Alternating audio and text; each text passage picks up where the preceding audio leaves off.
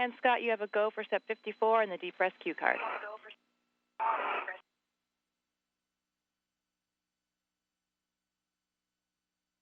Okay, yeah, 54. Tim Peake confirmed that that's complete, and then we'll proceed to the depress cue card. Okay, what's complete, Scott? Step 1 of the depress cue card? No, we're disregard, Tim. Maybe she was just repeated that step 54 was just check switch depress pump power off and check pump enable LED on, which she already confirmed.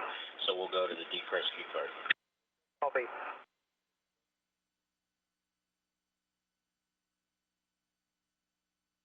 Okay, both of you guys on your DCM check switch com 3 to low. EV1 com switch is low. EV2 com switch low. And both of you check switch com mode pry. EV1 is pry. EV2 is pry. Action, Tim Peake on the UIA, switch depress pump power on and wait for 10 seconds for startup. Depress pump power on, waiting.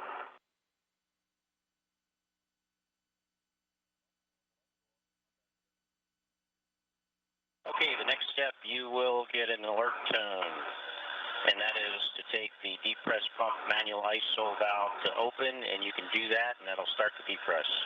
Copy. Depress pump manual ISO valve coming open now. Okay, during this time, you're going to monitor your soup P gauge. Stays less than 5.5. If it goes above 5.5, we'll stop the depress and call Houston. EV1 copies. EV2 copies. And the next action, it'll be at 6, actually not action, but at 6 PSI, you'll get an alert tone.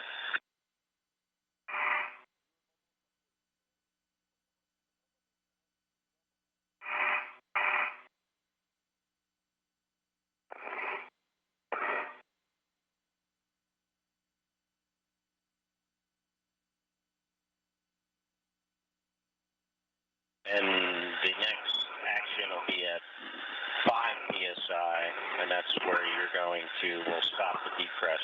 That'll be in a little bit.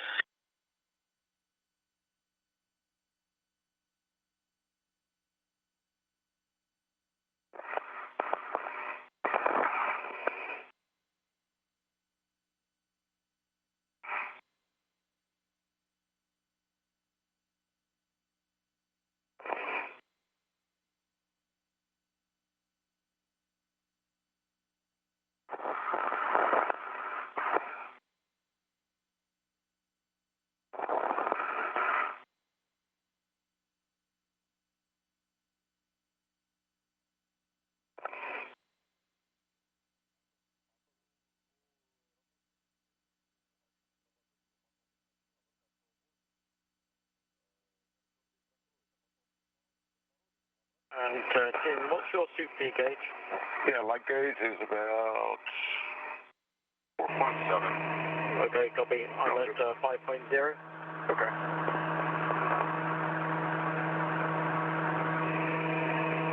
Feel that, or hear that pump. Yes, there's the airlock. Yeah, we Probably the first time you're hearing that. Yeah, copy that. Thanks, Scott.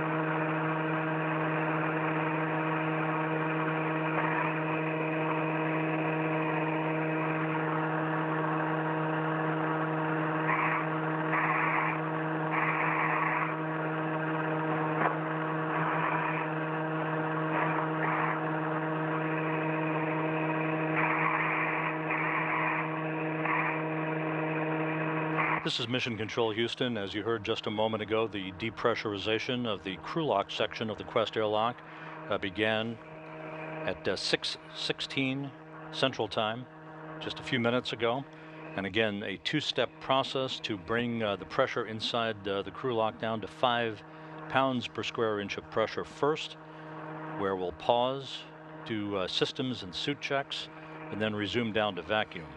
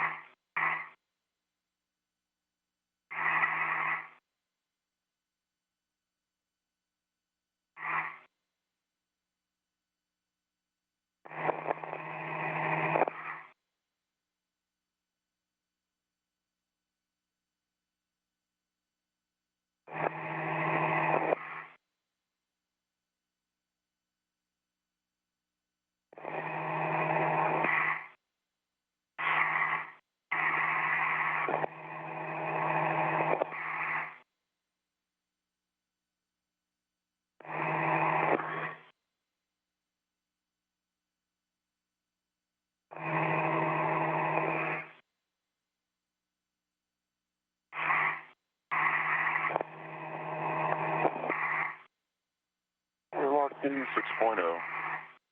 TV2 5.9. Copy. And just to review, once you get to 5 psi, you'll take the depress pump manual ISO valve closed, and you'll get an alert tone. TV2 copy.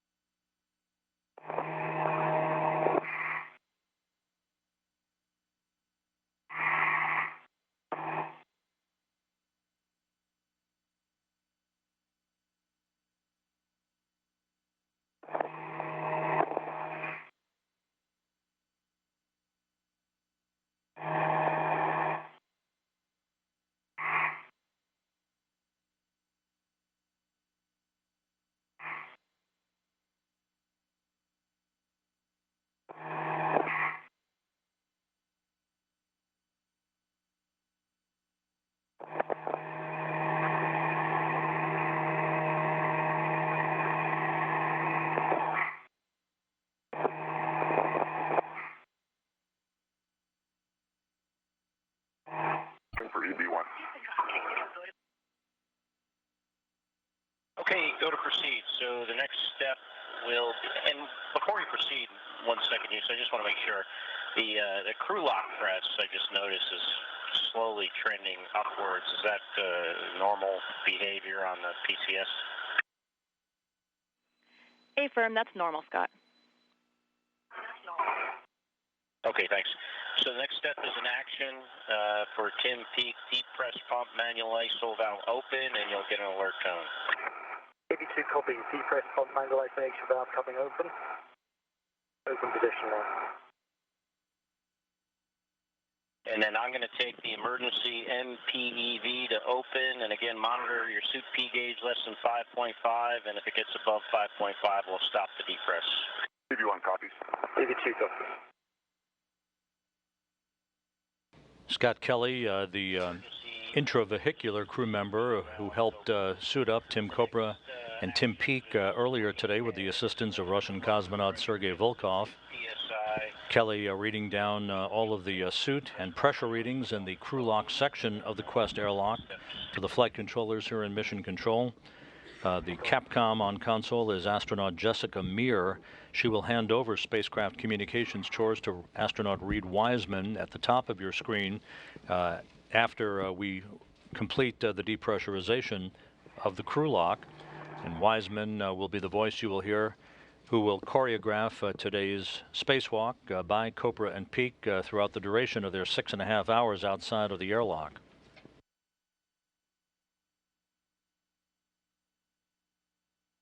Tim Kopra once again is designated as EV1, extravehicular crew member number 1. He is wearing the spacesuit bearing the red stripes for this, the third spacewalk of his career. A total of 8 hours and 48 minutes of spacewalking time on his 2 previous spacewalks. Tim Peake, about to become the first British citizen to fly in space and to walk in space, is designated as EV2, or extravehicular crew member number 2. Wearing the suit with no stripes today, the first British citizen to walk in space. The helmet cameras that you'll see activated once the crew is outside to provide us the same view, close-up, of the work being conducted outside that the crew members themselves are seeing. Tim Kopra's helmet camera will have the number 17 in the lower right-hand corner of your screen in the view, and Tim Peake's helmet camera will be number 20.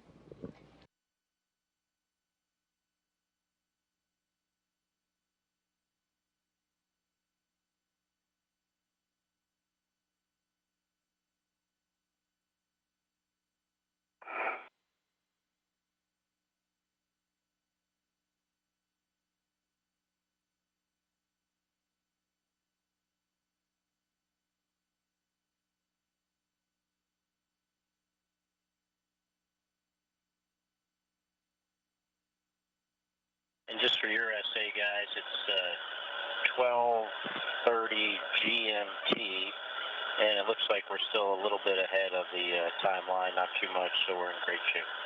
All right, thanks, Scott. Thank you. Again, the way today's spacewalk is timed out to provide for the replacement of the failed sequential shunt unit on the starboard truss of the station. That must be done during a nighttime pass when the solar arrays on the station are devoid of electrical potential. That is a precautionary measure that is done every time that we perform electrical work outside of the station. The replacement work itself should take no more than about 30 minutes. There are 3 discrete windows that have been identified for the work to be conducted, the first of which would begin at about 8:37 a.m. Central Time, a 31-minute, 12-second window in which the failed sequential shunt unit box at the base of the 1B or Bravo solar array on the International Space Station will be removed and replaced by the spare that Copra and Peake will take outside with them once the hatch is open and they step out into the void of space. Scott Kelly will be the first to leave the airlock with a crew lock bag and a series of wrenches and other tools that he and Peake will use during the spacewalk. Once he has set himself up outside of the airlock, he'll be joined by Tim Peake, and then they will move towards the starboard truss of the station to set up shop for the replacement of the sequential shunt unit.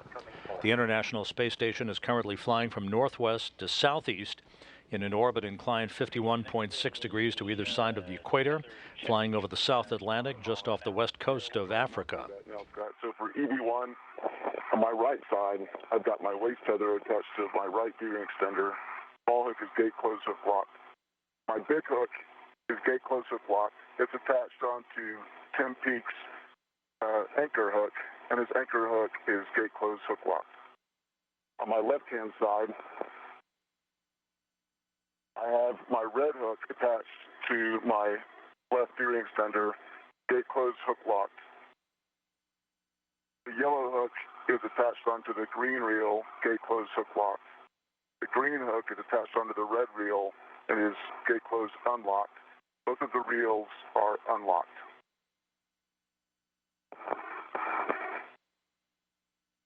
And that completes mine. Oh, and then my anchor hook is on my mini workstation. So you want to go ahead? Sure. Houston, you copy all? Houston copies. It's a good config. Okay, for EV2, on my right side, I've got my waist tether small hook is gate closed and hook locked.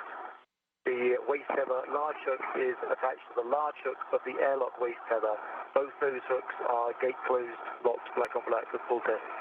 The airlock small hook is on the airlock D-ring extender, gate closed, hook lock, black on black, good full test. On my left side,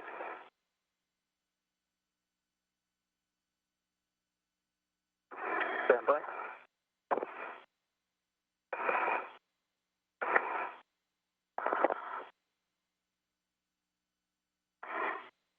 That was, yeah. Hang on a second. Yep, that's it. There you go. Thanks. Sure. Left side, I've got my red safety tether attached to my left D-ring extender, gate closed, hook lock, black on black, good full test. My red reel is unlocked. My yellow hook is attached to the green reel. Gate closed, hook locked, black on black. Green reel is unlocked. And my anchor hook is attached to Tim Copra's safety waist tether. Large hook to large hook, both hooks are gate closed, locked, black on black.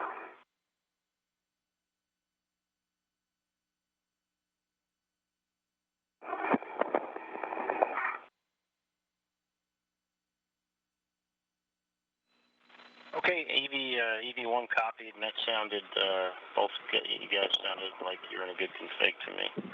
And Houston copies as well. Could we just have confirmation for EV2 that the green hook is on the red reel? So green hook is on the red reel and that's unlocked. Houston copies. That's a good config.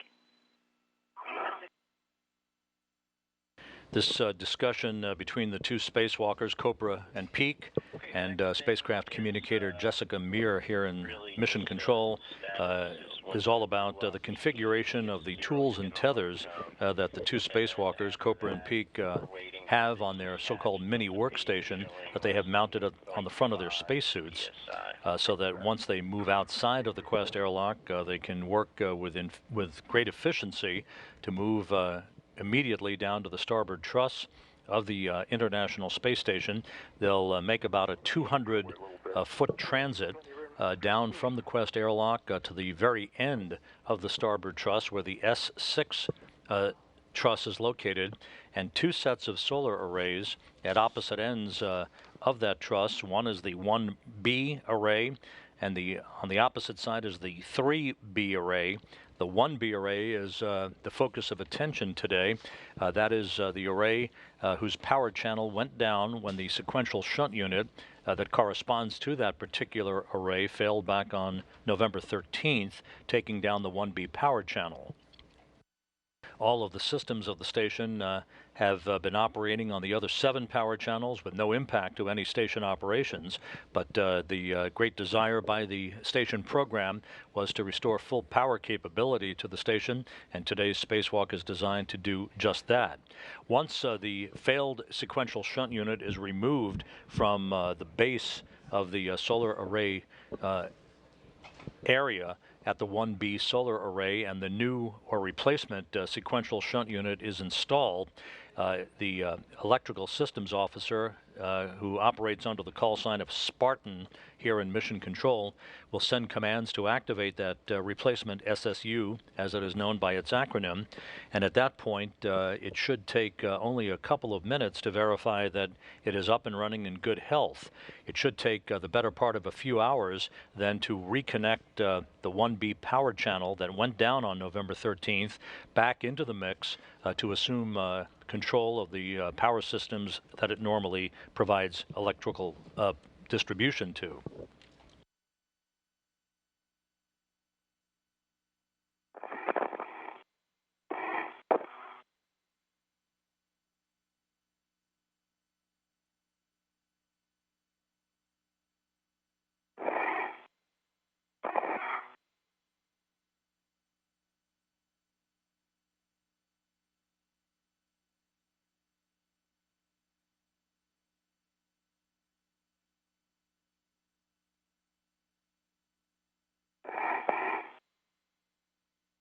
"294th day in space for Scott Kelly in the home stretch of his year-long mission on the International Space Station with his Russian cosmonaut colleague Mikhail Kornienko. Less than 7 weeks to go before they return to Earth, along with Sergei Volkov in the Soyuz TMA-18M spacecraft for a landing in south-central Kazakhstan on the evening of March 1st U.S. time, the morning of March 2nd in Kazakhstan, to wrap up a 340-day mission for Kelly and Kornienko.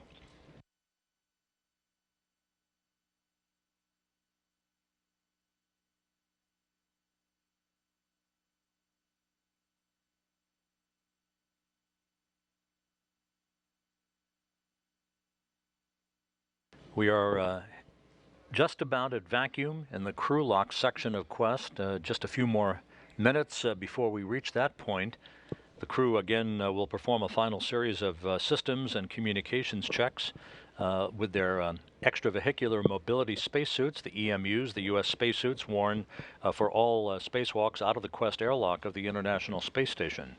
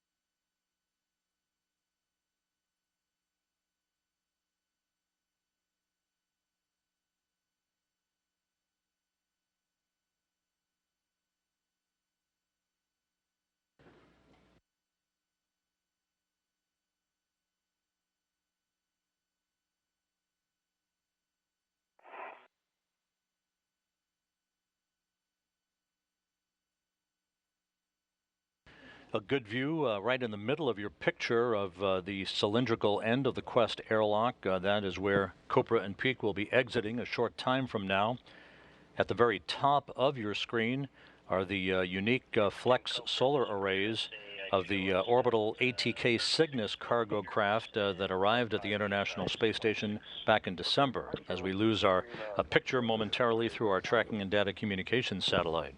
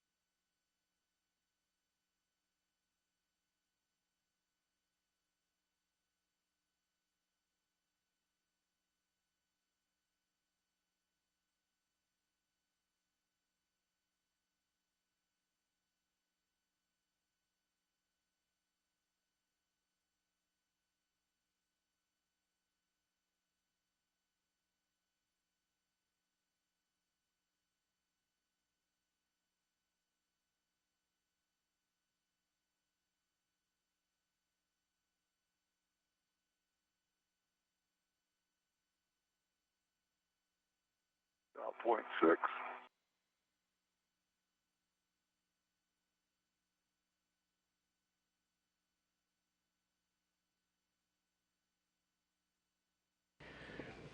We're not expected to regain a television capability from the International Space Station for about another 9 minutes or so as we pass back into range of the tracking and data relay satellite system. Again, the crew lock section of Quest just behind the hatchway that you see Scott Kelly in front of in the equipment lock.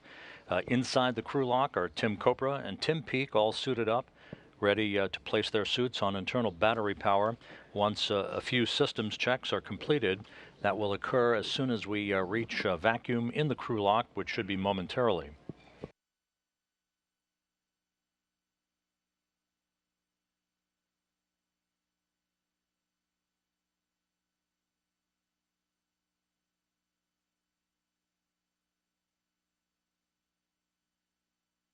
Just for your awareness, I'm showing 24 millimeters, which is less than 0.5.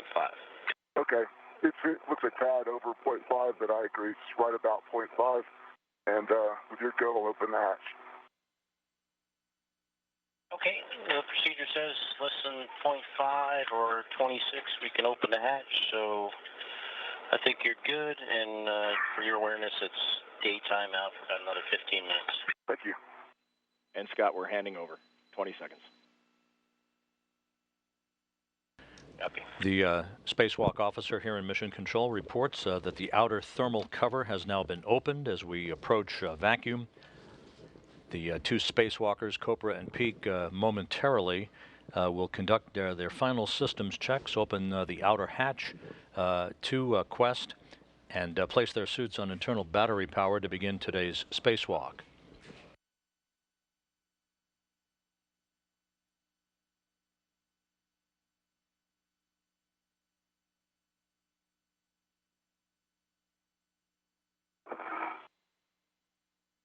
Okay, hatch is open and stowed. Okay, copy. Hatch is open and stowed. The emergency MPEV valve is closed, so I'll be handing over to Reed here, and good luck to you guys. I know you'll be great. Thanks, Scott. Appreciate your help. Yeah, thanks, Scott. Great work. Hey, Scott, amazing work. We're happy down here on Houston. Everything's going on time, and it's all thanks to you, so great job. For Tim and Tim, our next step. Spacewalk, 6:48 a.m. Central Time. Both suits now on internal battery power and looking good. The hatch is opened on the Quest airlock. We should see Cobra emerge first from Quest a short time from now.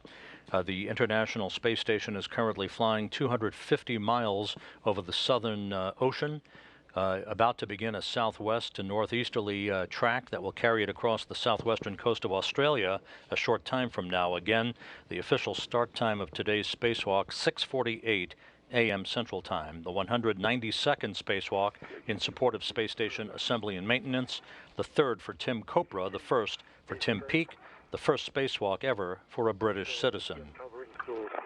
My DCM cover is also installed. That's great. For Tim Peake, check the depress pump manual isolation valve is closed.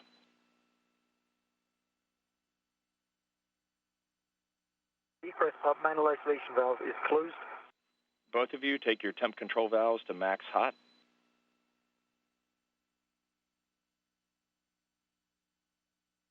Do you want it to work?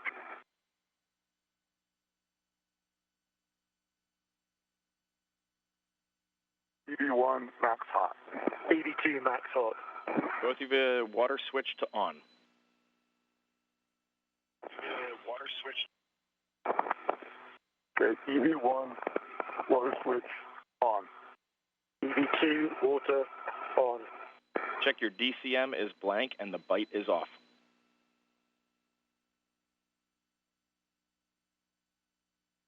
Blank bite off, EV1. EV2 blank bite off. Take your temp control valve from 3 to max cold. Anywhere in there? Copy. 4.5 for EV1. EV2 4.5. All right, we would like to get your gauge pressure from both of you, and we're 40 seconds to a 20-second LOS.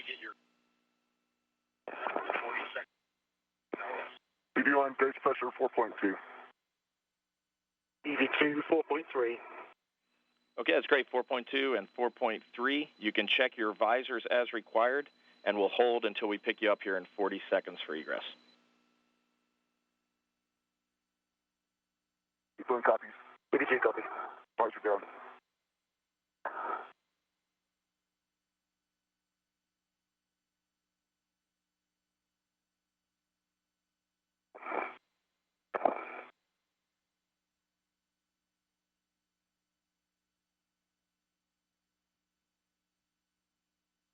This is Mission Control Houston, the International Space Station, with Tim Copra and Tim Peake about to exit the Quest airlock to begin their 6.5-hour spacewalk for today.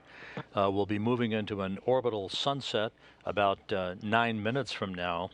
It will be on the next night pass that the station will fly over, beginning at approximately 8:37 a.m. Central Time, that the replacement of the sequential shunt unit on the far starboard truss of the International Space Station will take place. That work required to occur while we're in a night pass and while the solar arrays on the International Space Station are devoid of electrical potential. Copy that. For Tim Peake, as your crewmate goes out there, the next step for you will be to transfer the IDA bag out, and the large small ret will stay on that bag. EV2 copy. The IDA bag, referred to by spacecraft communicator Reed Wiseman here in Mission Control, is the bag containing the final 91-foot long cable, the International Docking Adapter cable, the last such cable that will be strung down the length of the Harmony module of the International Space Station, setting the stage for the future installation of 2 international docking adapters that will accommodate the arrival of U.S. commercial crew and cargo vehicles in the future. Good, we'll watch it.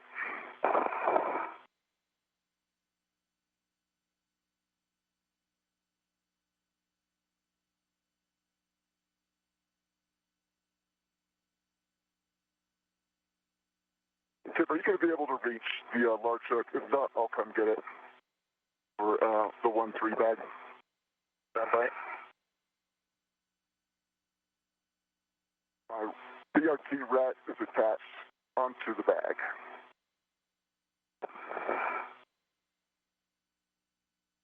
Bacon, that's right by my foot. Okay, no problem. Easy.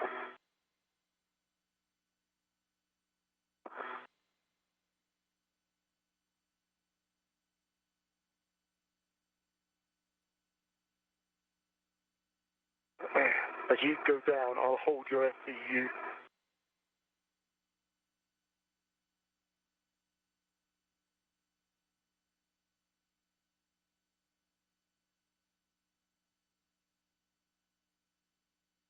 Okay, the large hook is on the 1-3 bag. Jaws are closed on the BRT, and I have a rat from the BRT onto the stanchion of the bag.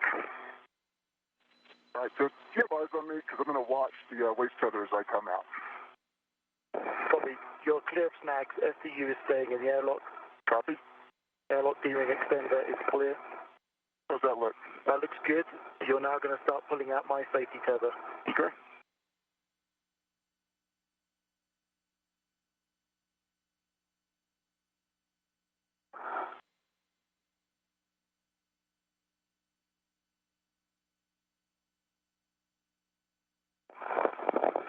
So I have eyes on the waist tether. Looks good to me.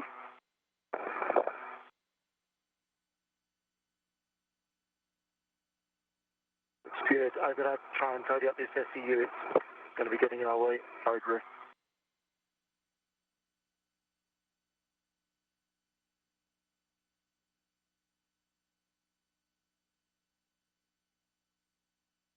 Okay.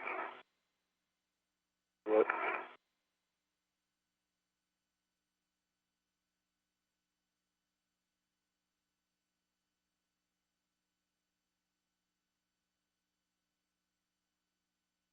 This view provided by Scott Kelly on the other side of the hatchway in the Quest airlock. A unique view looking inside the crew lock section of Quest as the two spacewalkers configure their equipment and tethers. Tim Copra about to emerge from the hatchway to Quest. He'll be the first out, followed a few minutes later by Tim Peake.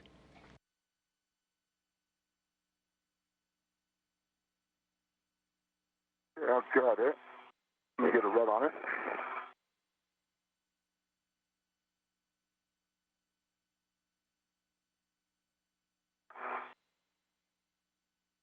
Okay, I have a rat on the outer bag. You can release the big hook. Copy that. Releasing the large hook. Large hook coming out. Okay, copy. I see it. Thank you. And Tim, you're stowing that on equipment lock handrail 550. 550, copy. For Tim Peake, the next bag is crew lock bag number 2 with the Ethernet cable bundle, and you'll be keeping the large small on it. Copy that. Crew lock bag number 2, ready.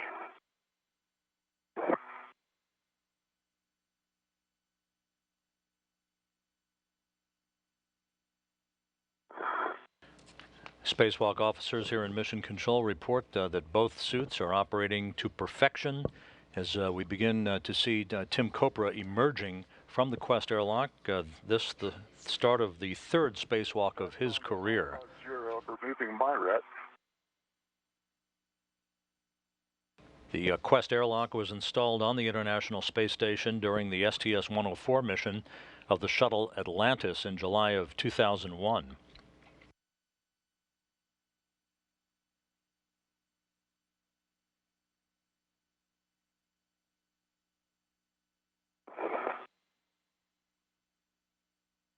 Okay, and I see the bundle.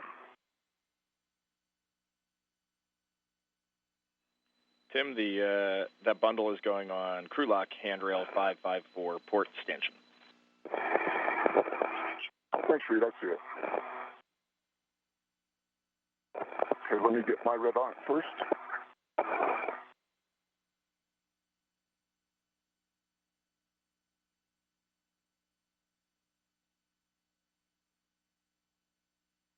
a series of bags, that one of which you see floating by the hatchway of Quest, contains not only the replacement sequential shunt unit, but also this long cable that will be strung down the Destiny Lab and the Harmony module of the station to provide for the future installation of international docking adapters on both the forward port of Harmony and the zenith port of Harmony, two international docking adapters to be flown to the International Space Station aboard SpaceX Dragon resupply vehicles. No rush.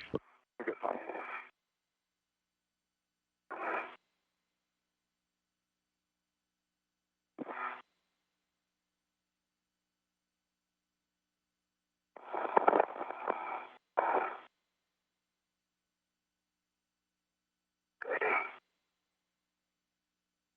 Are you able to kind of tend our tethers station forward? Do that again? Are you able to tend our tethers station forward so I can put the SSU aft of the tethers? Yeah, let me get a little bit more forward. I think that will help. And you see Tim Copra, very visible with the red stripes as EV1, or extravehicular crew member number 1 for today's spacewalk, now outside of the hatch of Quest. He'll be joined by Tim Peake momentarily. I am. Spacewalk got underway 13 minutes ago at 6:48 a.m. Central Time, a planned 6.5-hour spacewalk to replace a failed voltage regulator called a sequential shunt unit on the far starboard side of the truss of the International Space Station, to lay cabling that will complete all of the cables for the future installation of international docking adapters. Also to release a cable bracket holding a launch restraint cable for the future relocation of one of the pressurized mating adapter ports from one location to the zenith port of Harmony. That will be the port to which the second of the two international docking adapters will be attached ultimately, and to retrieve a failed light on a camera port on the port truss of the station. Yeah, I've got the tether. Okay, I can push it down a bit further if you can hold it. Yep, I sure can. And then I'm going to come down and put a BRC rack onto it. Roger that. Before I do that, I'm just going to tidy up BP9 bag. Okay, sounds good. Otherwise, it wants to go out too. Mm-hmm. That's sunset. Okay. Okay.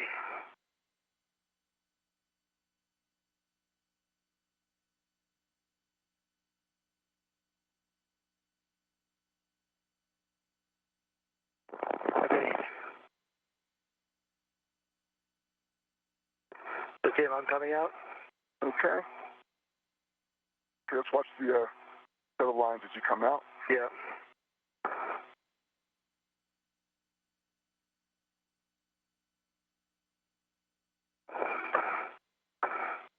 Okay. And I'll just watch that tether when I go back in. Okay. So put a local down and put on my BRT. Okay.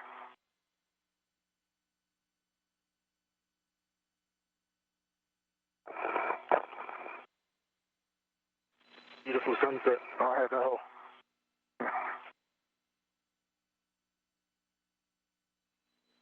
Hey, Tim, can you confirm that you released the SSU RET from the airlock? Negative, not yet. Reed, I haven't got a BRT ret on it yet. So Okay, that sounds good. BRT ret is on it now. Sounds good. Heading back up to release it from the airlock. That's right. Grab it, Daddy. Cool.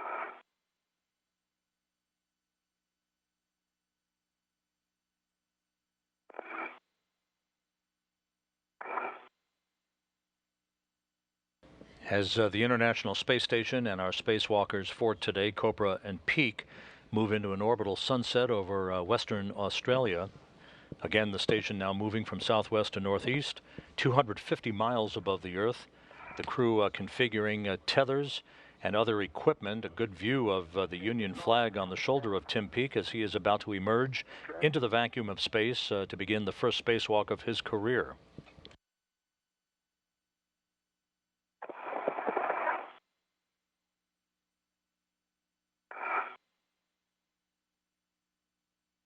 I feel like I'm hooked up on something.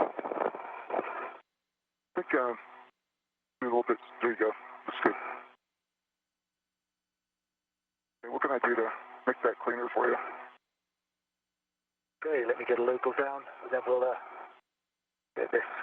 Sounds good. Onto my BRT. Get it in a good straight position. Okay.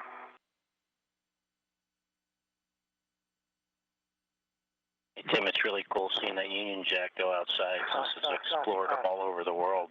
Now it's explored space. Thank you, Scott. It's great to be wearing it. Huge privilege. A proud moment. Hey, Scott, we were just commenting down here, too, that camera view was perfect, so thank you for giving us that view.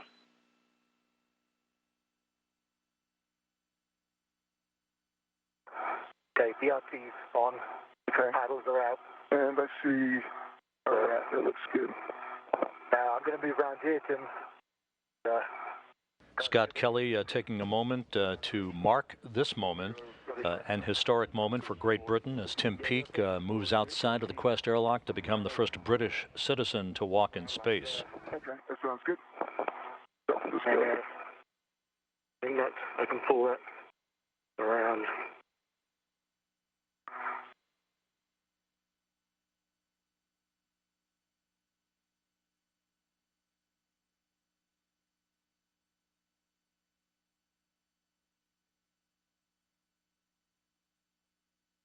Could you just tighten up my jaws a little bit? Sure. For come around. So that in to your left side a little bit. In your, not in, well, both in Peake and your actually a little bit. To lock it in a bit more securely. I agree. Let's check that out, see what you think. I think that's good. I can still kind of maneuver it a little bit if I need to. All right, sounds good. Looks good. All right, gents, once you're happy, we are ready for config checks. Okay, then Pete, let me do you first. So when you're in a good spot, turn my way and I'll do your checks. Copy.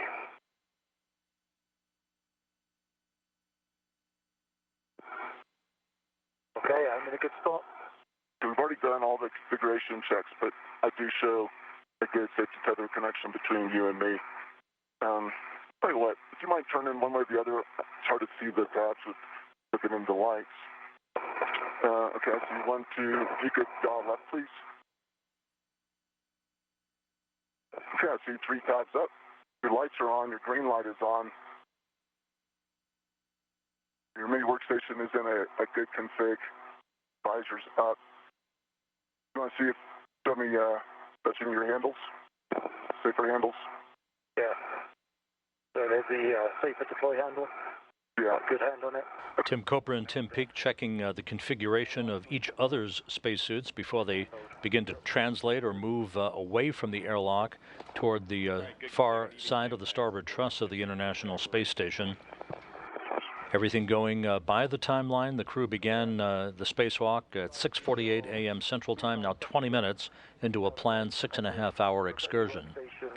Got 1 tab, 2, 3 tabs are up. Okay, cool. Your crew lock bags, good config. Any workstation config, safety saver, good config. And handles. That's your safe deploy handle. That one.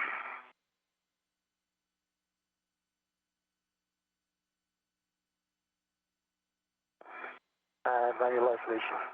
All right. And so, Reed, I think we're in a good config. You ready to have the thermal cover closed?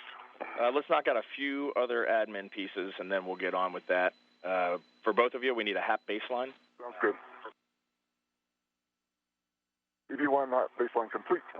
EV2 HAP baseline complete. Happy. Okay, and now we're going to have both of you set your cooling to max cold to experience what that feels like, and then you can set back to a desired setting and let us know when you've done that. EV1 copies. EV2 copies.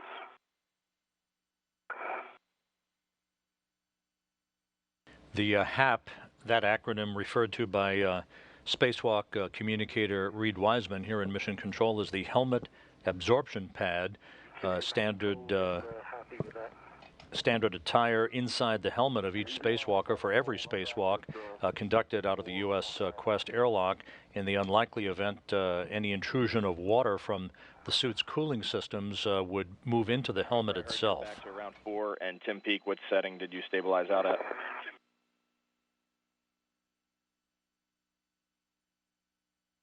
I'm going to tether it at 5. Okay, gents, we copied that. In that case, for Tim Peake, you can close the hatch thermal cover. It's okay to close it on your waist tether. And for Tim Copra, you're heading up to the starboard Cedar cart. Sounds great, Reed. Thanks.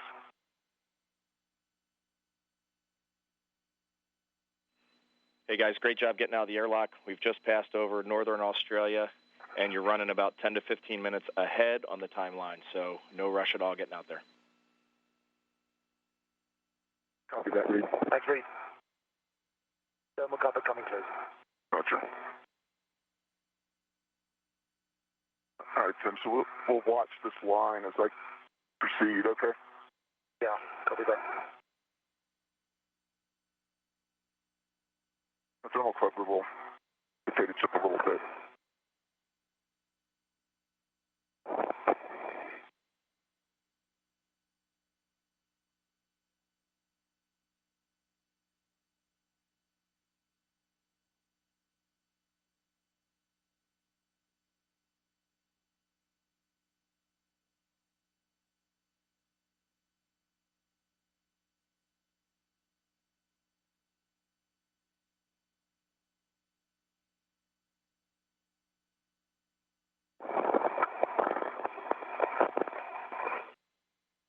Okay, I'm going to try to get this. Copra and Peake outside of the Quest airlock, 23 minutes into today's spacewalk as they pass over New Guinea. What do you think, Tim? How's the line look as I come up? Right. Making sure that they have all their tools, their bag, several bags of equipment before they make their way across the starboard truss of the station about 200 feet to the far side of the starboard truss, right to the end of that section of the backbone of the International Space Station, to begin to set up all of their tools and their equipment for the replacement of the failed sequential shunt unit. Do that before I go. That's a good idea. Not staying anywhere. Okay. Sounds good. And Tim, if you're going back to check the jaws, let's check the pitch knob and the yaw knob as well. Okay, we'll do, Reed.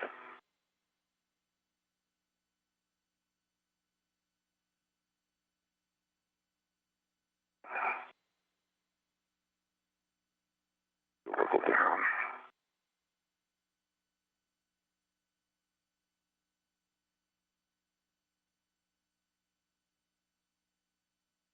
You want to get that out there? Yeah, if you could just crank them up tight, and then I might have to get you to help me loosen them when we get to the other end. Okay.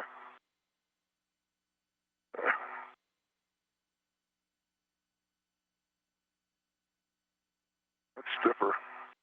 Great, thanks, Tim. I think that'll work. Yeah, okay, excellent. All right, let's do this four-man stair lead we talked about. Yep.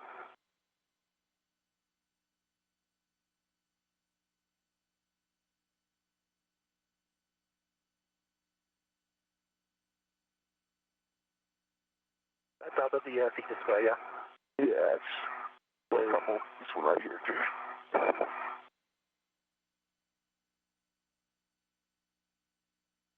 Actually, I don't think we need that one. No, you don't need it there, not for this I one. agree. I'll just need one of the feature square. Yeah.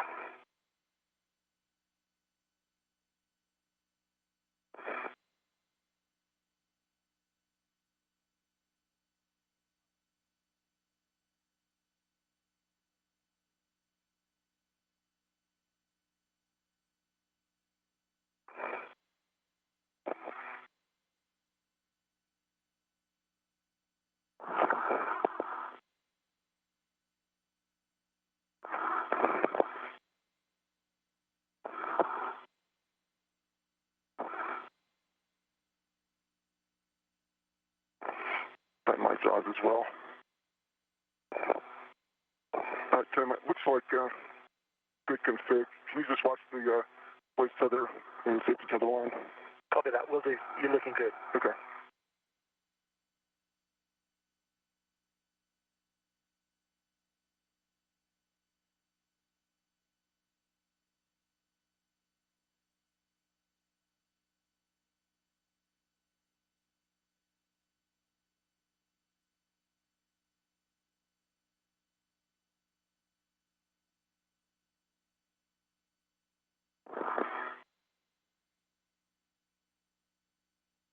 Tim Copra beginning to move away from the Quest airlock. This will be a short translation down the starboard side, the right side of the truss of the International Space Station to the very end of the starboard truss. He'll be joined by Tim Peake to begin to set up all of their equipment for the task that will be the primary objective of today's spacewalk, the replacement of that failed voltage regulator called the sequential shunt unit at the base of the 1B, the 1 Bravo array, one of 8 such arrays on the International Space Station, each with a power channel. When the sequential shunt unit failed back on November 13th for the 1B array, it took down that particular power channel.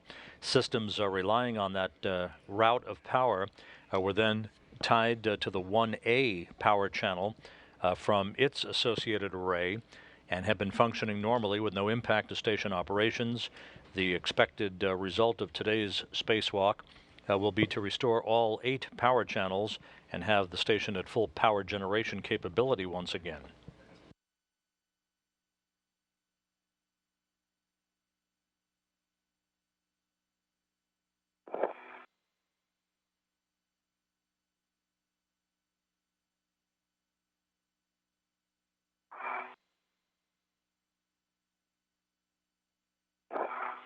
How's it looking, Tim? Looking good. It's holding.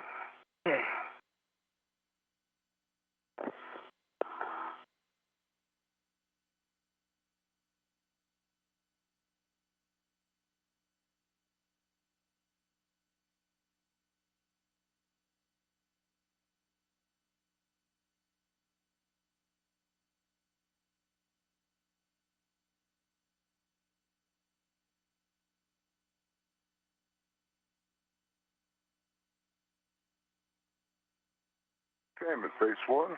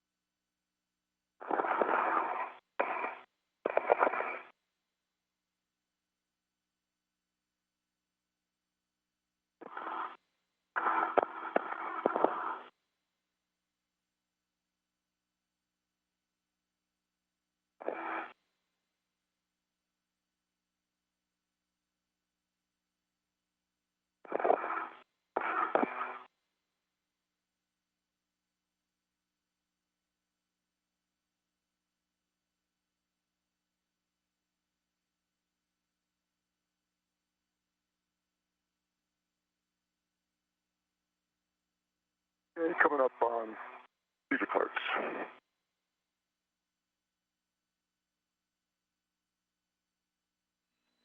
Looking good, Tim. We have good KU right now. All right, good. This view from the helmet camera of Tim Copra, you'll be able to ascertain one from the other by the numbers in the lower right-hand corner of your screen. 17 is Tim Copra's helmet camera. Tim Peake's helmet camera, once it is activated, that will occur a moment or two from now, will carry the number 20 in the lower right-hand corner.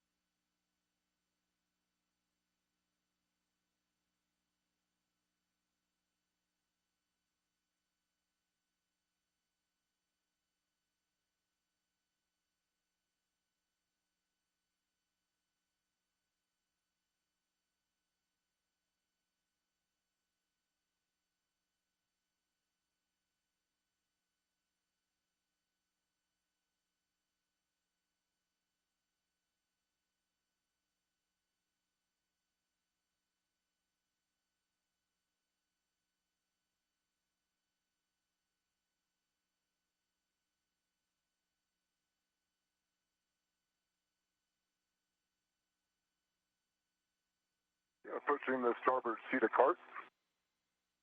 And Reed, I know the procedure has me grab the APFR first. Would you like me to drop anchors first as an option? Tim, I'd say it's completely up to you. If you want to drop those hooks first, that's fine. Okay, I'll do that.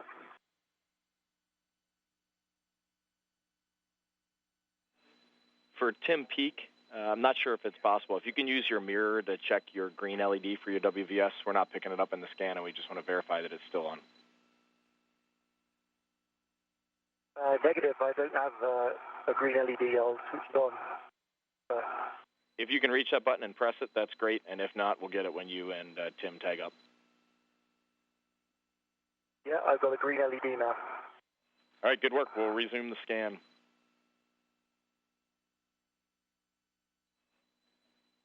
So, Tim, are you going to drop the hooks first? Yeah, I'm sorry, Reed. I'll drop the hooks first.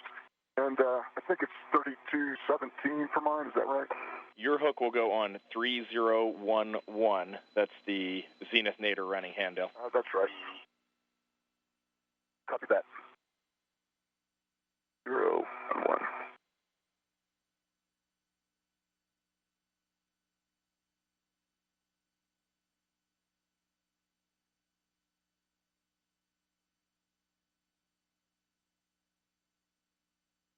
Tell you what, Reed, it's a little bit farther than I thought it was. I think it's going to be more efficient long run if I grab the APFR now. Thanks for the consideration. Yeah, no problem at all. Sounds good, Tim. So you're heading up to stow the crew lock bag on the APFR. And I have the APFR reconfig settings. Just tell me if you want them now or at the worksite. We'll give them to you whenever. Yeah, just when I get there, we'll be fine. Thank you.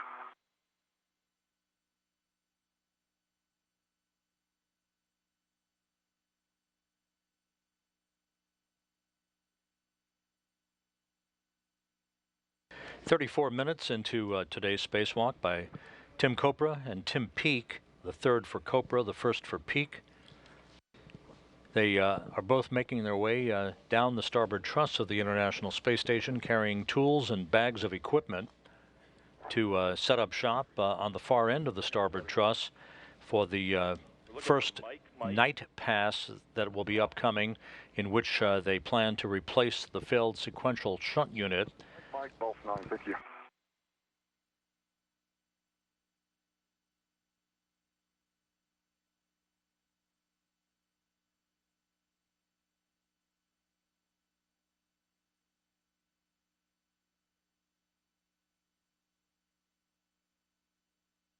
That first window expected to open at about 8:37 a.m. Central Time. Again, as we've mentioned earlier, the choreography of this first and highest priority task of the spacewalk must be timed out to be performed during eclipse or darkness while the station is passing in insulation from the sun, so that the solar rays are not electrically charged during the time that the crew is in the vicinity of and handling equipment that has electrical potential.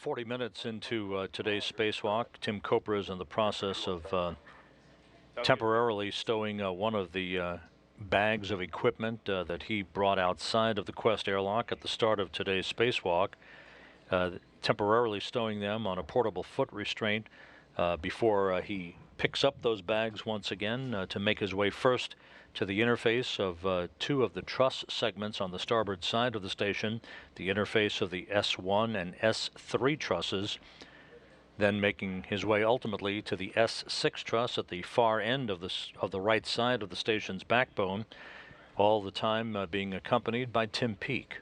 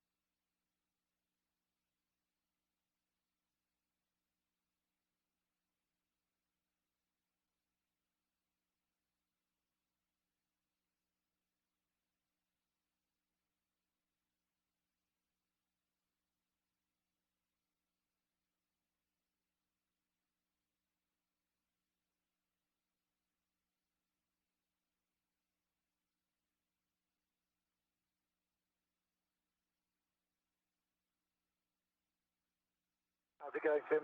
Good. Almost finished with the APFR config. How are you doing? Yeah, fine. Just hanging out. Okay.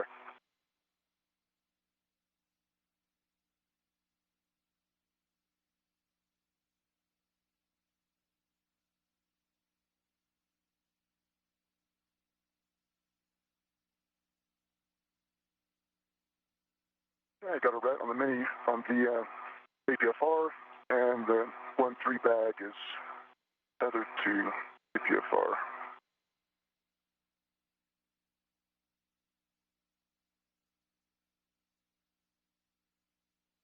Sounds great, Tim. Let us know when that's on your BRT.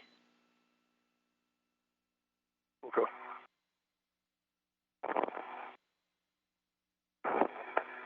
Copra and Peake taking careful inventory of all of their equipment as they begin to make their way toward the far side of the starboard truss of the station.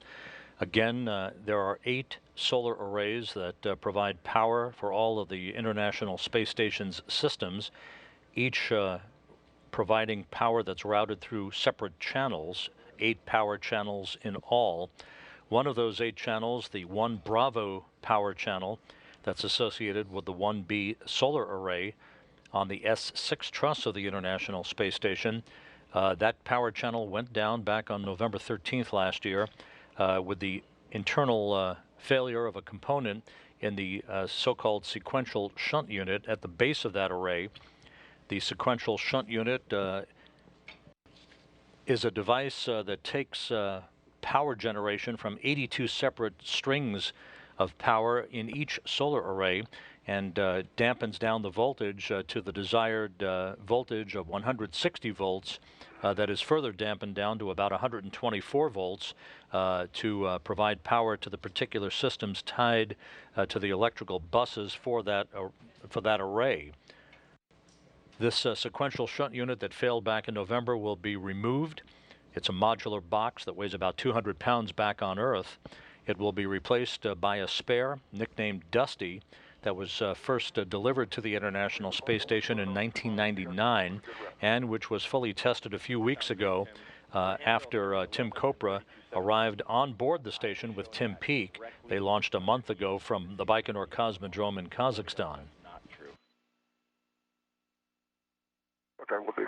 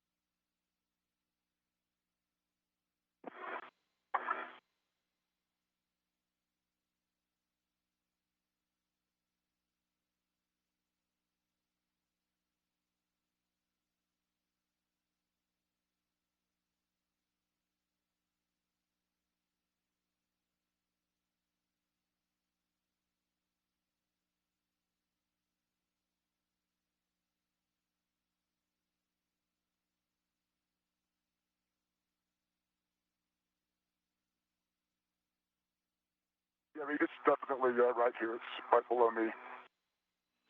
We'll go ahead and put that anchor down. Okay, great. Your hook is going on 3011. 3011, copy that.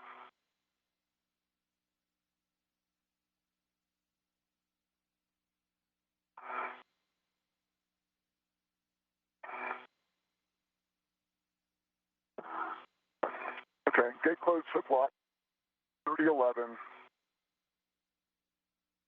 And I show myself in a good config. Okay, great. Can you confirm that the reel is unlocked? Yeah, eventually the reel is unlocked. Both reels. Okay, next up, we'll have you ret to EV2's safety tether cable. And once that's complete, you'll be putting his anchor on that diagonal, 3217. Okay, looking for 3217. Oh, it's right next to it.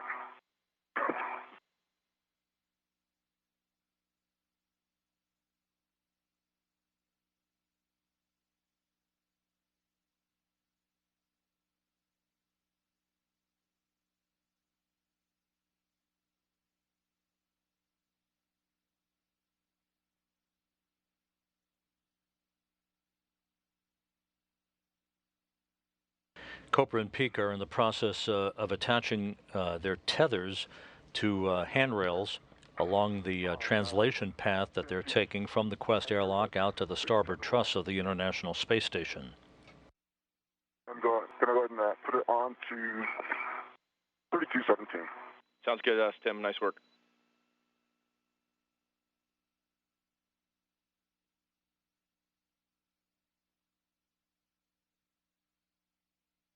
Okay, so Tim Peake's anchor hook is attached to 3217, gate closed, hook locked. I'm going to remove my ret.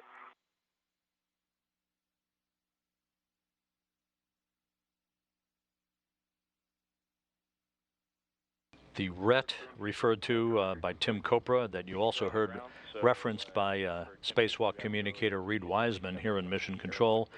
RET is the acronym for retractable tether. Grab your fair leads, and then you're heading out to the starboard truss. Okay, EV2 copies all. In work.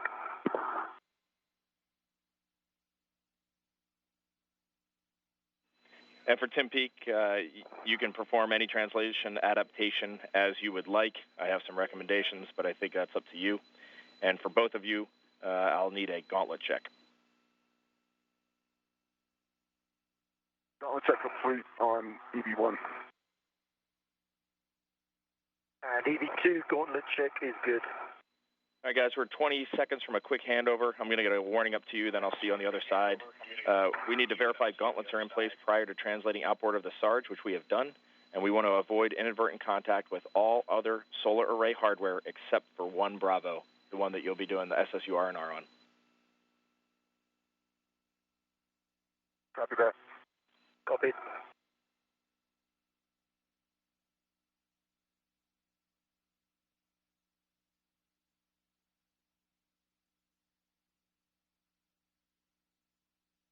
As Copra and Peake make their way down the starboard truss to the work site at the far end of that side of the International Space Station, they'll be setting up their tools and equipment right at the base of the 1B solar array that you just heard Reed Wiseman talk about. The mast canister upon which that solar array is mounted has not only the failed sequential shunt unit, but an electronic control unit attached to it, and a device that you may hear a reference to as the BROOM, BMRRM is the acronym for the bearing motor roll ring module. That is the device that carries the electronics for the beta gimbal assembly that actually rotates the array to track the sun for solar array electrical power acquisition and consumption. The power then is transferred through the sequential shunt unit to dampen down the electrical potential down to about 160 volts to be routed to other equipment through the electronics for the power channels on the International Space Station.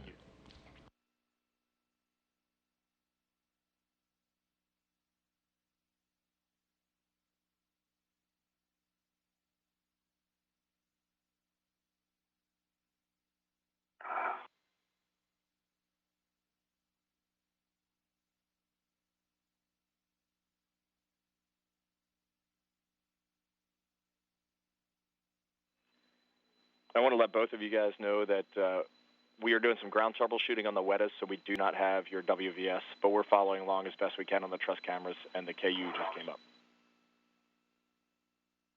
Copy that. Thank you.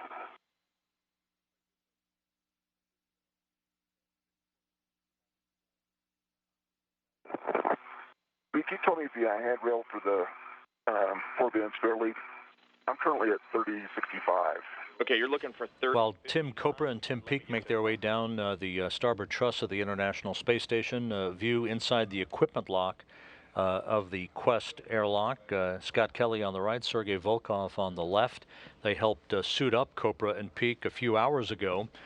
They will be two of the three crew members who will return to Earth aboard the Soyuz TMA-18M spacecraft for a landing in south-central Kazakhstan on the night of Tuesday, March 1st, U.S. time, March 2nd in Kazakhstan.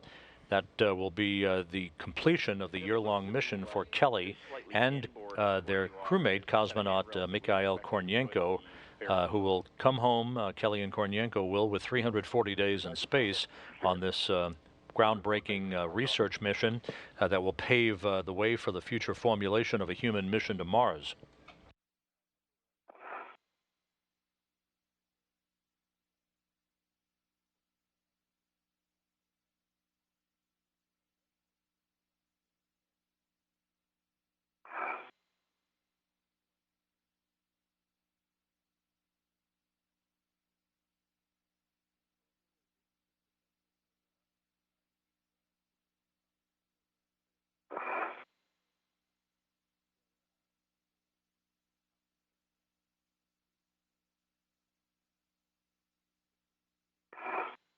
And this is an update. I'm at 2205 and continuing starboard.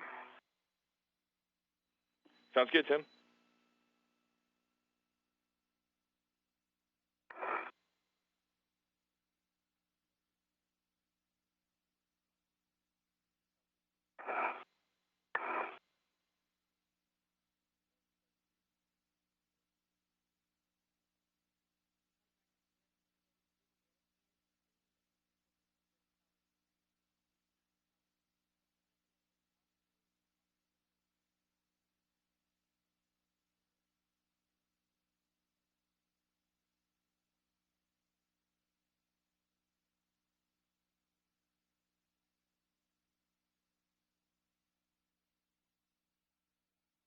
Hey, Tim, Peake, how you doing?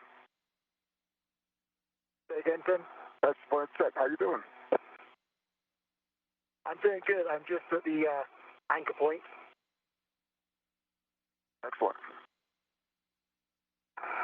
So, just past the starboard speaker cart now. From place 1. And I see your safety tether line. Awesome.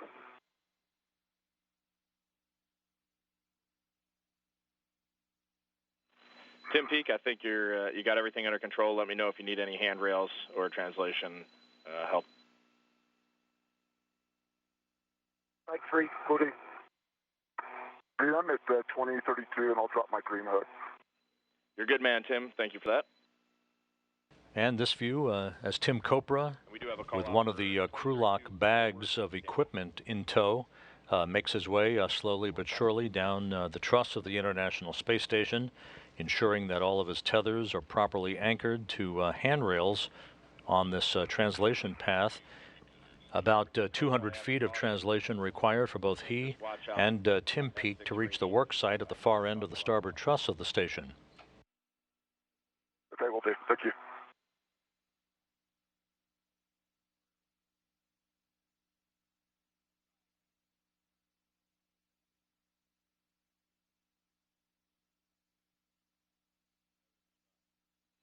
For Tim Peake, could you hold your position right there? We're discussing whether or not we saw a safety tether snag a little ways back. Okay, copy that. Holding position.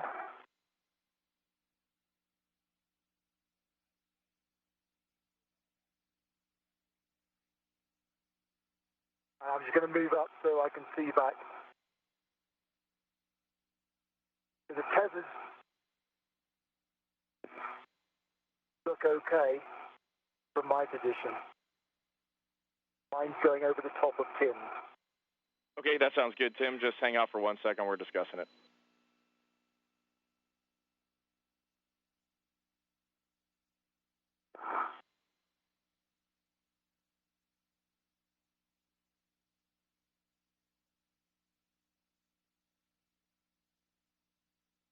It's fairly 2040.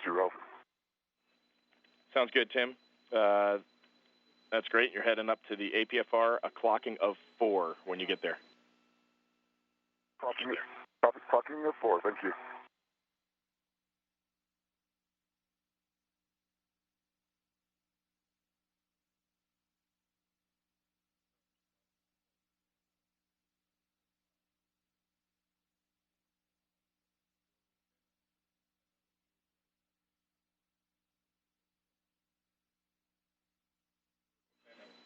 Tim, Peake, just keep hanging for a second. We're trying to get a good camera on what we're looking at.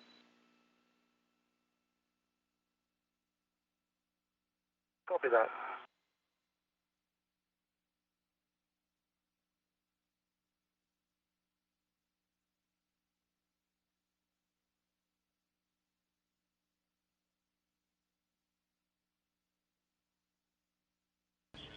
This view shows Tim Copra now at the worksite at the far end of the starboard truss of the International Space Station as he begins to set up his tools and equipment for the replacement of the sequential shunt unit, the failed unit, that operates the voltage regulation for the 1B power channel on the International Space Station from its associated solar array.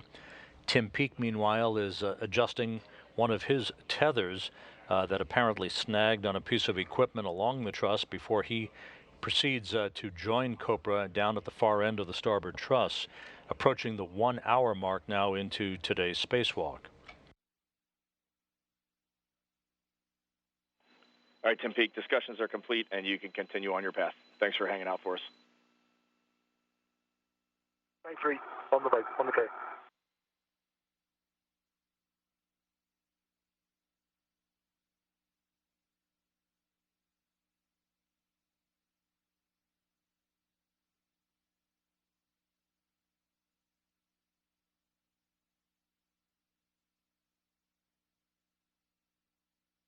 And I'm putting my poor man's fair lead on 3058. Gauntlet down as I cross the surge. Great call, Tim. Sounds good.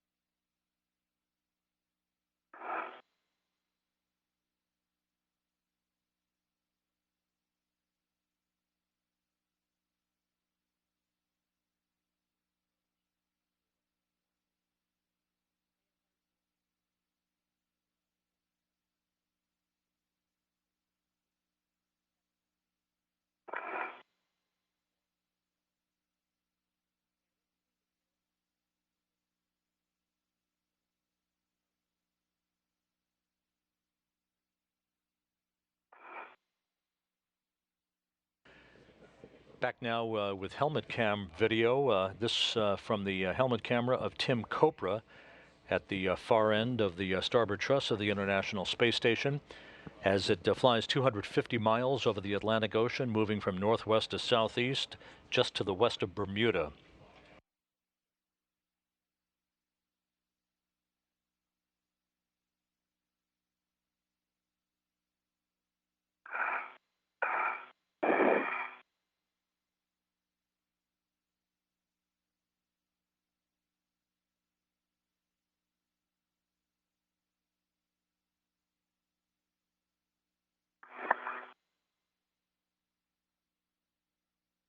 And read, I'm at handrail 2008. I've dropped my green hook. All right, sounds great, Tim. Thanks. And there is a close-up view of Tim Copra working at the base of the 1B solar array. Again, as he attaches various pieces of equipment to handrails and other attach points. In the lower left-hand portion of this view is the mast canister for the 1B array. That holds the electronics, essentially, that governs the operation of the array and the direction of electrical potential down to the sequential shunt unit that will be replaced during the next night pass about 47 minutes from now.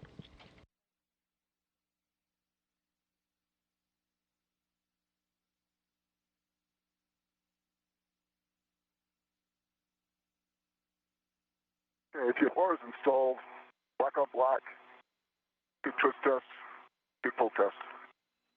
All right, that's great, Tim. You're removing and stowing the crew lock bag bundle on 2093, 2077. Copy.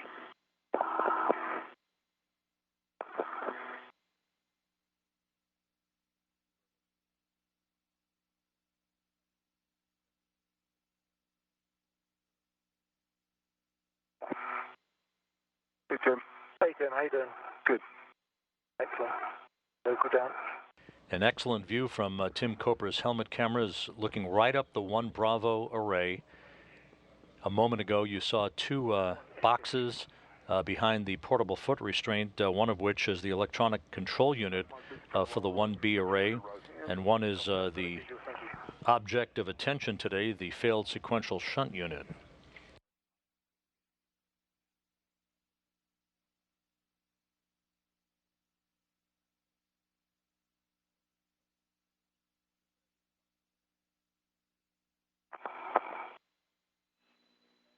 All right, gentlemen, looking great. Glad to see you both out there together on the tip of the world. We have 2 good WVS views, and they are spectacular. And Tim Peake now has joined Copra at the base of the 1B solar array, right at the very end of the starboard truss of the International Space Station, as they begin to set up all of their equipment for the start of the removal of the failed voltage regulator, the sequential shunt unit, that failed due to an apparent internal short back on November 13th.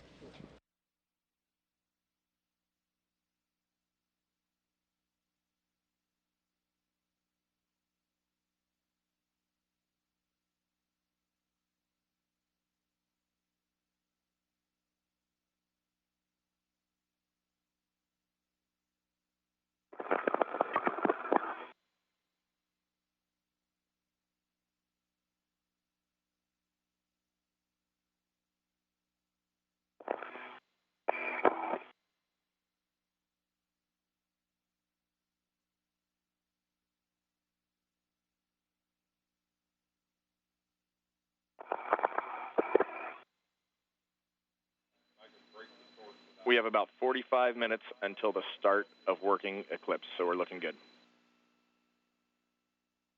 I'll be 45 minutes.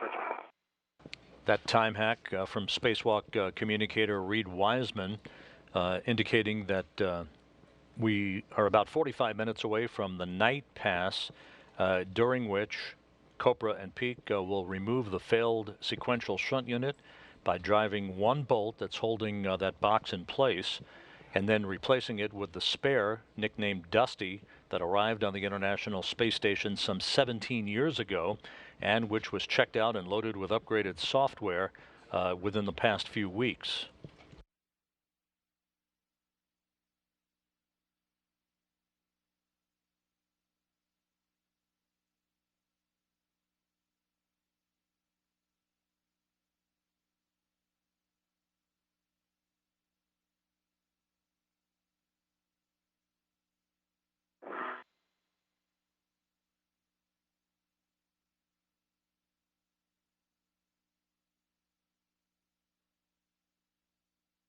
This helmet camera view now from Tim Peake's helmet camera as he sets up his equipment adjacent to where Copra is doing the same work.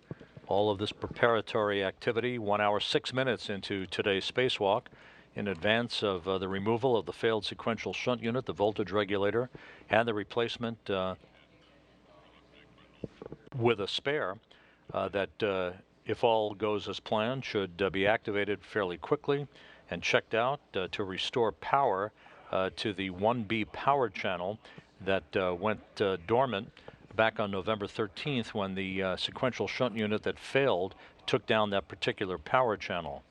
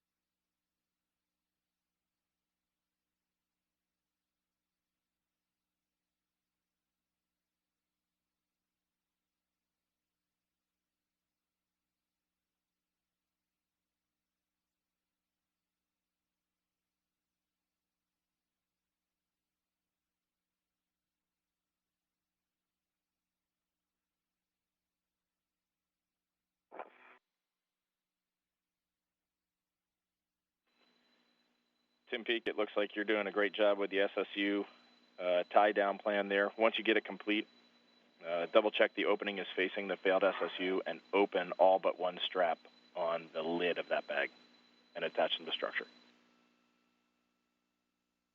Copy that, Reed. All but one strap open.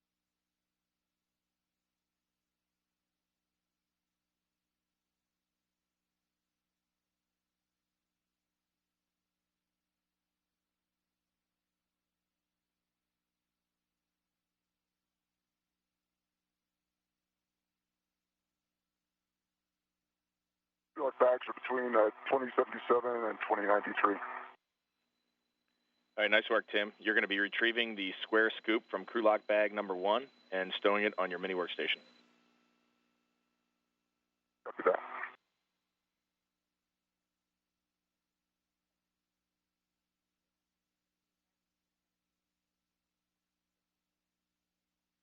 Once all of the equipment is set up by Tim Copra at the worksite, he will retrieve a ratchet wrench from his crew lock bag, his equipment bag.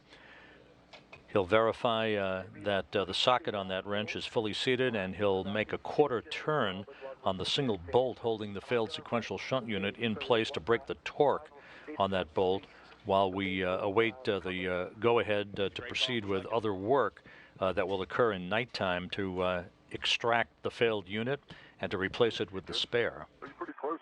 Right here. I mean, in terms of finishing up, because what I may do is just leave the ratchet in the bag and work on the APFR. Yeah, sure. Leave it in there. I'll get the ratchet. Yeah.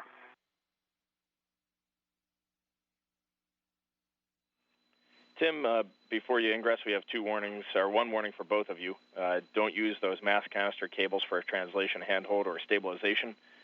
And I have a note here that from the pool, we like the waist tether for EV1 on 2095. Copy that, 2095. And that's right between the SSU and the ECU.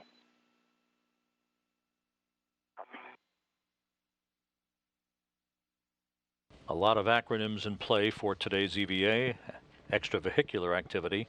The ECU is the electronic control unit for the 1B solar array. The SSU, of course, is the sequential shunt unit. That is the failed voltage regulator box that will be replaced.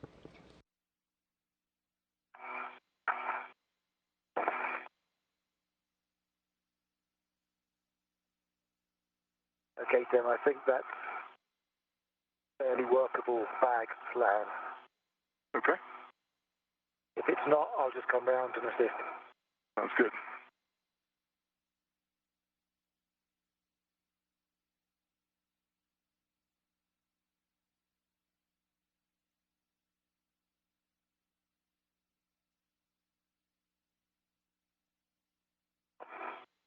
Okay, so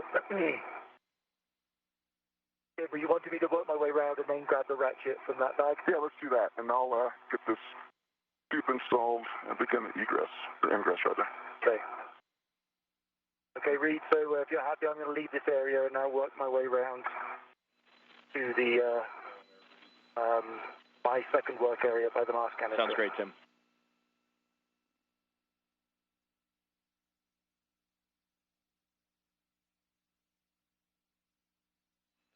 And Tim Peake, as you work your way around the mass canister there, feel free to look at the load pads and get some situational awareness of what they look like for a fully seated SSU. That's a great call. Thanks, Reed. Will do.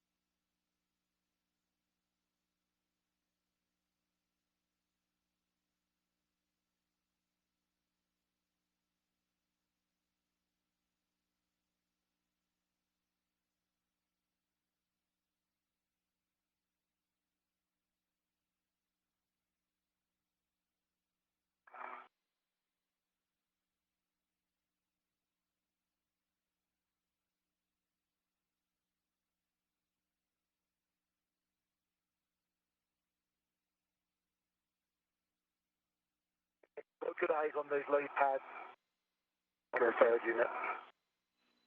All right, Tim, that looks great, and nice job getting around there. There's a few more cables than we were familiar with in the MBL, so good work. No worries. That's a fantastic heads-down view of the planet. Okay, going for the ratchet, Tim.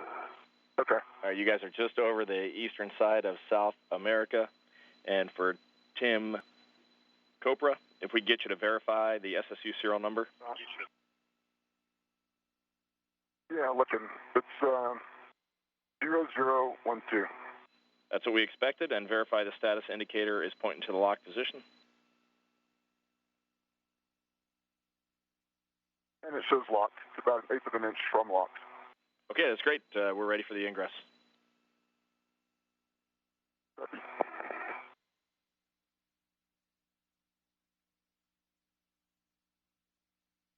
Tim Copra will plant his feet in an articulating portable foot restraint to gain some traction as he will be conducting the removal of the single bolt holding the failed sequential shunt unit in place. This is a helmet camera view of the Worksite from Tim Copra's helmet camera. We are 1 hour, 16 minutes into today's spacewalk, about 34 minutes away from the start of a night pass in which the crew will begin work to replace the sequential shunt unit. That again must take place while we're in darkness to remove electrical potential from the 1B solar array that is the object of attention. With the replacement of the sequential shunt unit, the power can once again be restored to the power channel from the 1B solar array that went down back on November 13th. The International Space Station is flying from northwest to southeast, 250 miles above the Earth, in an orbit inclined 51.6 degrees to either side of the equator, just off the east coast of Brazil.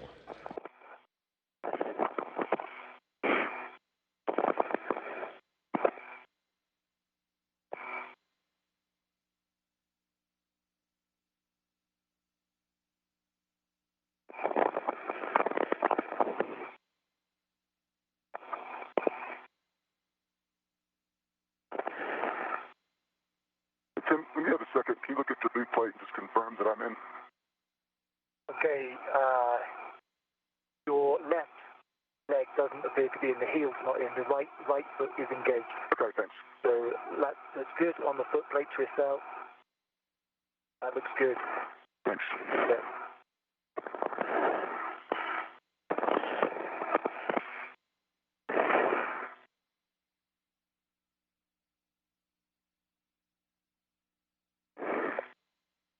And I've got a just which I need to release. Make it a little bit easier.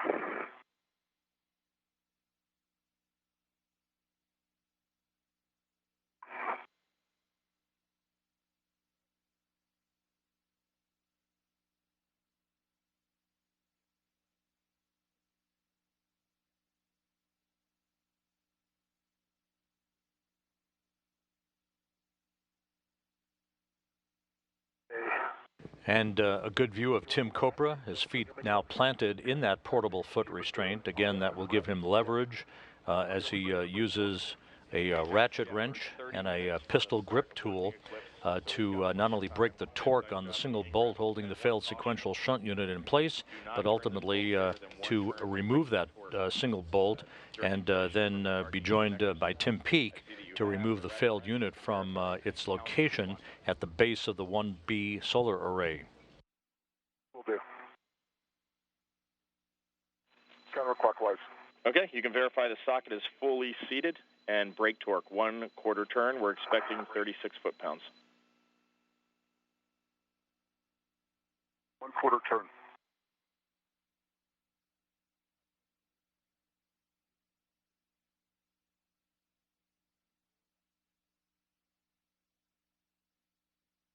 Okay, torque was high. I didn't put a lot in, but I put some in. I'm going to reseat, and I see that it's aligned. I have the white tape aligned with the surface of the square scoop. I see that too. It's a good position. And I put probably over 20 pounds of torque into it with no issue or with no result. Okay, sounds good. We were expecting about 40 pounds of torque, 40 foot-pounds of torque. So you've had no turn at the bolt head. Is that correct? None. If you expect 40, I'll try to put in 40 instead. You have a go.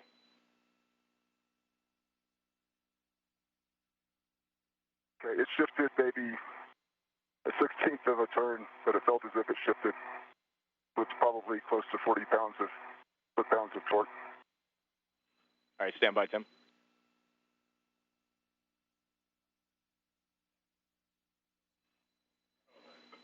Tim, you saw that move just here, right? Yeah. Okay, Tim, using that same force, we want you to put in about a half a turn total, so just about a half a turn.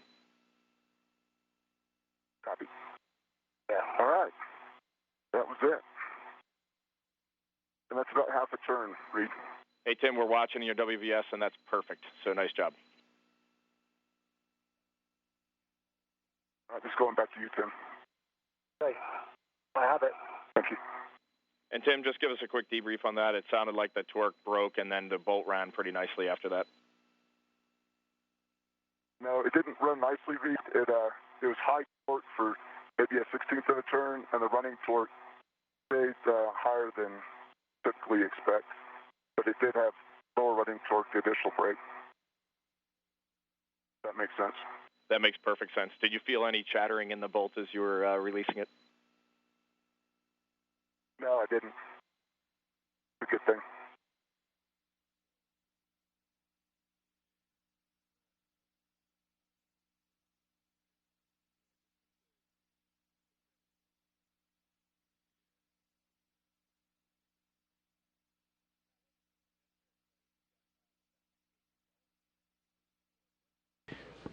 One hour, 22 minutes into today's spacewalk. The torque has been broken on the single bolt holding the failed sequential shunt unit in place.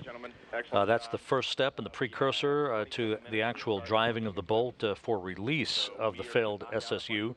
That will take place once we move into an orbital sunset about 27 minutes or so from now. There'll be a 31-minute window in which the failed box will be removed, the replacement box installed, after which a quick checkout of its health will be conducted by Tyler Thurston, the electrical systems officer here in Mission Control. So far, so good, with the work being conducted by Cobra and Peake at the far starboard end of the truss of the International Space Station.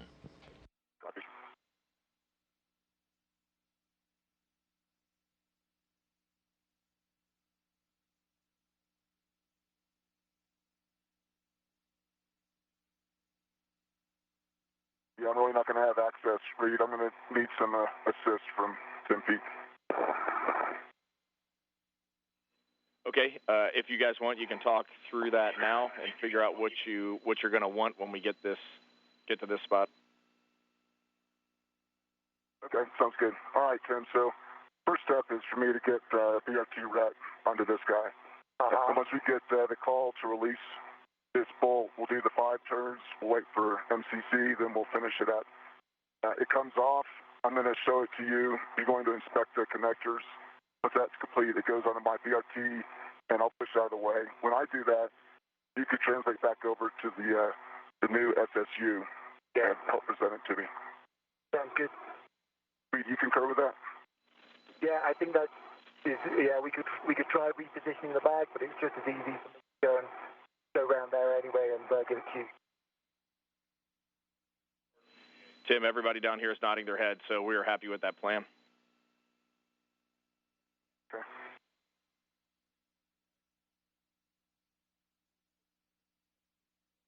Tim Copra reviewing with his spacewalking partner, Tim Peake, the procedures that they will follow once they move into an orbital sunset or eclipse. That will begin the work to remove this failed sequential shunt unit and to replace it with the spare unit, nicknamed Dusty, that arrived on the station in 1999 and which was checked out a few weeks ago. There are a series of tasks to be conducted by the flight control team here in Houston. They're called inhibits, to make sure that all of the electrical systems are placed into a dormant mode during the time that the crew is handling this equipment at the base of the 1B solar array. To both of you, SSU release will only be performed on MCC Go, confirmation of the 2-minute wait from start of eclipse, and the crew will cease operations 2 minutes prior to and during installation. Crew and equipment must maintain that 1-foot keep-out zone from exposed connectors in installation. Copy that. Copy that. And guys, with that, I'm going to give you the time EV that is the working eclipse end, and that will be at 2 hours and 19 minutes time EV. Copy.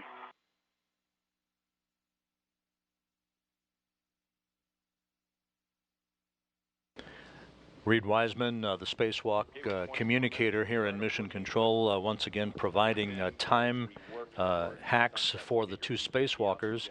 Essentially, this eclipse or nighttime window of 31 minutes in which to replace the failed sequential shunt unit, while there is no electrical potential being generated from the 1B solar array, will run from approximately 8:37 a.m. Central Time to about 9:08 a.m. Central Time.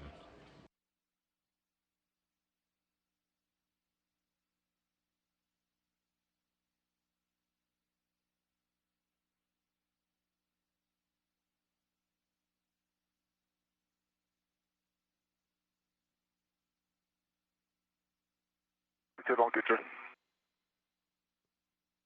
I've been getting quite a few of you. Good.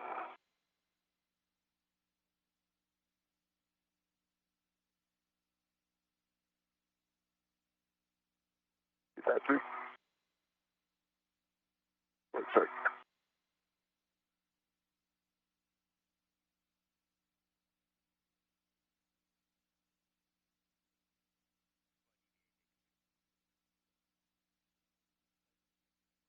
Let's have one more if you don't mind. Bye.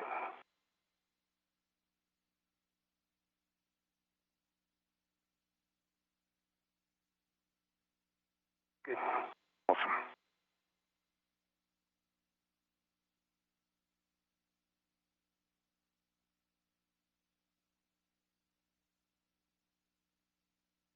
All right, Tim, your advisor.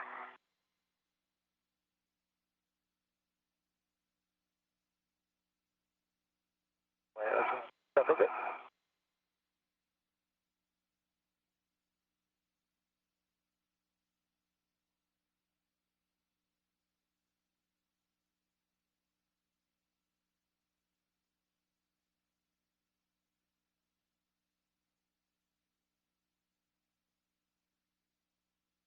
Oh, yeah. Couple more. Yeah, Tim, that's perfect framing right there. We like that. Mm-hmm. Great. That's poster quality.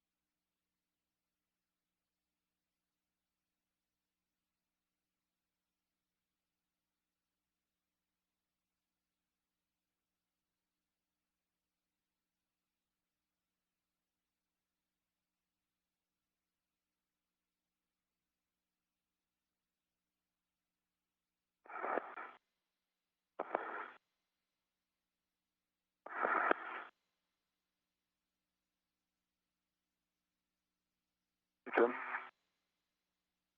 Yeah. Can you take a look at my safety tether line?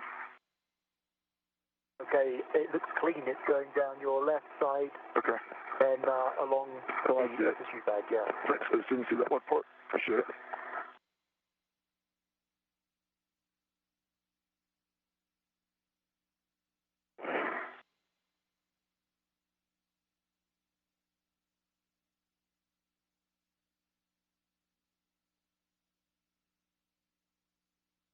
I've locked out my reel. Locked it out, great. And you've locked out the thread, yeah. Not yet, but I will.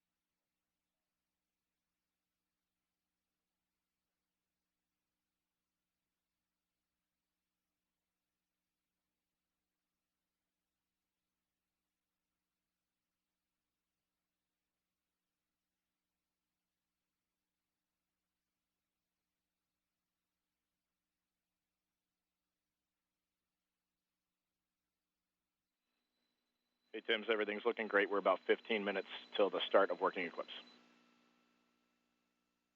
Sounds great. That was a bit broken for me. How long, Tim? 15. 1-5. 1-5. Copy.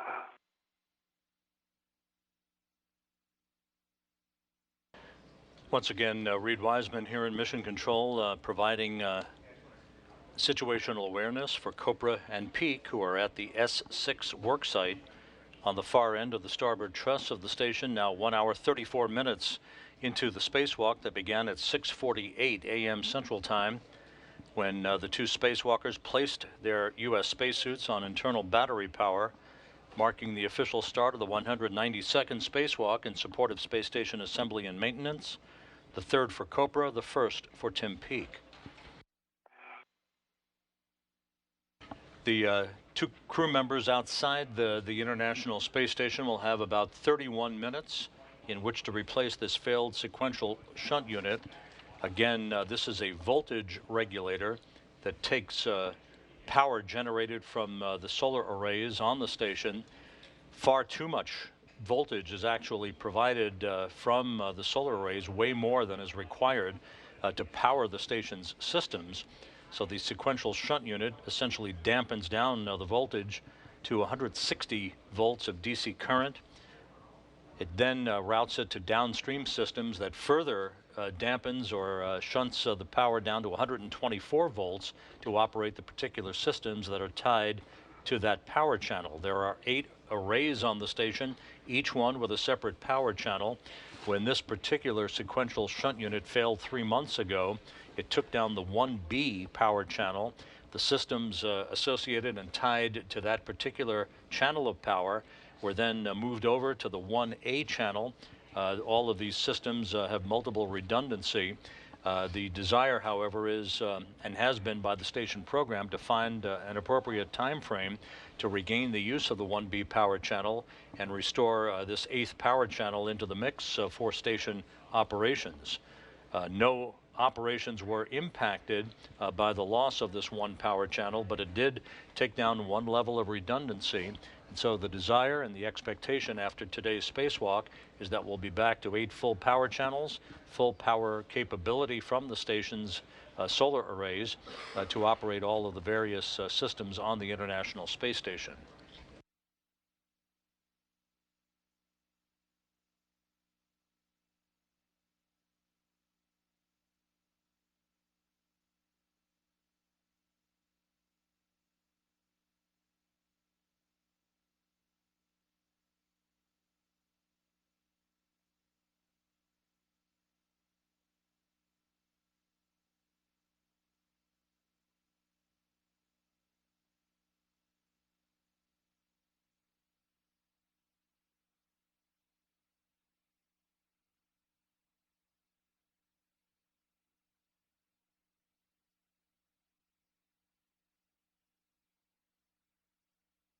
Awesome. Good shots. I can see them through the binder. Coming out well.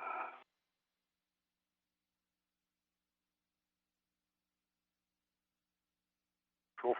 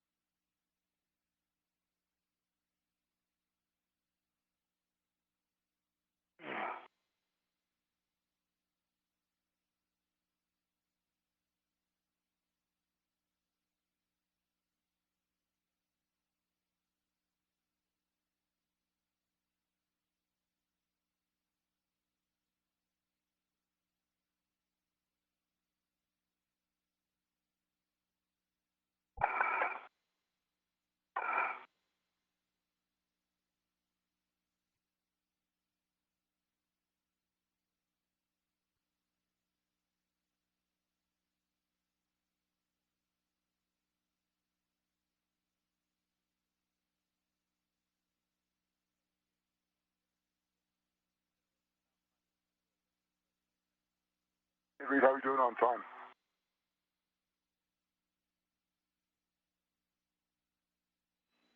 Hey, Tim, we're 1 minute from a quick handover. We're doing great. We got nine minutes until working eclipse starts. Copy that. When would you like to wake up the PGT? Do that.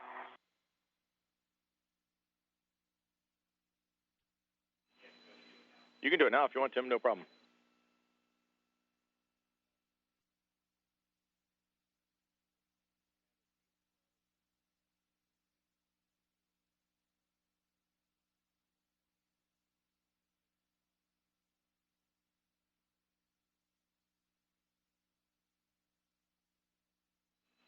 Tim, at the end of your cal, you'll leave the PGT in Bravo 1, counter 2.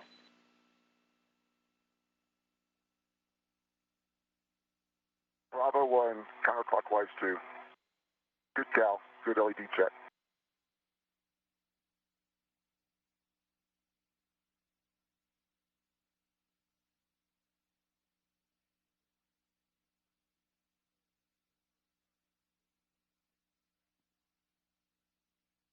Is that right, Reed?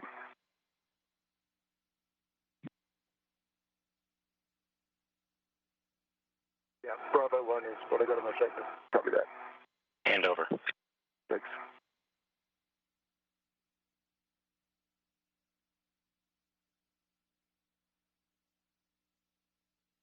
And Houston's back, Tim.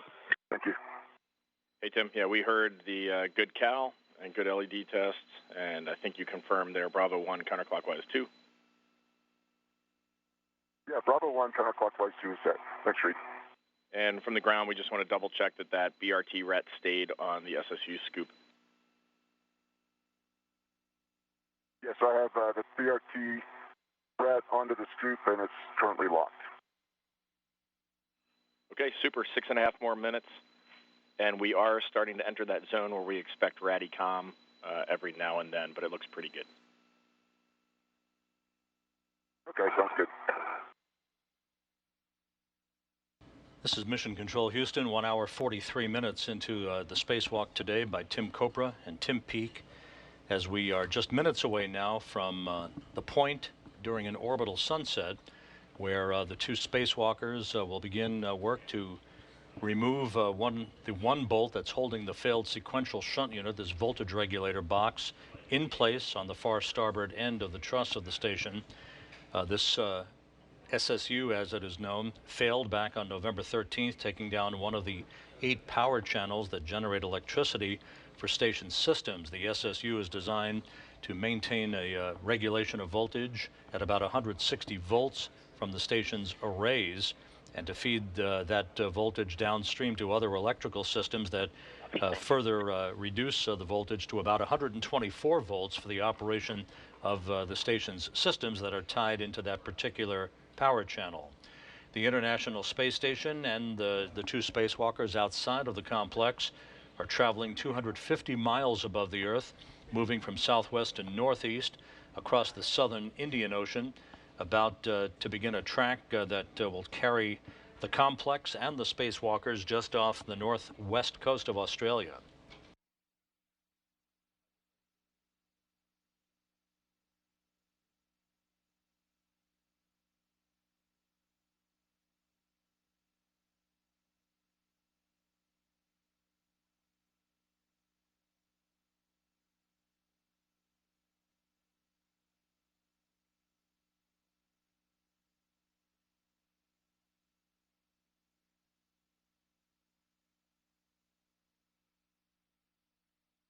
A little cool out here.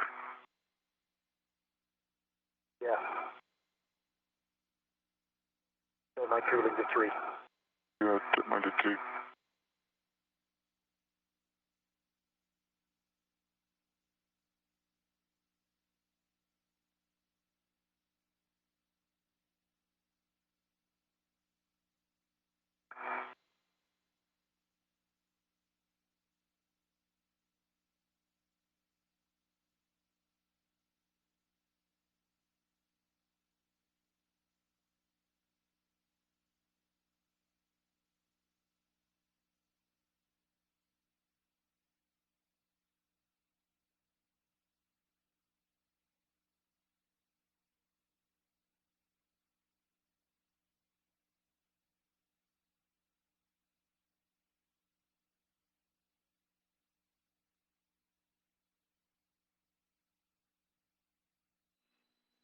Guys, we got good KU. We're watching sunset right along with you. 3 minutes until we get started here.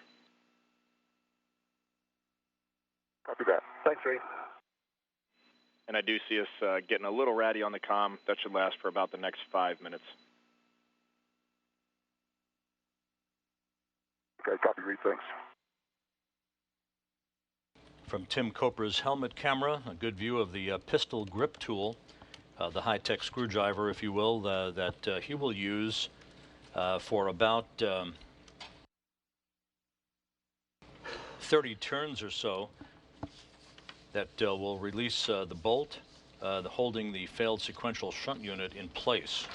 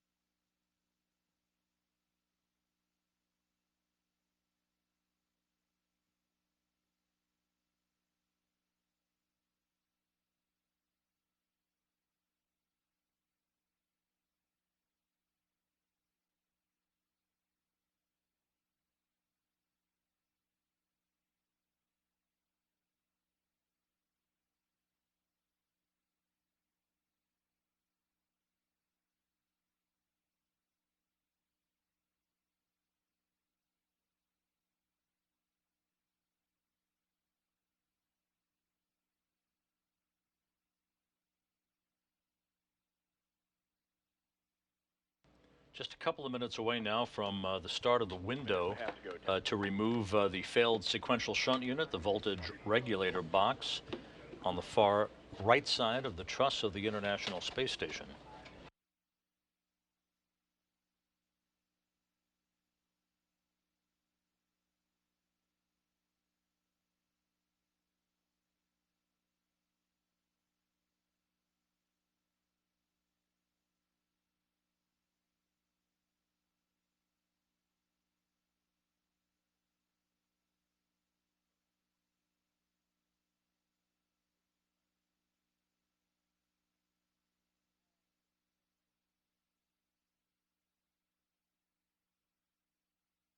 Copra has installed his pistol grip tool onto the bolt.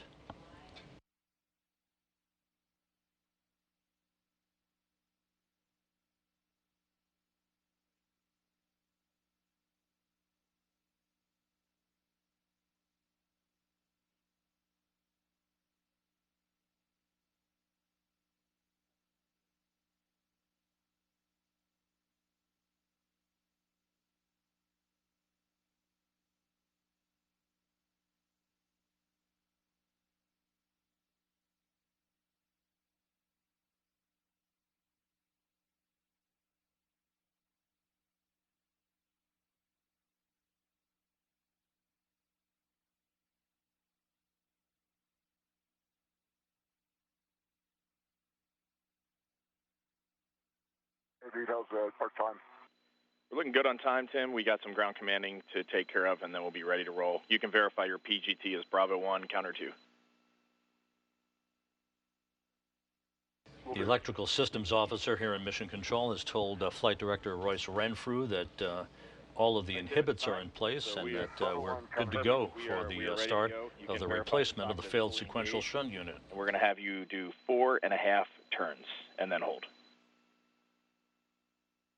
Copy. Going now. 1, 2, 3, 4.5. All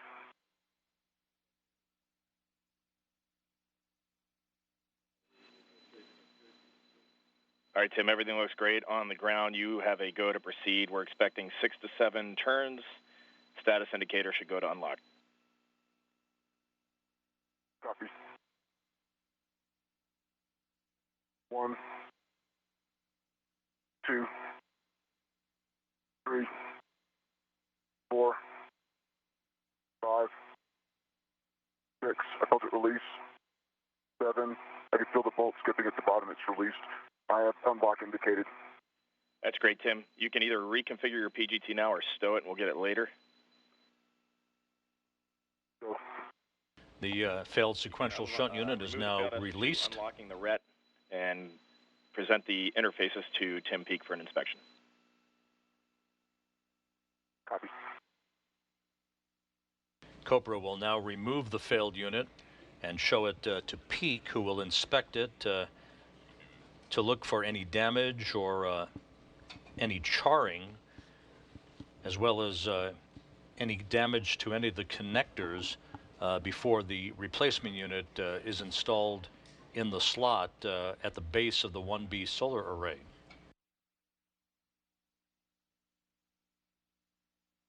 It is unlocked. Box is coming out.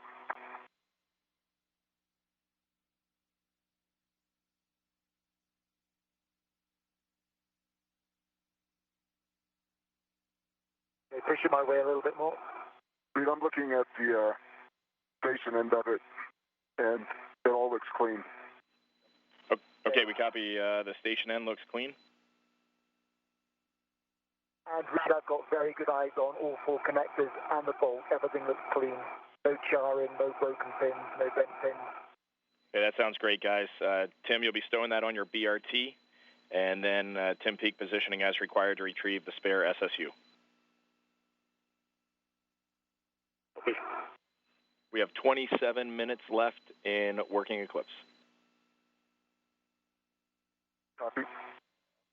By confirming no charring or any damage to the exterior of the failed sequential shunt unit, which is now removed from its location on the S6 truss of the station, that further confirms that whatever caused the SSU to fail back on November 13th was internal in nature.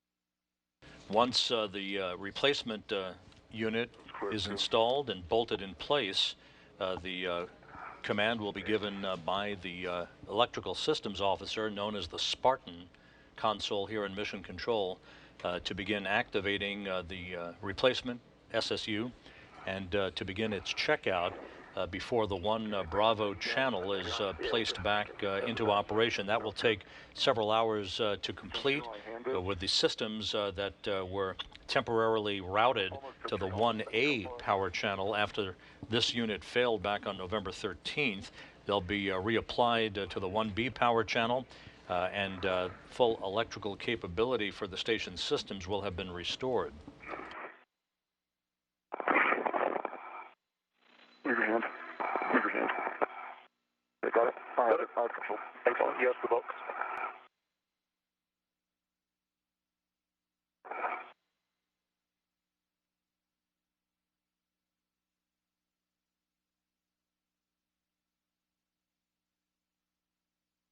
This same replacement work was conducted by today's spacewalk communicator, Reed Wiseman, along with Barry Wilmore, during US EVA 28 that took place on October 15th, 2014, when an adjacent sequential shunt unit voltage regulator box, the 3A SSU, failed. That was part of a 6-hour, 34-minute spacewalk by Wiseman and Wilmore.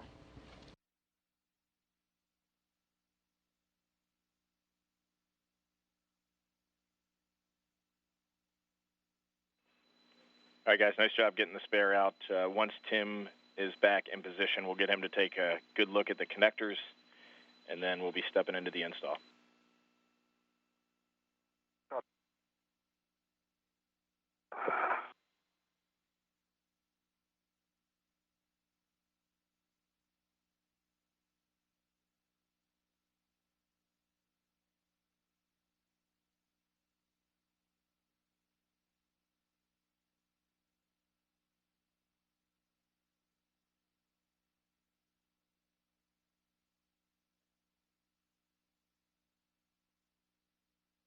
Nice job, Tim. Here are the connectors for you to look at. Okay. I've got very good eyes on all four connectors. No bent pins, no broken pins, no fog, no charring. Bolt looks clean. That's and good. the engagement pin looks clean as well. Okay. All right, if you can guide me coming in on this. Okay. How's that look? Looking good. Come down. Good. Down. Good. Engagement pins are starting to go in. Come down. No, come back out again. Please come to your left.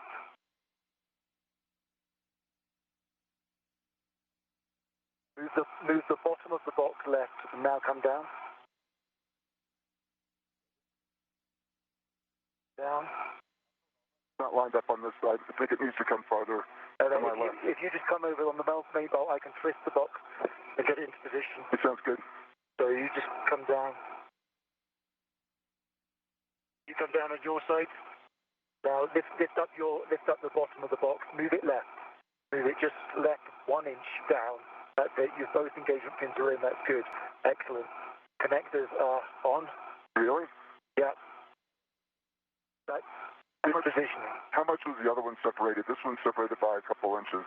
Yeah, that's the initial position. Don't lift it up. That's a good position. Okay. Is that what the other one was when I untorqued it? Yeah. Okay, cool. I never saw that piece of it. Yeah.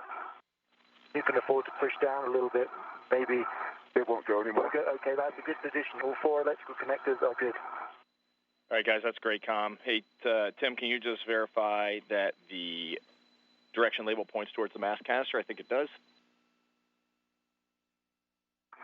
It does. It points towards the mass canister. The same setup as before with the label is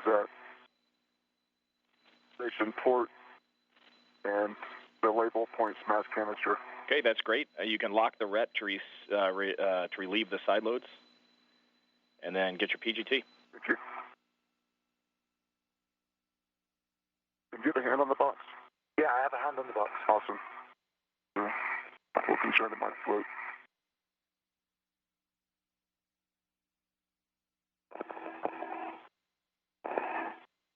Working in tandem as they approach the 2-hour mark of their spacewalk, Copra and Peake about to install the replacement sequential shunt unit, this voltage regulator that maintains about 160 volts of electricity from the 1B solar array of the International Space Station to downstream power systems. Tim, we are ready. We're expecting 11 to 12 turns. You're going to torque, and the status indicator should move the lock.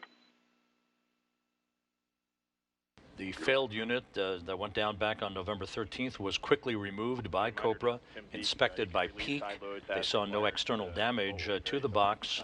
It is fully expected after that unit is returned to Earth for analysis and teardown that some internal short of caused the failure back on November 13th that took down the 1B power channel. This replacement unit, once installed and bolted into place, which Copra is in the process of doing, will be the precursor for the electrical systems officer here in Mission Control to verify that it's up and running in good shape, and for the array's power channel to be reactivated. They are not in contact. They're about the same distance off from when after you've given 7.5 on the bolt. I think it's about another 7.5 to go. Okay, guys, we're going to talk about it for a minute. We still have 20 minutes left in this eclipse, so just give us a second. Copy. 12 pounds with a green light.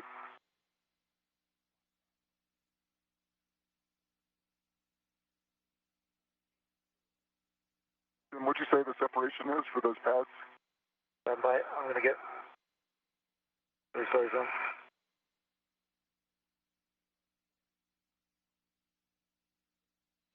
Okay, guys, we're going to put away the PGT and retrieve the ratchet wrench. Copy. Copy. I think it's about 3 to 4 millimeters. And the lock indicator is maybe a 16th of an inch farther away from lock than the previous. Okay, and can you give us our turn count, Tim? You know, I was doing it out loud. I think I said 12 at the last. Okay, we copy. Thanks.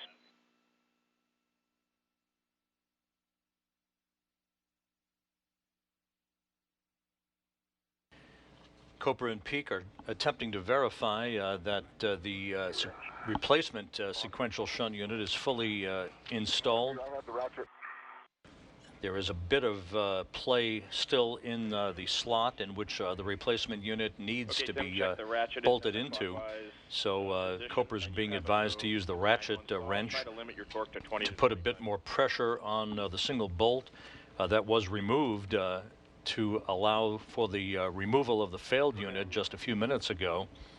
This replacement unit was inserted into the proper slot, and now the crew continues its work to bolt it securely in place. Okay, sort of looking good. A ratchety feel, but constant running torque. 1 millimeter.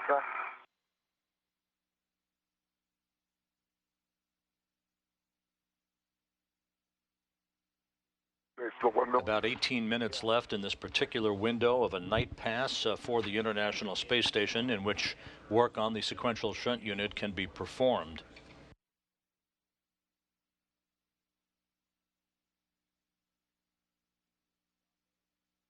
Starboard is in contact. Port is now in contact firmly. Let me check. Okay, so I had constant running torque speed, and then the last time it sort of spiked. I could do more, but I stopped at probably, I don't know, 15 to 20 foot-pounds. Tim, what do you see? Okay, guys. Okay, I see starboard, nadir, zenith, and port, zenith, the three are all firmly in contact. I can't see the port, nadir pad. It looks in contact as well. Okay, guys, let us talk for just a second. Everything looks good. Just hang out for a second, and we'll give you final words. We still got 17 minutes in working eclipse. Sounds good.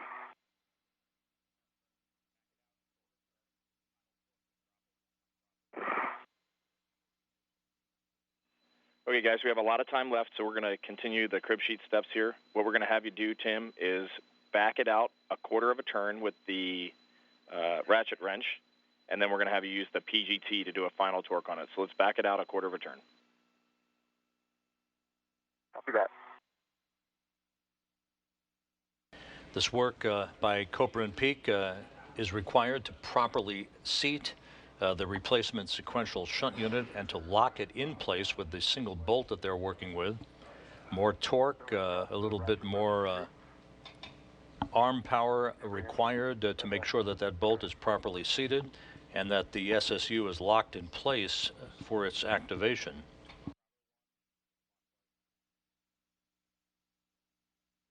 What do you want for the PGT setting? Bravo 1, clockwise 2. Bravo 1, clockwise 2 again, okay. Okay, I have the electric wrench. Awesome. Thanks, Tim.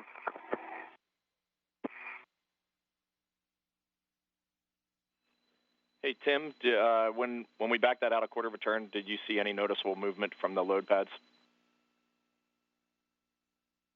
No, I didn't. Putting the ratchet wrench away, stand by. Okay.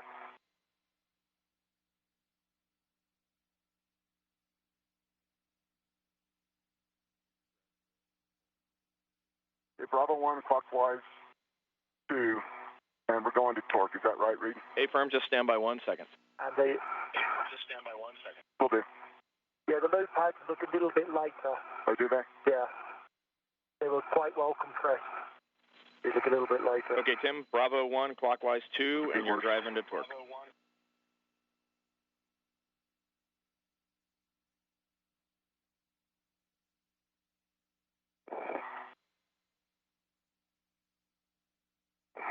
Okay, we're in turn it all 11.4 foot-pounds with a green light. Tim, did the bolt turn at all, or do you assess it torqued right out? It torqued right out. Okay, we're going to have you go to Bravo 7, clockwise 2, and drive it one more time. Bravo 7. One more time. Copy that.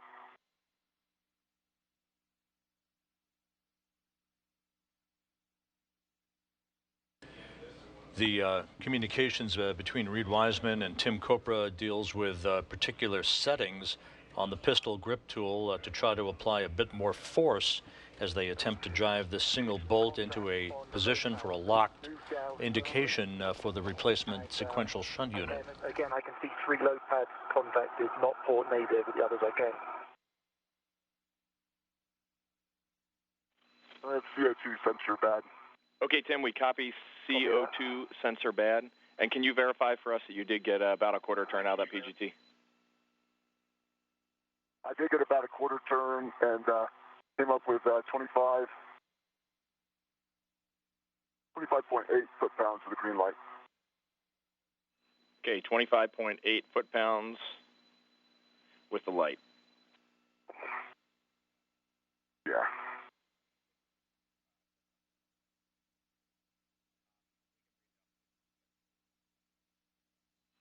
Okay, Tim, you can go ahead and my PGT away. Go ahead and stow the PGT. And then we can read you up the cuff checklist steps for the CO2 sensor. Yeah, let's do that.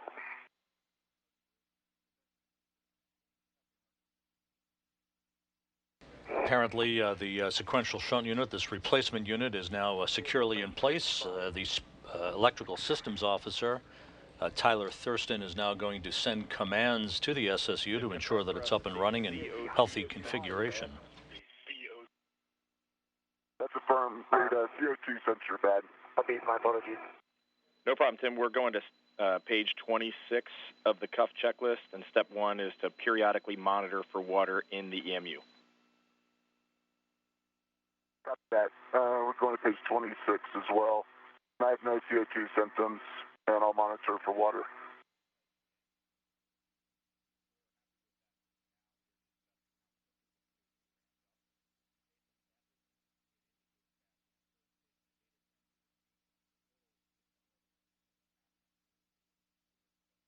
Yeah, there's no water read. I think it's a sensor issue.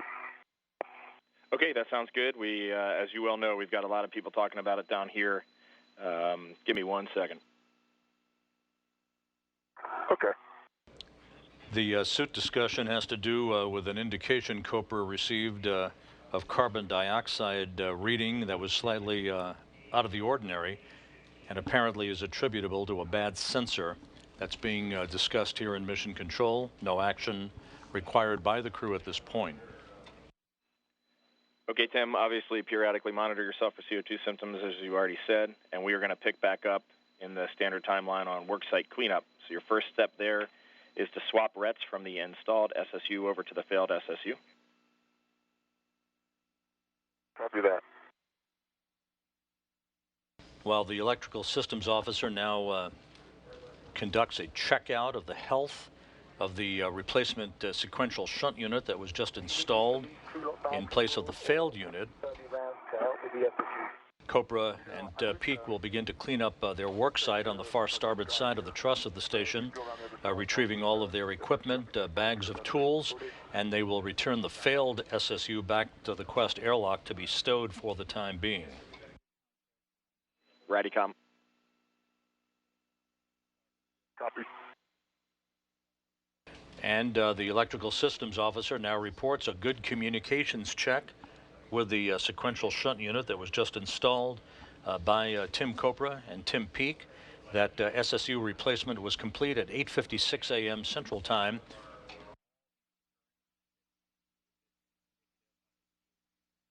Then the spacewalk officer here in Mission Control, Paul Dumm, confirms that the CO2 indication that Tim Copra was informed about and that he informed Mission Control about as well is a bad sensor. So the suit is good, just a bad sensor reading. No action required. The crew's in good shape outside. So the replacement sequential shunt unit is installed and is talking to the ground.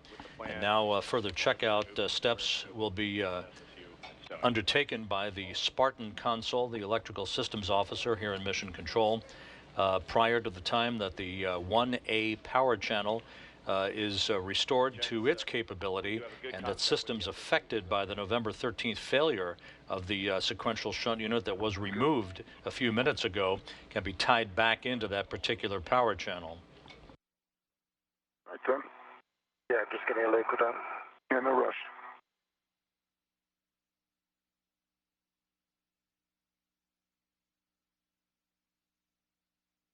So at the 2-hour, 11-minute mark into today's spacewalk, the news is good. We have a good replacement SSU installed now to return the 1B power channel to full capability and to restore the International Space Station to a full 8-channel power capability that was affected back on November 13th with the failure of the SSU that was removed a few minutes ago. And then stow it in the crew lock back. That's okay. Okay, that sounds good.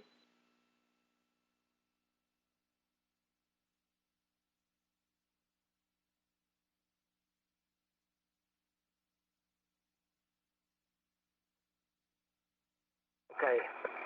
I'm ready to receive the failed SSU. All right, I'm going to release it from the jaws, Tim. And I see a good rat going to the bag, right? Yeah. See that too. All right, good.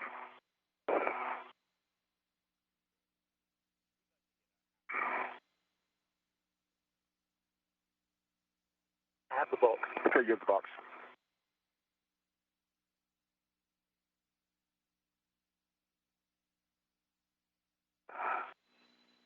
Hey, Tim, now that the SSU is handed off, could you give us a quick HAP check, please? Yeah, absolutely. So,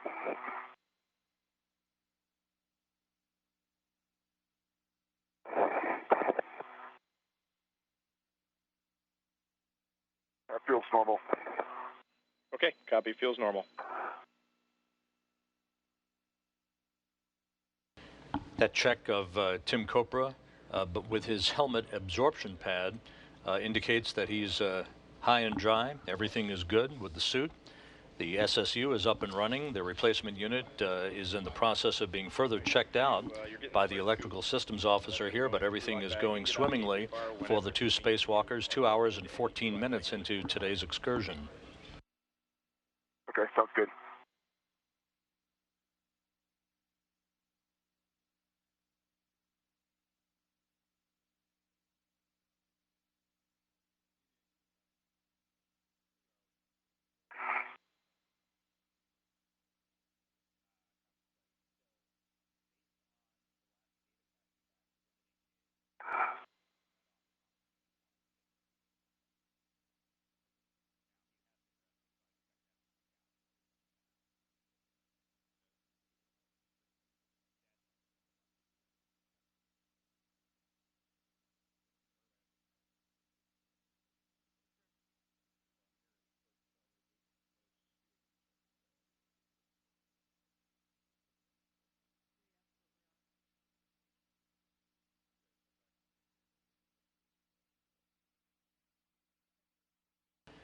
As Copra and Peake clean up the worksite on the far starboard side of the truss, obviously interest is great on any spacewalk, none greater today than in Great Britain, where many British citizens are following the exploits of Tim Peake, not only on this mission, but today, the first British citizen to fly on the International Space Station, taking the first spacewalk of his career, and one of those on social media wishing him all the best, Sir Paul McCartney. Good luck at Astro Tim Peake. We're all watching, no pressure. Wishing you a happy stroll outdoors in the universe, all the best. So a nice offering from Paul McCartney, one of many who are watching the activities of Tim Peake outside the International Space Station today.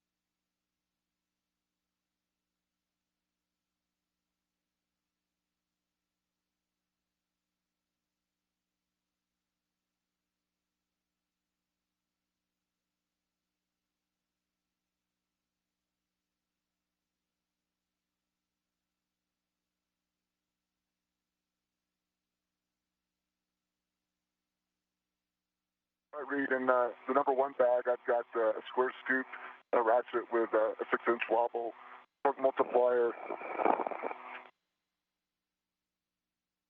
connector cleaner tool, and our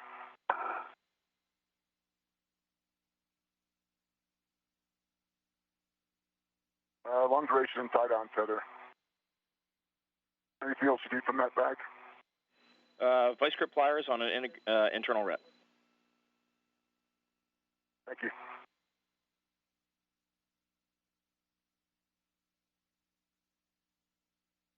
And vice grip pliers on an internal ret.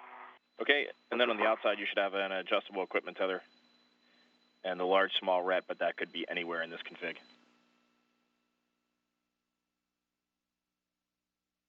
Okay.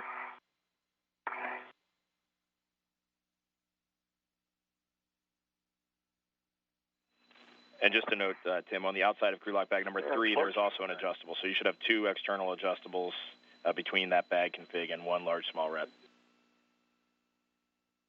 Okay, I'll verify.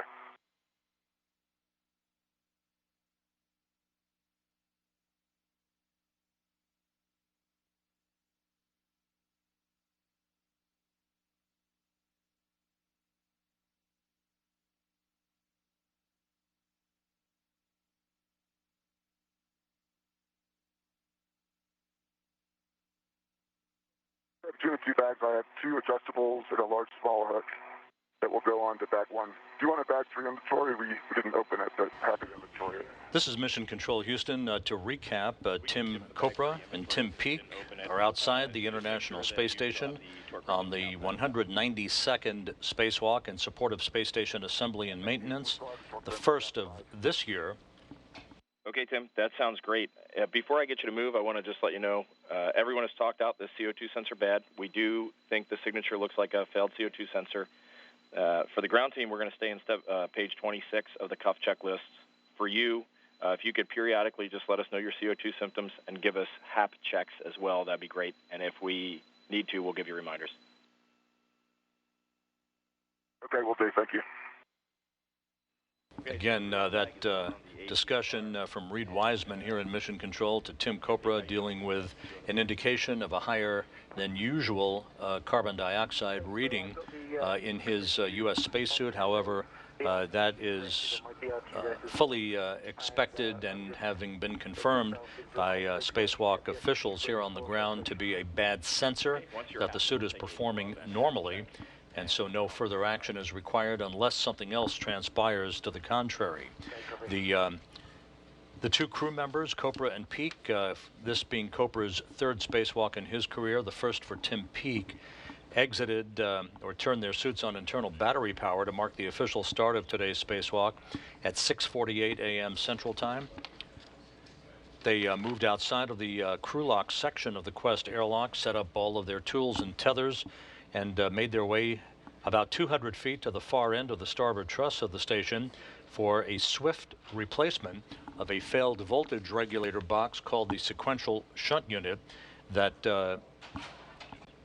apparently suffered an internal short back on November 13th, taking down one of the 8 power channels on the International Space Station.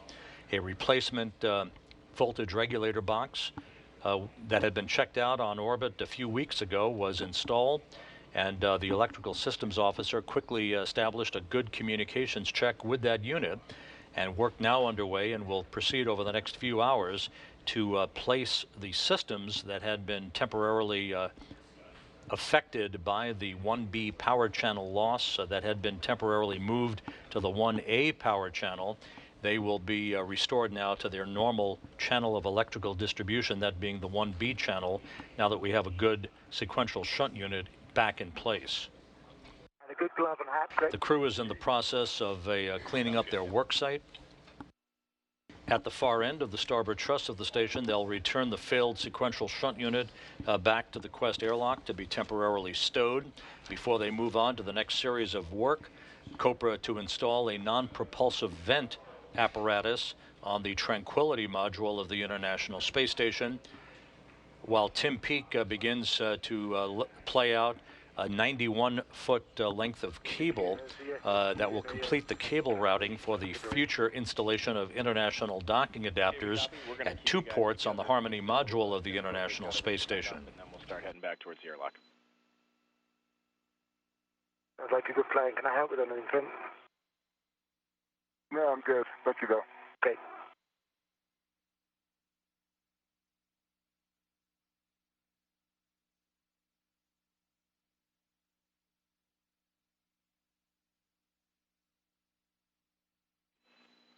Hi guys, we are doing great on timeline, quite a bit ahead after that efficient SSU R&R. Sun is about to come up, and then we'll be tracking over Seattle and the west coast of the U.S.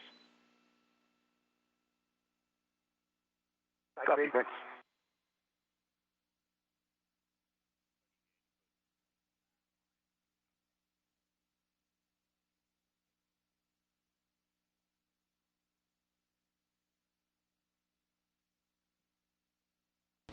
Here in Mission Control, the spacewalk officer, Paul Dumm, has reported back to Flight Director Royce Renfrew that we're running about 10 to 15 minutes at least ahead of the timeline as Copra and Peake make efficient work on their spacewalk today. The International Space Station is about to begin a track that will carry it from northwest to southeast across the very northwestern edge of the United States, just north of Seattle, and down over southwestern Montana.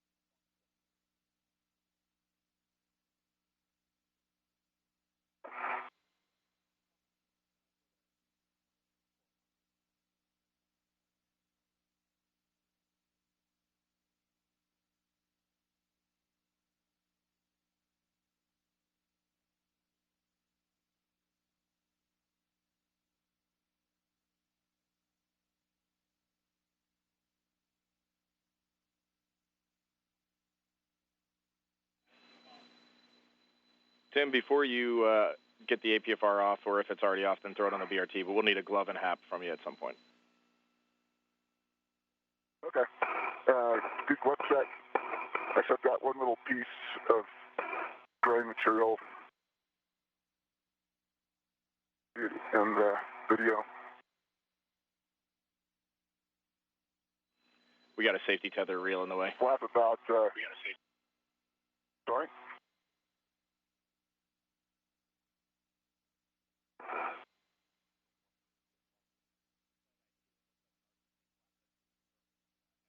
All gray material. It's about 3/4 of an inch long and 1/4 inch wide. Only gray. Okay, those are great words. We're happy with that. And just verify the hap. And hap is normal.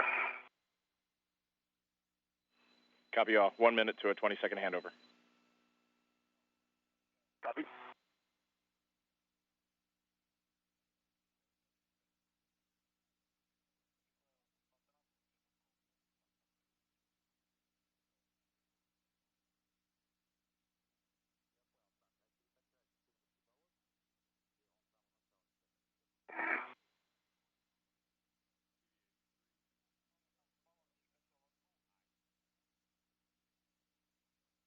With the replacement sequential shunt unit having been successfully installed and checked out, a good view of Tim Copra as he completes the gathering of equipment associated with the replacement task.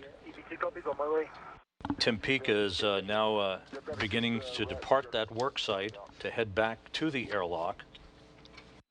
And Tim, as you make your way back towards the airlock,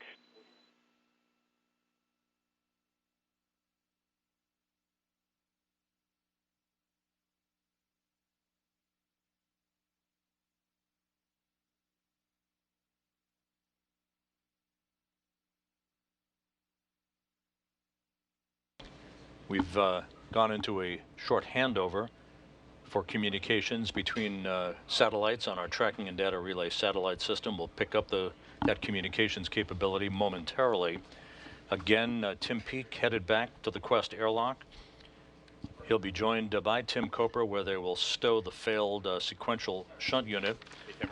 They will also retrieve another equipment bag with additional cables that will be part now of the next task that Tim Peake will undertake, which will be the stringing of more cables associated with the international docking adapter installations that will take place later this year and in 2017.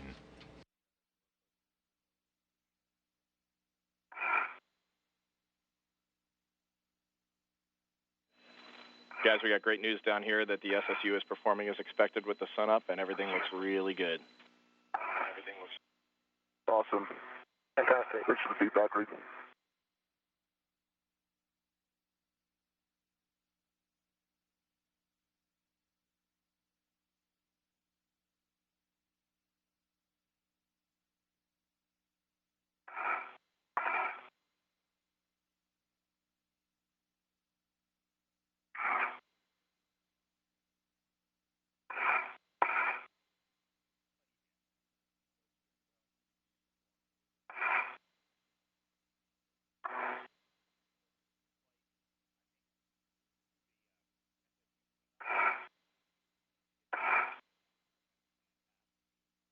My green hook is on my red reel. Copy that, Tim. Sounds good. You're heading to the, up to you whether you want to put the APFR away or do the tether swap first. Copy.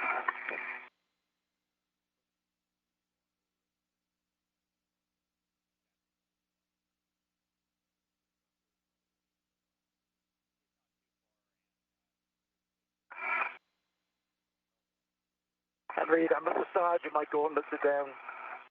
Sounds good, Tim.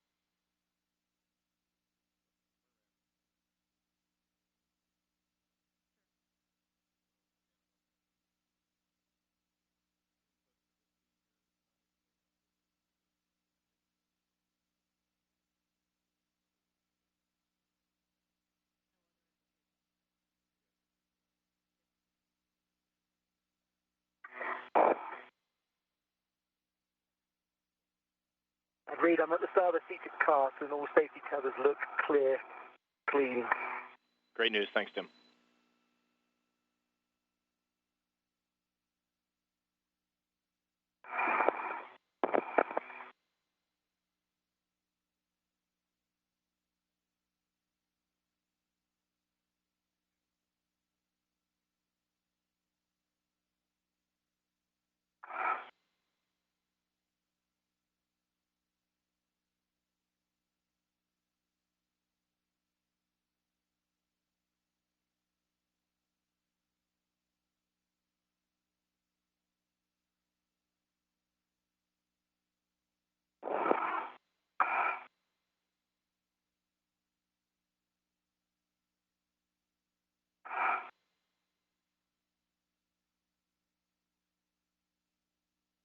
I'm at 3059. Copy that, Tim.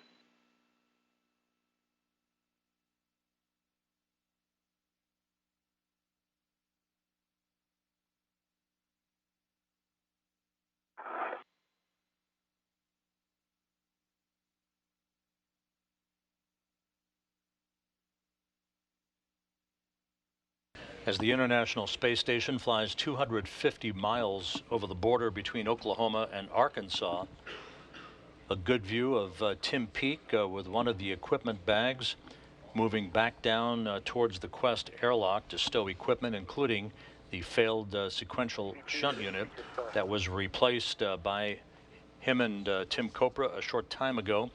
As you heard, the new or the replacement spare SSU is up and running in good shape, and that is the precursor to the full activation of the 1B power channel to restore the station to a full power capability for the first time since November 13th. Don't like how my tether is going between those cameras. I'm going to put a poor man, back up to space while and put a poor man's spare lead down. Sounds good, Tim. To stop my tether going between the two cameras there. Okay. Right, that's going to be good out.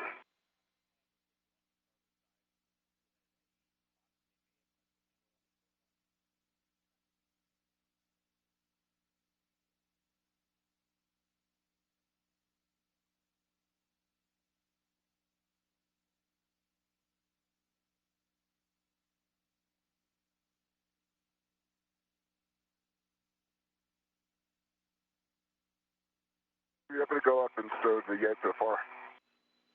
Sounds good, Tim. And I will have some configs for you for low profile, starting with a clocking of 12. 12, thank you. Once Copra and Peake have stowed the equipment they no longer need for this spacewalk back into the Quest airlock, the next task for Copra will be the installation of a non-propulsive vent back onto the Tranquility module. It was removed during a spacewalk by Terry Virts and Barry Wilmore to provide clearance for the relocation of the permanent multi-purpose module. That NPV, as it is called, was removed during US EVA 30 back on February 25th, 2015 by Virts and Wilmore, setting the stage for the relocation of the permanent multi-purpose module on May 27th, 2015 from the Earth-facing port of the Unity module to the forward port of the Tranquility module. It could not have been moved without the clearance required that was provided by the removal of this valve. The vent valve is installed on an overpressure relief valve on the Tranquility module. There's another one on the Destiny lab. Its purpose, in the event of an overpressurization on the station, these valves would automatically open and vent excess atmosphere into space. Without these non-propulsive vents, that particular venting would cause a force and a rate on the International Space Station. The non-propulsive vent nulls out those particular forces should they ever occur. So this vent will be replaced on to its original location on the Tranquility module by Copra a short time from now. While that takes place, Tim Copra's spacewalking mate, Tim Peake, will be starting about a 2-hour task to route cables down the Destiny laboratory and the Harmony module that will complete the routing of a number of cables that was started on previous spacewalks. That will set the stage for the installation of a pair of international docking adapters on both the forward end of the Harmony module and the space-facing side of the Harmony module to accommodate the arrival of U.S. commercial crew vehicles and commercial cargo vehicles in the years ahead.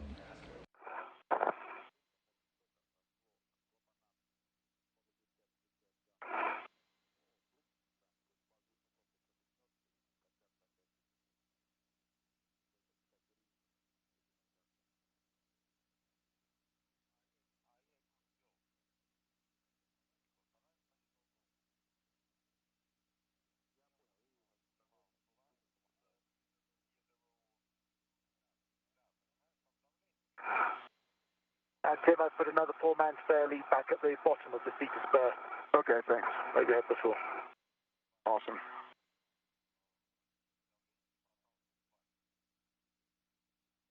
And Reed, I'm back at the airlock, so I'm just going to configure onto the waste tether. Okay, sounds good, Tim.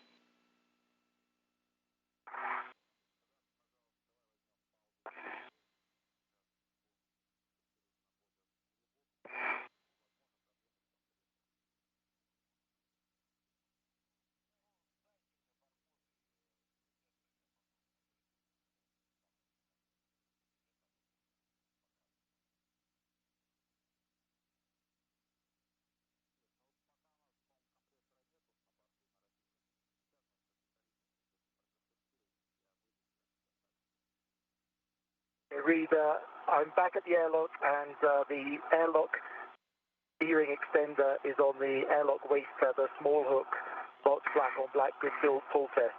My right waste tether is big hook, is to the big hook of the airlock waste tether. Both of those are gates closed, lock black on black with a good pull test. And my right waste tether, small hook, is on my right D-ring extender, gate closed, hook lock black on black with a good pull test. Sounds great, Tim. You have a go to stow the SSU in the airlocks, and you'll be getting Ida Bag Alpha and putting it on your BRT. Copy.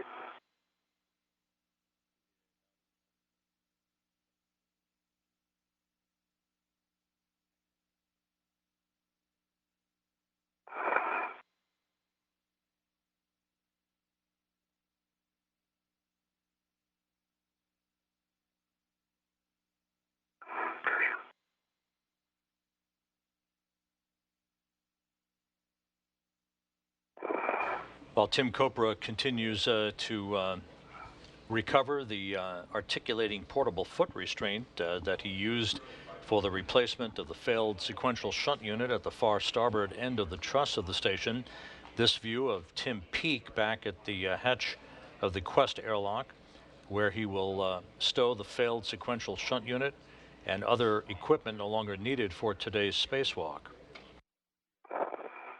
We are now 2 hours and 40 minutes into a planned 6.5-hour spacewalk. More work lies ahead for Copra and Peake. Tim, if you want, you can BRT to any of those square fixtures on the seat of cart there.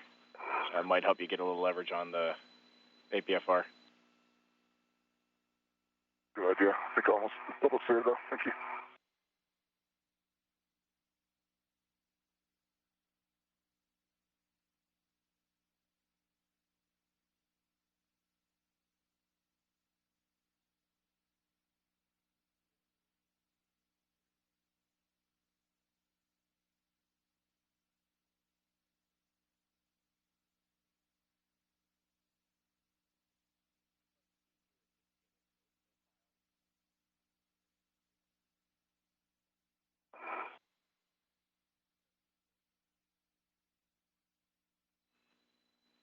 And Tim, we'll take the clock in when you've got it, and then we want to work the thing into as low a profile as we can. Okay. Fucking good, 12. Okay, and that's a great job then. We're looking for Oscar Lima 9. Oscar Lima 9.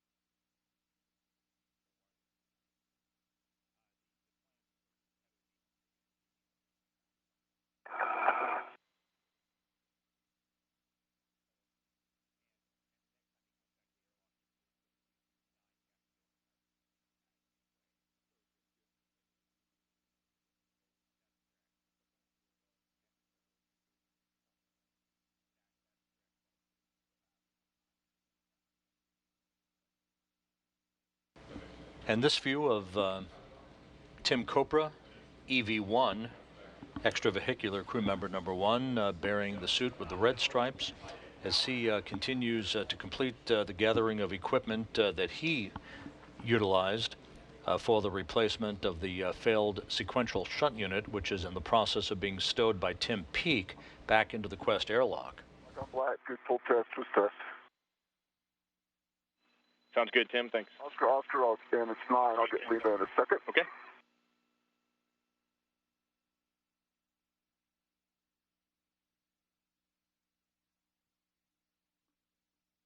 Read the failed SSU is back in the airlock on the large hook, and I've released my BRT ret. Okay, that sounds great. You'll be getting the IDA bag and putting it on your BRT. Copy that. Raise your visor.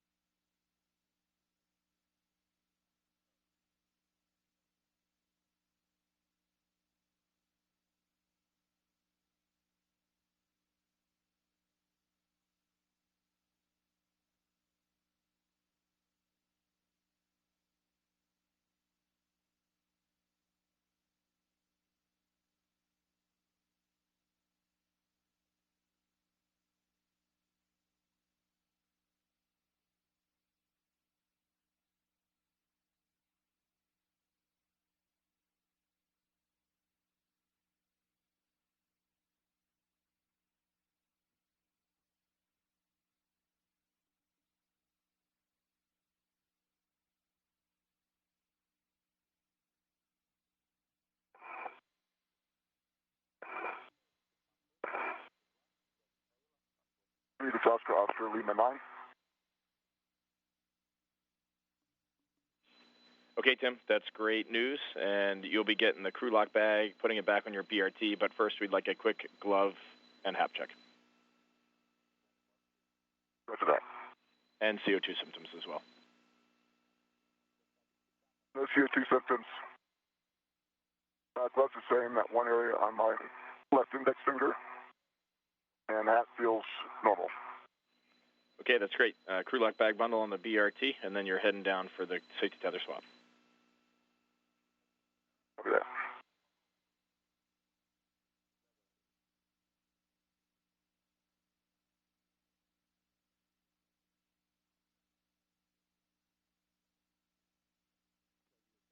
And Reed, I have the IDA Alpha cable bag on my BRT and a BRT ret, so releasing the large hook from 0550. Looks great, Tim. Once you're happy, we'll take a glove and HAP from you. Copy.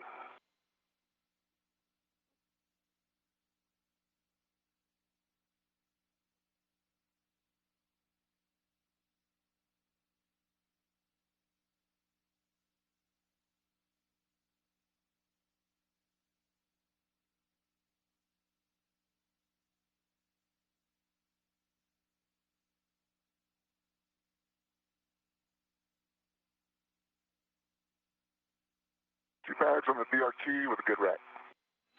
That's great, Tim.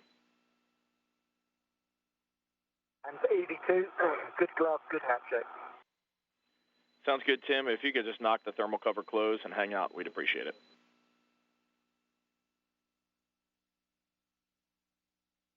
EV2 will go.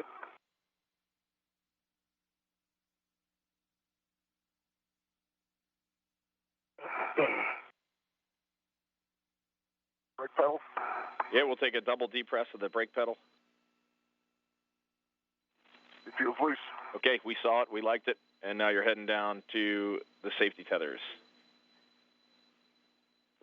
I'm there. First step is going to be to ret to EV2 safety tether cable. Okay. Thermal cover closed, please. Copy, Tim. Thanks.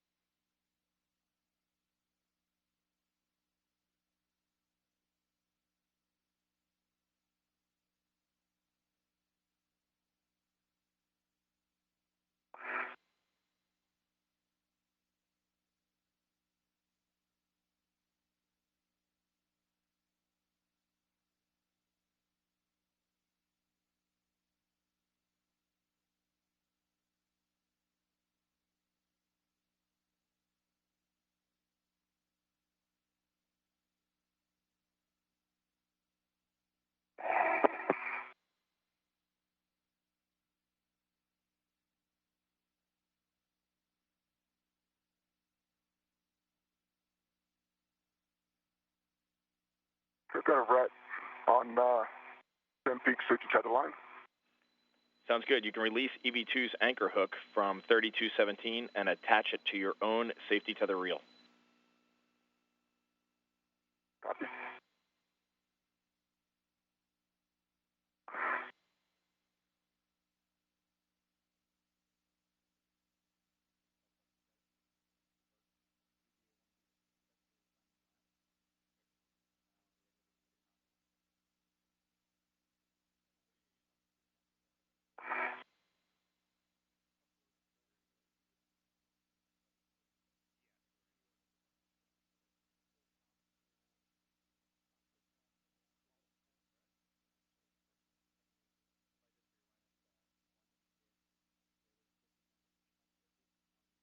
Okay, I've got Tim Peake's anchor hook attached on to the green reel.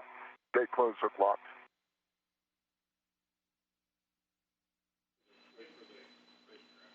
Okay, sounds good, Tim. We like that. You can release the ret from Tim's safety tether cable, and then you'll be grabbing your anchor from 3011 and stowing it on your mini workstation. Copy that.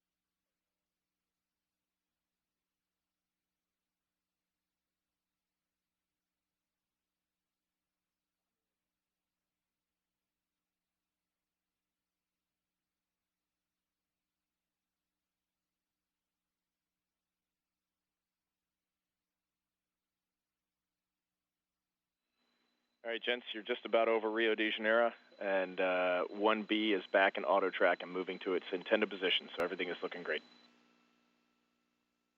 Awesome. Thanks for the update, Reed. Thanks.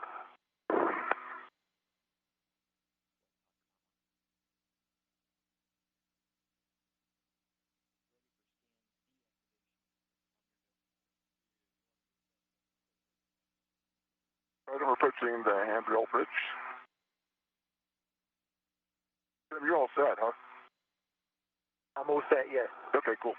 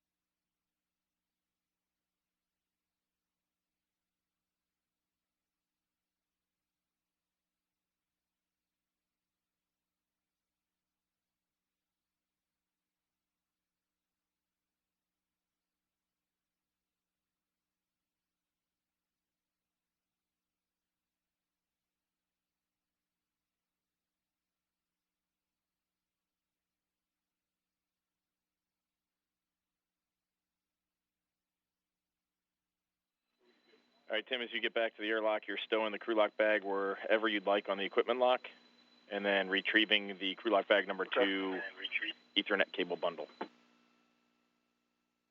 Sounds good.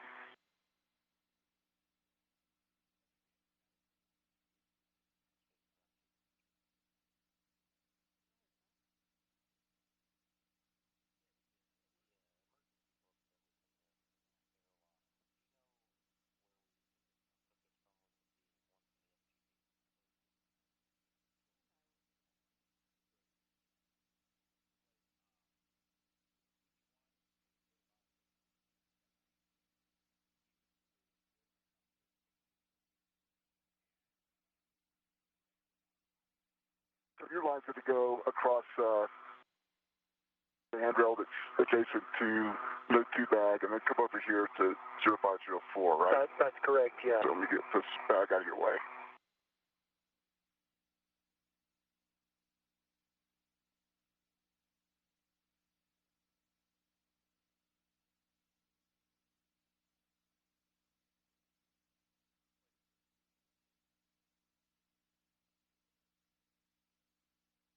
This is Mission Control Houston. As we approach the 3-hour mark into today's spacewalk, the major objective, the replacement of a failed voltage regulator box on the starboard truss of the station, was successfully completed almost an hour ago. So we have full power capability restored to the station. This coming some 3 months after a device called a sequential shunt unit that regulates voltage down to about 160 volts on one of the 8 power channels of the station failed, taking down that particular power channel, the 1B power channel. So the new SSU that was installed is up and running in good shape. Okay. And the systems that had been temporarily diverted to a different power channel will be restored to this 1B power channel within the next few hours.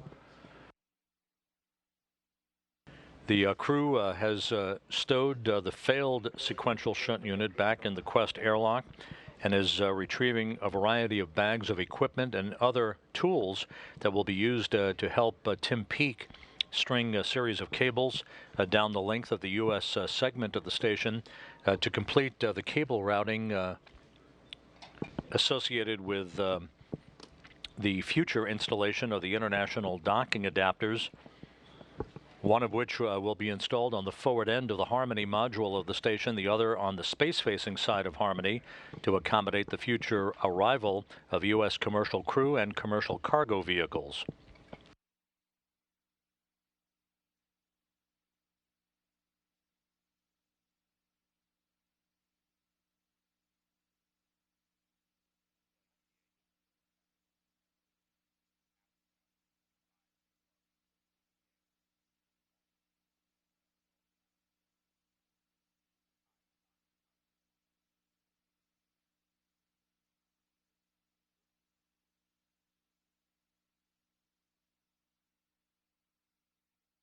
And Tim, can you release that big hook, please? Of course.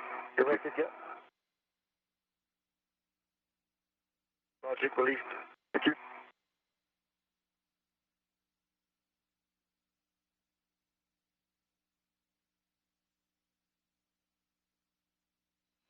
Tim, we have a note here that'll go in your BRT with the cable bundle towards you. Okay, cable bundle towards me. Thanks.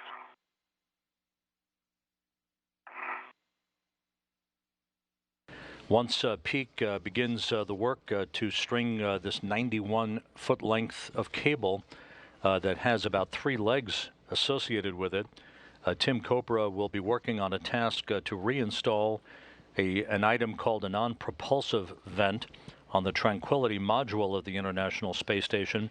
This vent apparatus was removed during a previous spacewalk on February 25th, 2015 by Terry Virts and Butch Wilmore to set the stage for the relocation of the permanent multipurpose module on May 27th of last year from the Earth-facing port of the Unity module to Tranquility's forward port.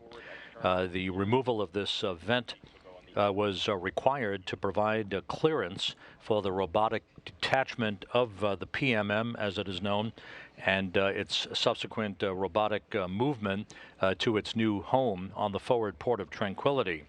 With that having been completed, the vent will be replaced or reinstalled into its original port on the Tranquility module. This non-propulsive vent is installed onto an overpressurization relief valve to act as basically a relief valve in the event of an overpressurization. That valve would open and vent excess atmosphere into space. That's your anchor, yep? Here's my anchor. Okay. And I can grab mine if you like. Yeah. So, in a second. Just confirm we got the right one. That one there, yeah. Put it to your red reel, yeah? Hang on a second. I've got 25. 26. 26. Yep. This one. Yep. Looks good. Copy.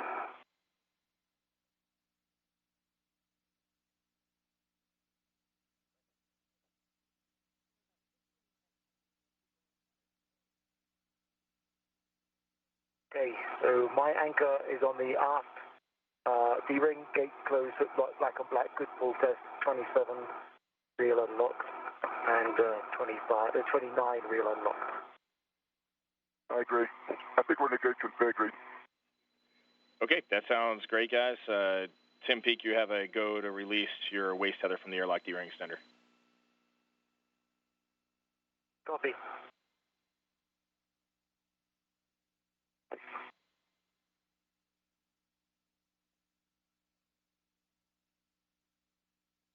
And for Tim Copa, we'll take a glove, hat, and CO2 check from you. Sounds good. I have that one flap material that's about to come off. See that in the camera? Hey, firm, we see it. Half normal. Okay. Half is normal and no CO2 symptoms.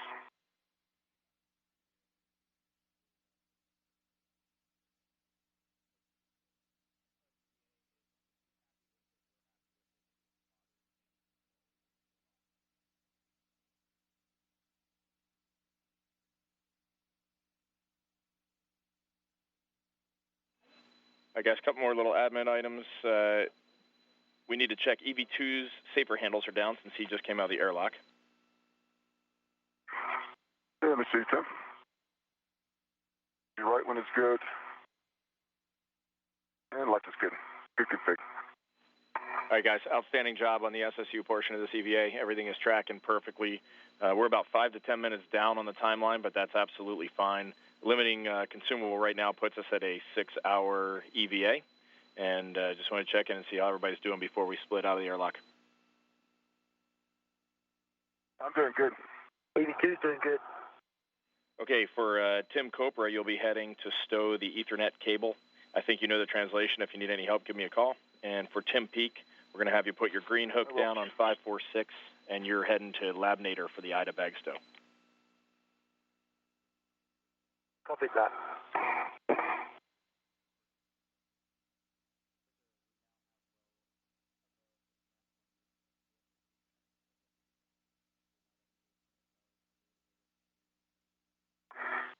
Tim, can you check your reel and wrap it around the end of 554? Yeah, will do. Thank you.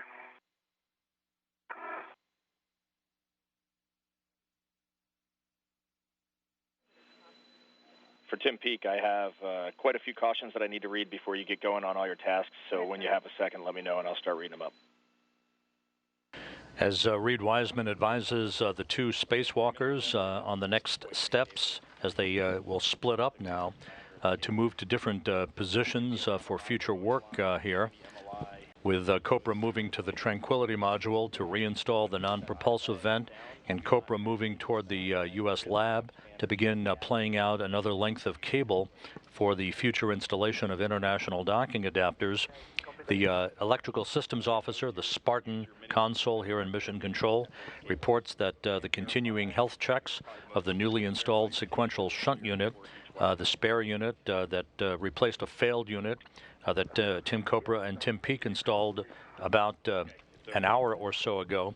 That new SSU is up and running in great shape, providing excellent voltage output and voltage regulation through the 1B power channel, and that they will be proceeding to reintegrate systems affected by the failed sequential shunt unit back in November back into the 1B power channel. So everything going great with the SSU that was installed on the far starboard side of the truss of the International Space Station about an hour ago.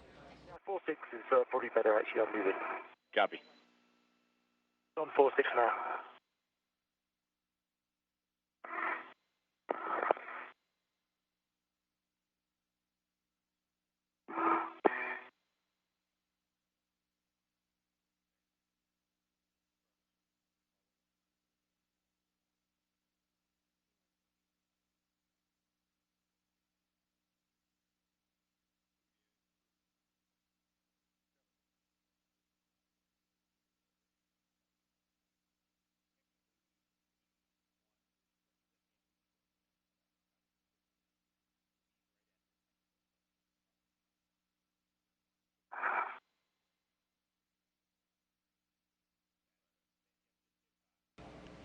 The two spacewalkers will be moving to other locations on the International Space Station to continue their work today on this, the first spacewalk of the year, and the 192nd spacewalk in support of station assembly and maintenance. The station is currently flying 250 statute miles above the Earth. As it's moving over the Southern Ocean, south of the coast of South Africa, a great view of the solar arrays on the Cygnus cargo ship, the orbital ATK Cygnus resupply ship that was launched from the Cape Canaveral Air Force Station in Florida atop an Atlas V rocket by United Launch Alliance back in December, which delivered several tons of cargo and logistics for the crew on board the International Space Station, and which will be loaded with trash and other items no longer needed aboard the complex. It will be robotically detached from the Earth-facing port of the Unity module of the International Space Station, where it currently resides, and will be released to be deorbited for a fiery reentry back into the Earth's atmosphere, where it will burn up harmlessly over the Pacific Ocean.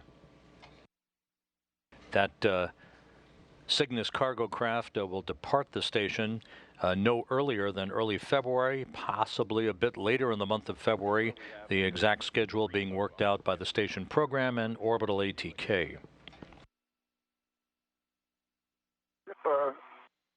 USP-1, Mater 4, thanks.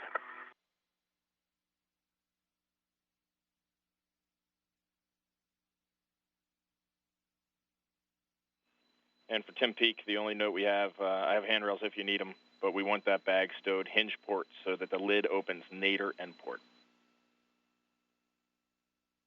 Great, thanks, Reed. I've got that down on a loud shook, so releasing from my BRT right now. Do you need the handrails for your stowage locations, or you got them? I wrote them on the straps.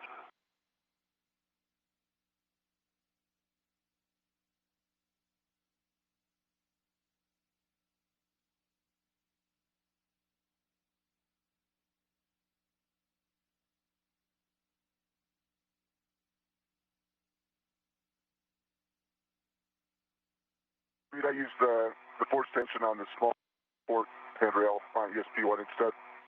Okay, that sounds good. Okay.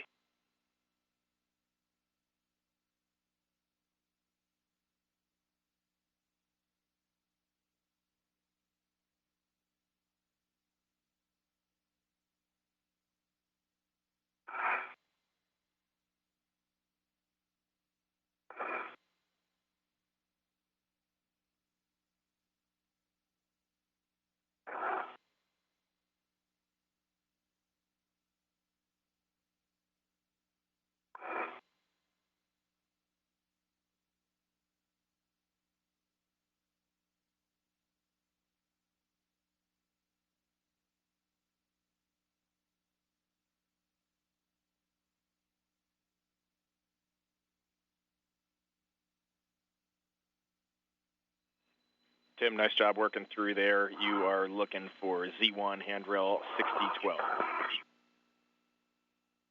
6012, thank you.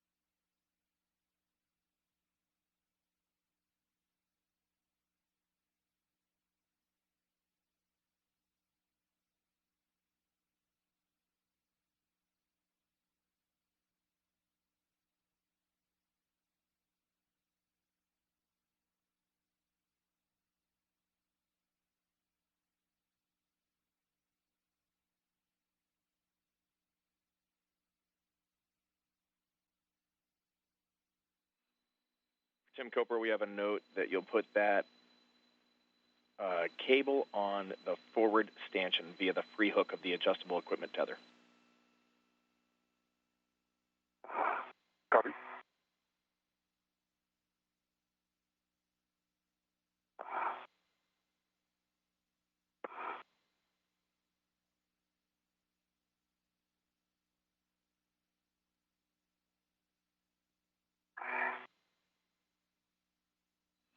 "30 seconds to a brief handover." Copy.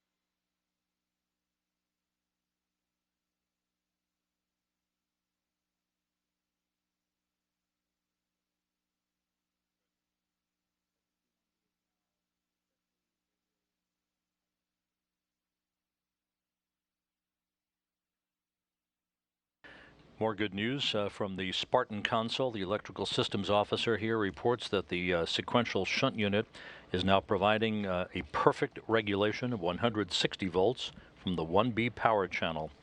That's what was expected from this spare unit, which was quickly installed to replace a failed unit just over an hour ago. So once again, the newly installed sequential shunt unit is active, up and running, in excellent health, providing the normal complement of voltage regulation from the 1B power channel. Actually, we're not going to have KU for quite some time, so if you could pick up on just a little more situational awareness calls for us, that'd be great. Okay. Okay. I believe I'm just sorting out this bag stowage at the moment. Okay, let us know what we can do to help. You guys are coming up on sunset. What we can do to help. Thanks, Reed. And Ethernet bundle is stowed. I'm on top of node 3, heading to the MTB. This is Mission Control Houston. The International Space Station is passing across the Southern Ocean, 250 miles above the Earth, moving from southwest to northeast, just to the southeast of the island of Madagascar.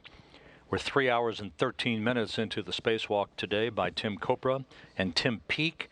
They have successfully replaced a failed voltage regulator unit on the starboard truss of the International Space Station and are pressing ahead with their next series of tasks: the reinstallation of a non-propulsive vent on the Tranquility module of the station. That will be Coper's task next. And for Tim Peake, the start of the stringing of more cables down the U.S. segment of the station that will ultimately accommodate the installation of a pair of international docking adapters that will be used for the arrival of U.S. commercial crew and U.S. commercial cargo vehicles in the years ahead.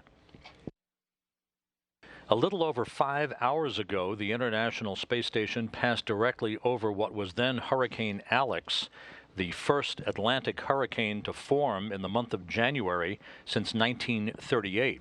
For those who hadn't joined us at the beginning of our broadcast today, here is a replay of a spectacular view of Alex as it churned just south of the Azores in the northeastern Atlantic Ocean.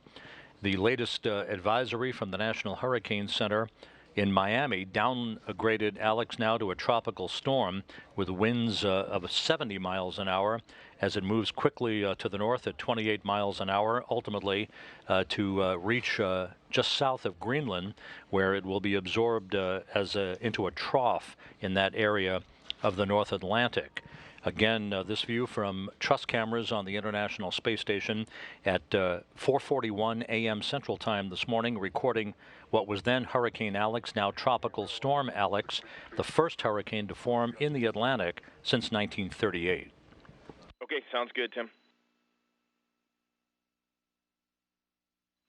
Once you get BRT'd and you have a minute, we are going to take a glove half CO2 from you. Okay, sure. Half is normal, CO2, no symptoms, and that flap looks the same. Otherwise, gloves are good. Great, thanks, Tim.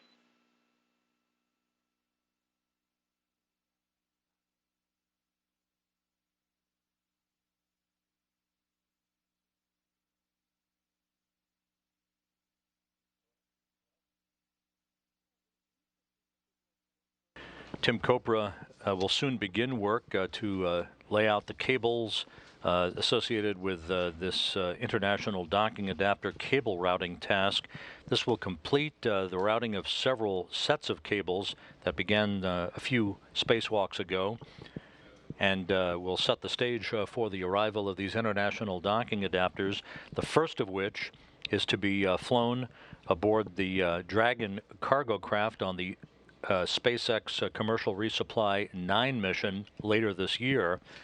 The last of these international docking adapters to be flown on a 2017 mission of Dragon to the International Space Station. As you see from this graphic, the first of the two IDAs, as they are known, which is numerically IDA 2, the first IDA was lost in the SpaceX accident back in June of last year. The second in the series of IDAs, or the first to be installed on the station, will be mated to pressurized mating adapter number 2 at the forward end of the Harmony module of the station. That's the port to which space shuttles used to dock to. This international docking adapter and a similar one to be attached to pressurized mating adapter number 3 at the space-facing side of the Harmony module will accommodate the arrival of U.S. commercial crew and cargo vehicles in the future. PMA-3, as it is known, is going to be relocated from the Tranquility module to the space-facing port of Harmony at a future date. To set the stage for that, one of the tasks that's on tap for Tim Kopra later today will be to release a series of cables in a preparatory task for the ultimate robotic relocation of that pressurized mating adapter to its future home on the space-facing side of Harmony.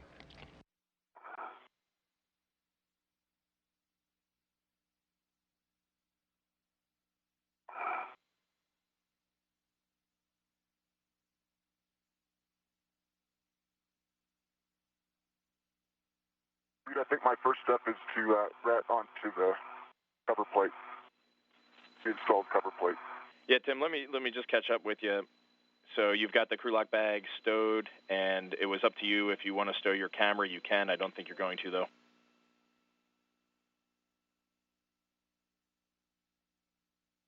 I have the crew lock bag at 0607 and 8. I'm BRT'd onto 0662. I've got A rat from the number 2 bag onto the plate. Okay, in that case, we're ready for you to do the socket swap. So you'll stow the 6-inch wobble on the socket caddy with a pull test and get the rad with the drop-proof tether adapter installed on your PGT. Sounds good.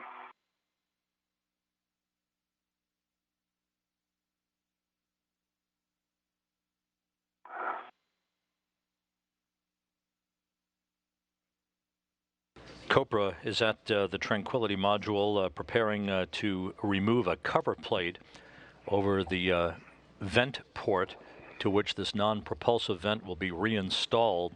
This vent was removed almost a year ago on February 25th last year during a spacewalk by Terry Virts and Butch Wilmore to prepare for the relocation of the permanent multi-purpose module in May of last year from the Earth-facing port of Unity, to which the Cygnus cargo craft is now attached, to the forward port of the Tranquility module.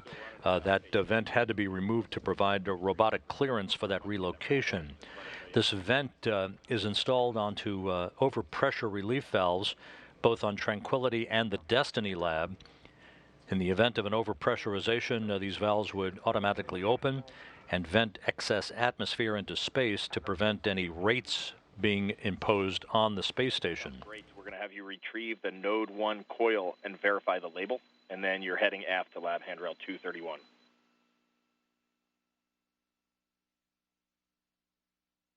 Copy.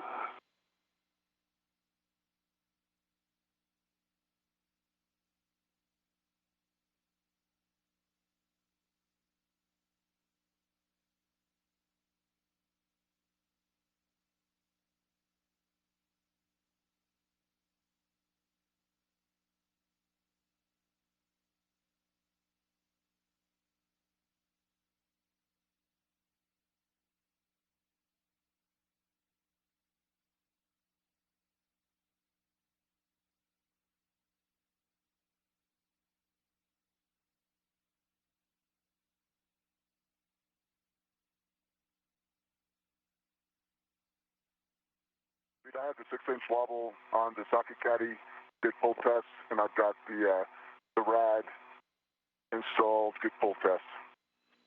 Okay, that's great news. When you're ready, I have PGT settings for the cover plate removal. All set. Alpha 3, counterclockwise 2.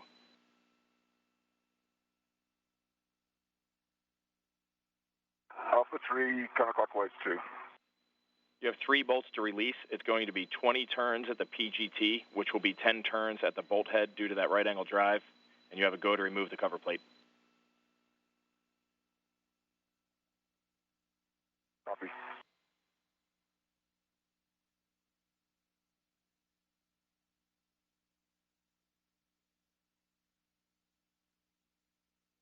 And say again, turns? We're expecting 20 turns at the PGT head, which will be 10 at the bolt. Okay. 20 at the PGT.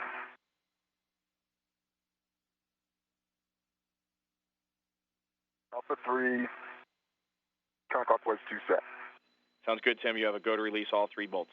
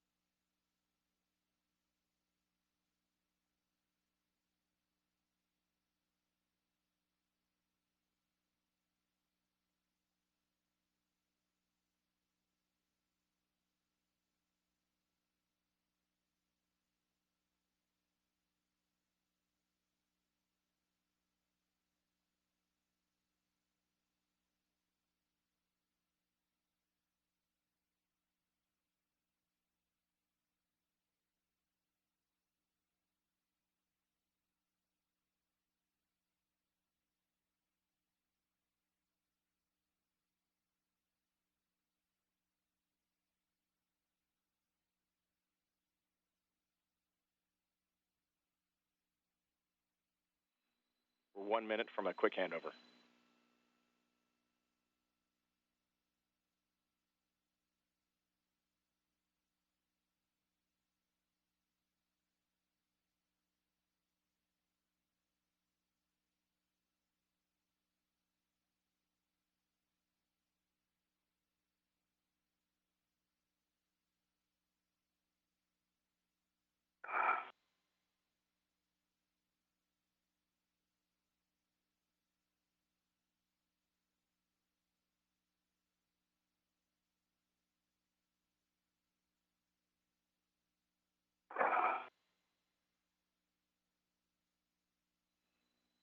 We're handing over, guys. I'll see you in 40 seconds.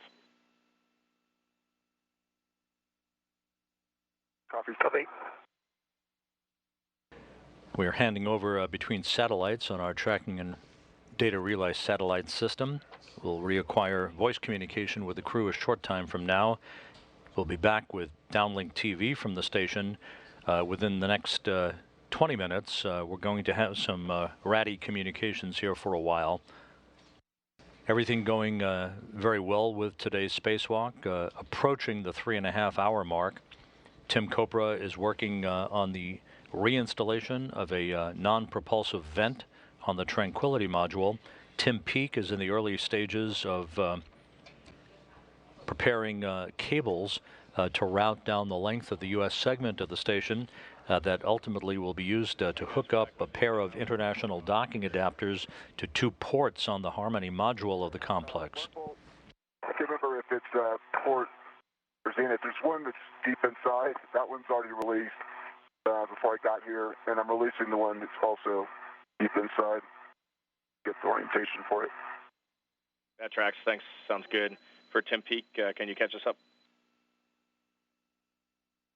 Sure. So I've got the Node 1 cable, and I've just put a wire tie on lab 023.1 forward, and I've temp stowed the MDM coil, and so I'm going to now pick up J605 J2 Max J605. All right, that's great news. We have a caution to avoid contact with Cygnus thrusters and the CBM pedals while you're back in this area, and then you'll be heading back to mate the P605 J605 connection on Node 1. What about that?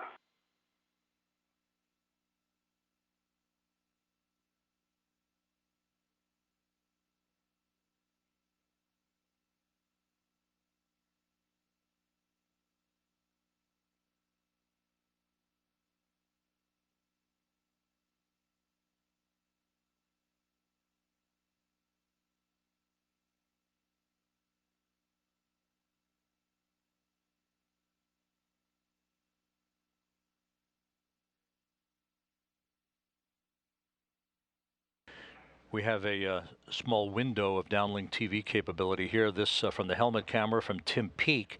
You can see this coil of cables, which will stretch about 91 feet down the segment of the station. 3 different legs to be attached at various points on the Harmony module.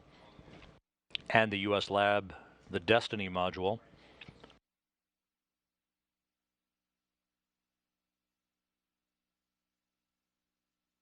One of the attachments, one of the legs of the attachments, is known by the acronym of EPIC MDM. EPIC stands for Enhanced Processor and Integrated Communications. This is a new series of processor cards that are being prepared for installation in a multiplexer demultiplexer, which is a computer relay box on the truss of the station in the future. This will enhance and speed up the relay of commanding to various systems on the International Space Station. There are 2 primary multiplexer-demultiplexer systems on the truss that control critical vehicle functions. And again, part of the cabling that Tim Peake is involved in splits off into 3 different directions, with the EPIC MDM cabling as part of that connection task that he is in the early stages of conducting. Now 3 hours, 28 minutes into the spacewalk today. Okay. So I'll that seal off with the scraper. All right, sounds good.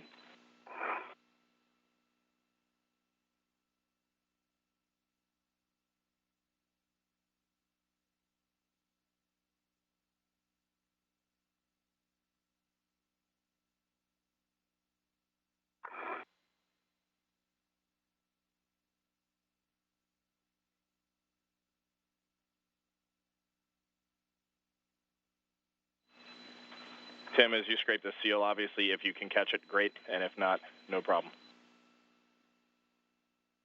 Okay, I'll try to get it.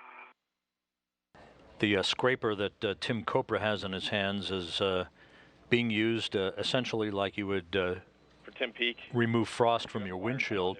It's designed to scrape seals off of the installation point for the reinstallation of this non-propulsive vent on the Tranquility module. Oh, copy that. And Reed, I'm now at the J605 on node 1, clear of signal stressors with the BRT down, so I'm ready to do the electrical connection.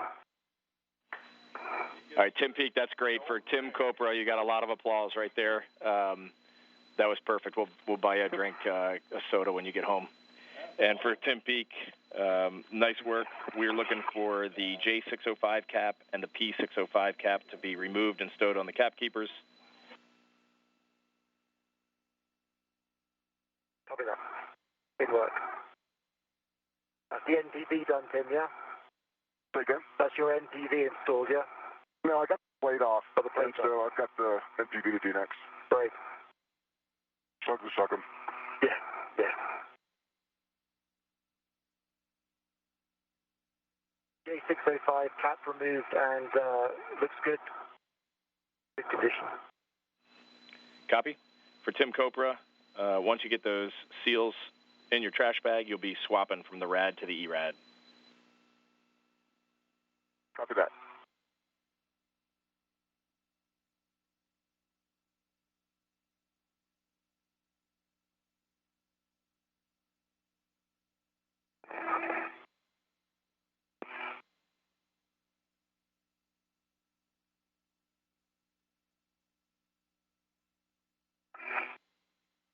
P605 connectors removed. Good pins, no fog, good EMI band, and ready to mate.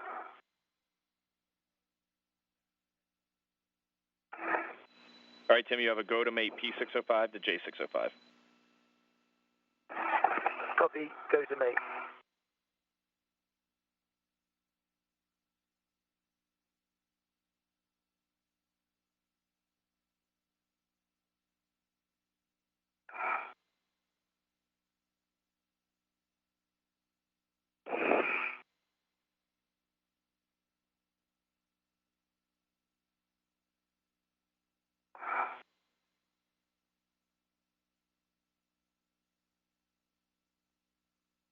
That's a good mate, over center, P605, J605. That sounds great, Tim. Next up, you'll be routing the white-green cable in the existing long wire tie on lab handrail 218. Copy.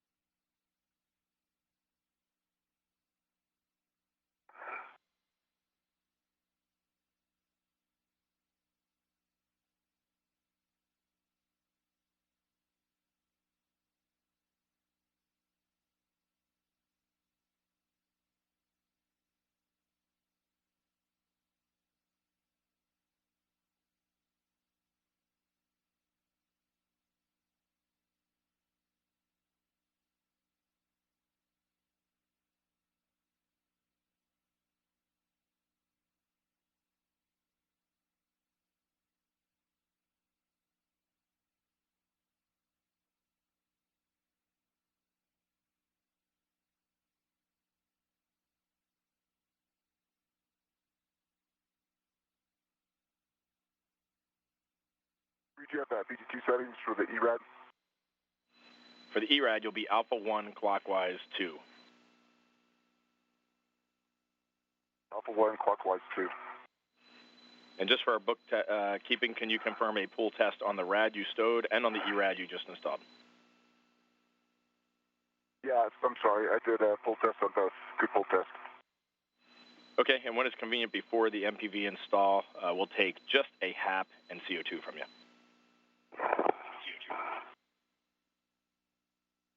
Normal and no CO2 symptoms. Sounds great. Thank you.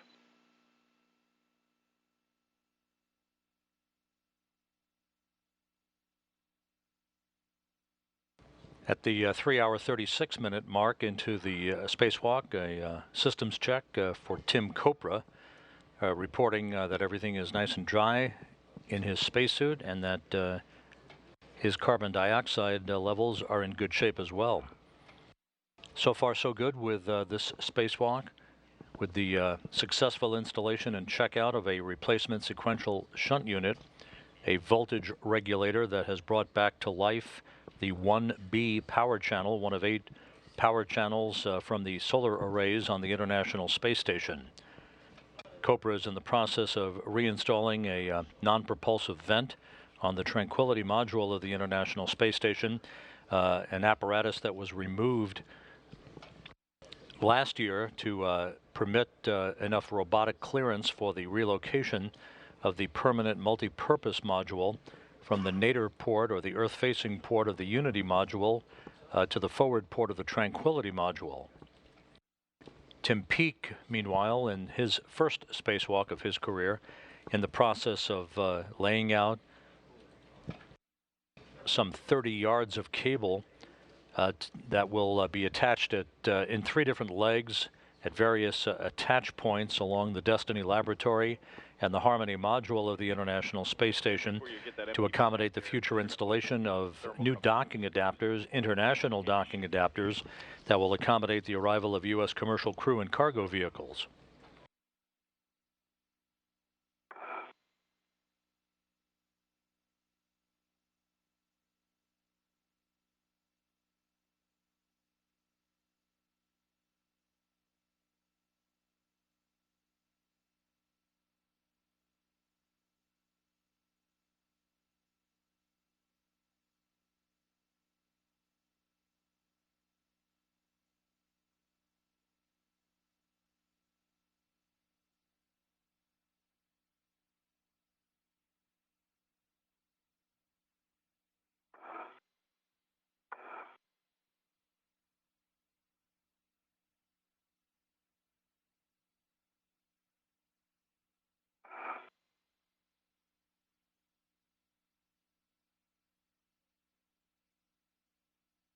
Reed, I picked up the Epic MDM coil, so I'm now heading up the lab.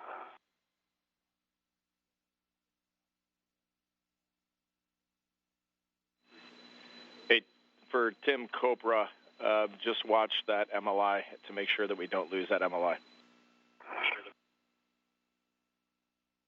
Copy.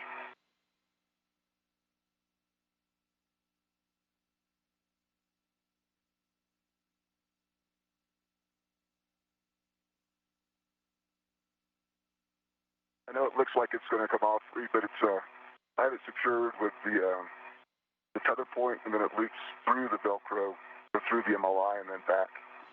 You guys are happy? Okay, yeah, we're happy with that, and we just lost KU for a little bit, so you're good to go. And for Tim Peake, I think you just said that you had completed the Z1 handrail 6011 and Epic MDM coil retrieval. That's correct. Okay, we have the path here. Let us know if you need some help as you go. Just next handrail, please, on the lab. Your first is to route that MDM coil across lab handrail 230 aft. Copy 230 aft.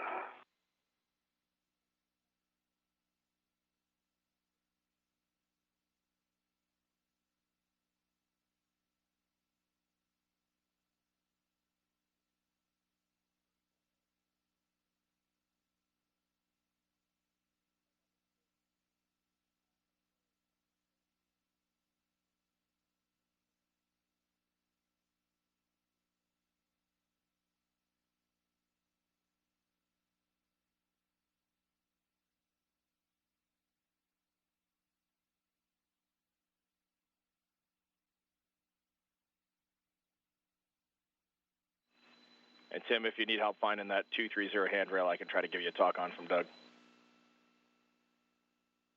I'm good, Reed. I've just done 230, thanks.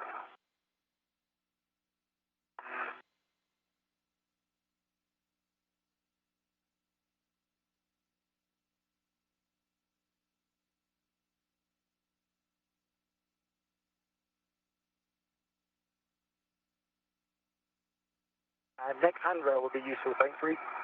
Okay, now you're going zenith to 229. You're kind of climbing the ladder through that little gap you got. Great, thank you.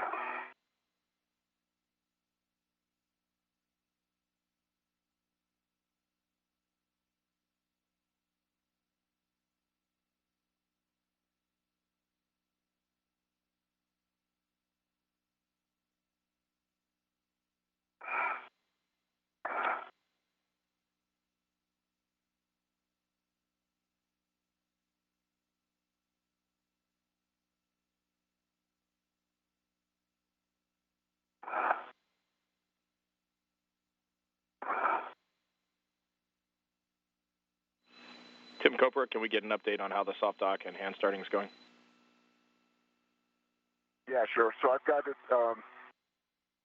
not really soft dock. I don't think there is a soft dock, but I have the two guide pins in. I hand started the two bolts that are closest to me. And just to verify, this only goes in one way, right?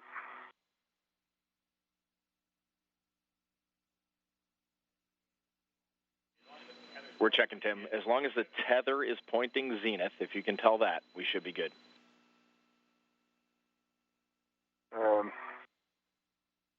No, actually the tether is pointed at nadir.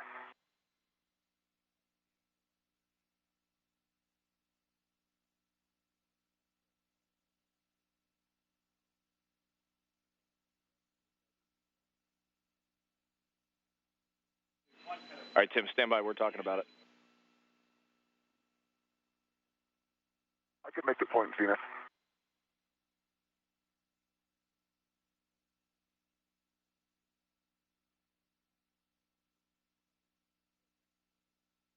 It's now zenith.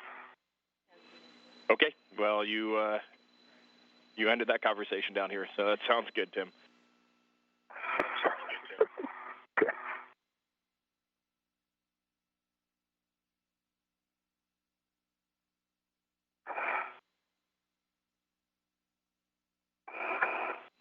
We are still without KU. Tim Peake, how's the cable routing going? Okay, I'm just having a bit of trouble squeezing between the SD2 and the lab.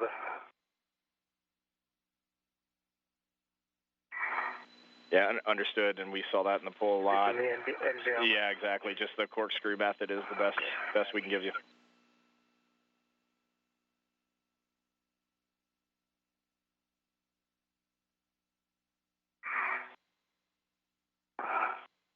And Reed, I'm sorry, can I get the APF or the GT settings again? Tim, you're looking for alpha 1, clockwise 2. Alpha 1, clockwise 2.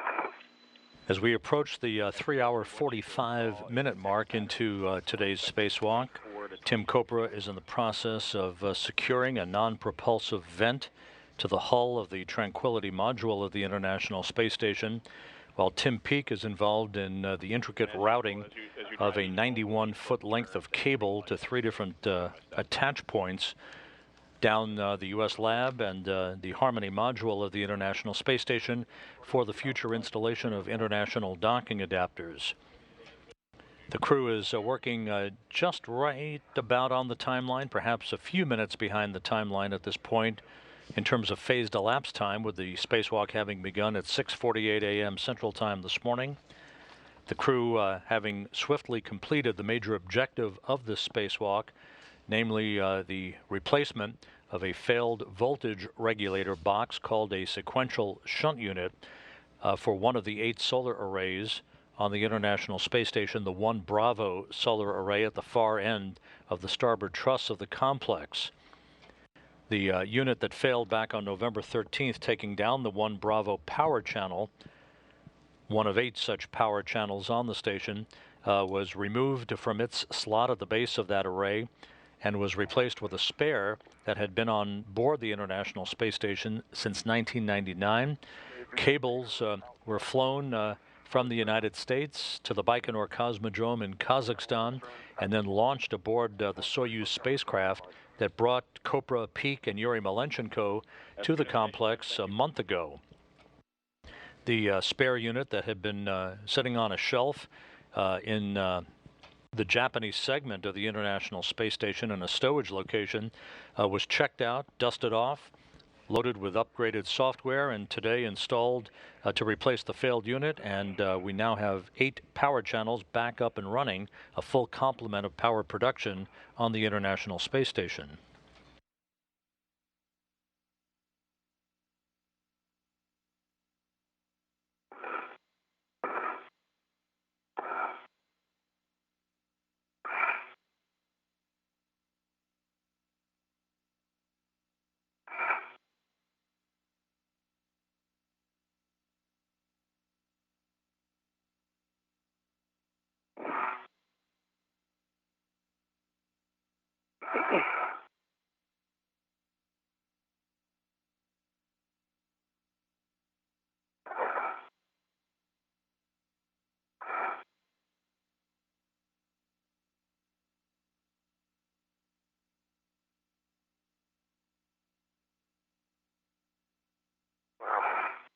Okay, I'm through the gap read.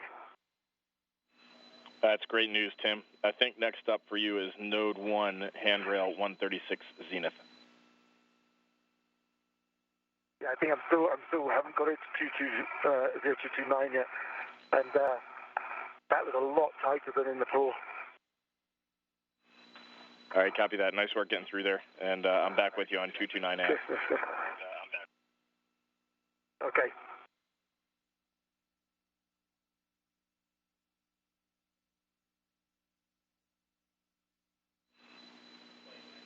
Tim, how's the MPV install going? I saw we got KU back here for just a minute.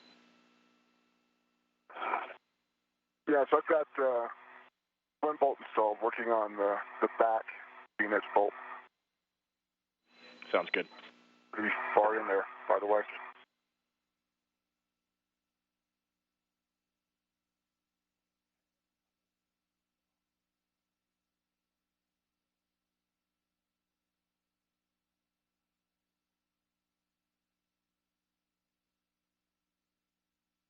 Tim Kopra continuing his work to secure this non-propulsive vent on the hull of the Tranquility module.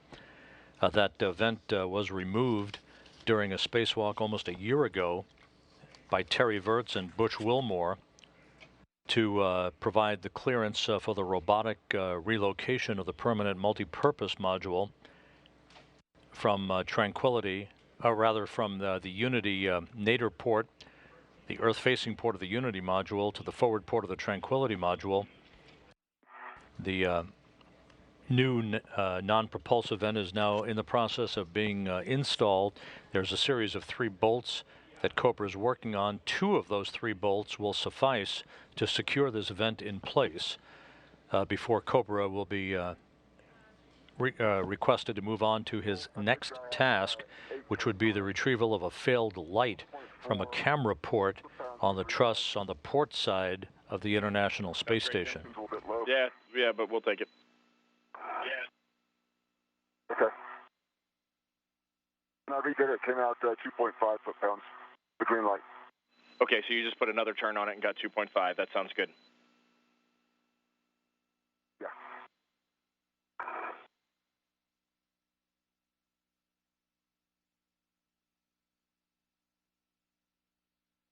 I know read handrail 0229 has been wirefed.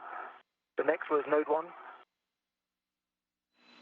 Yes, that is correct. You're going a little bit zenith and then aft to Node 1, handrail 136. Copy 136, thanks.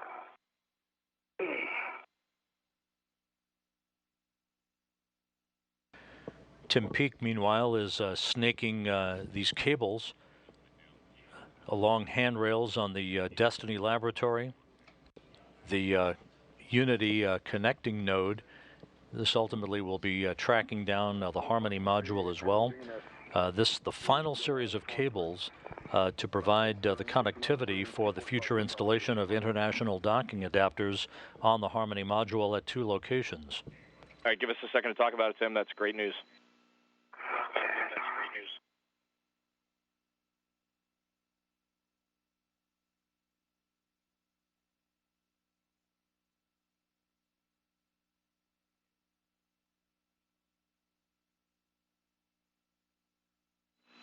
Just hang out for another second, Tim. We're making sure we got thumbs up all around.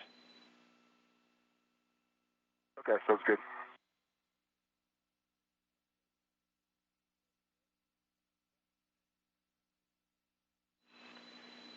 Tim, nice job all the way around. We got a thumbs up, so you can now close the MPV thermal cover and work the ERAD swap back to your 6-inch wobble with full tests. I'll do that, thanks.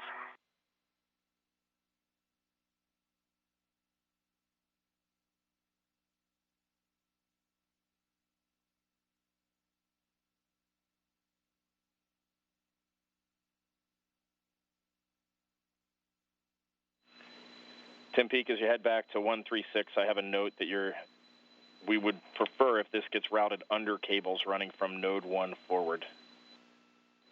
And that's more as you go over.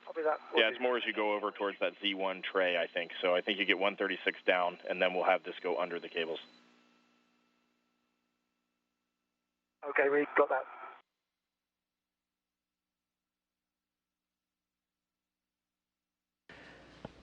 The spacewalk officer here in Mission Control, Paul Dumm, now confirms that the non-propulsive vent has been installed on the Tranquility module. That task complete at 10:40 a.m. Central Time at the 3-hour, 52-minute mark into the spacewalk.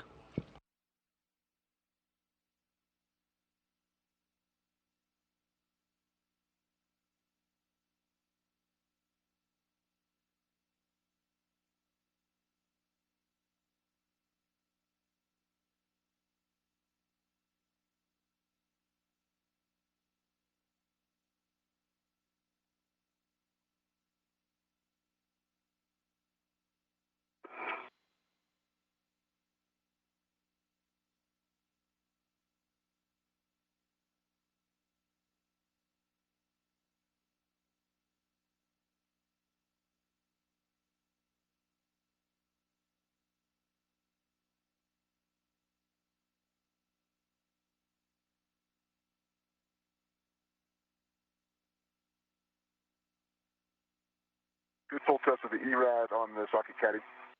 Copy.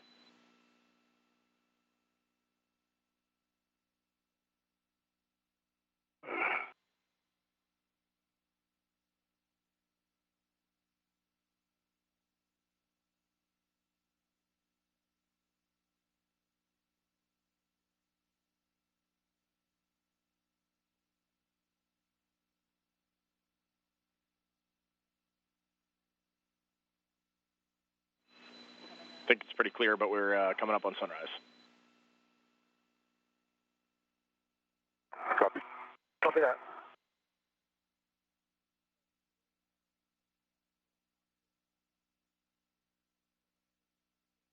Good full test on the 6-inch wobble on the PGT.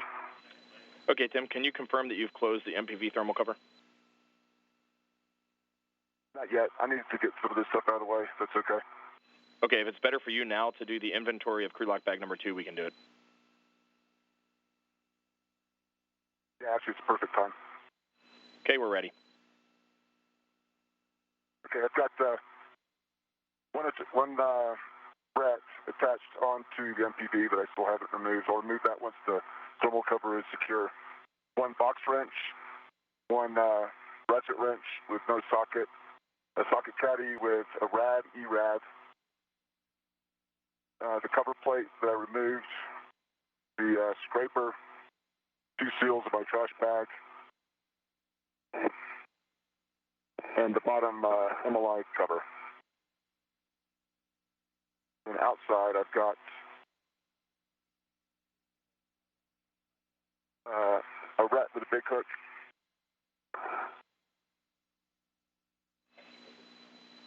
Okay, Tim, that all sounds great. And an adjustable. That all sounds perfect. Okay.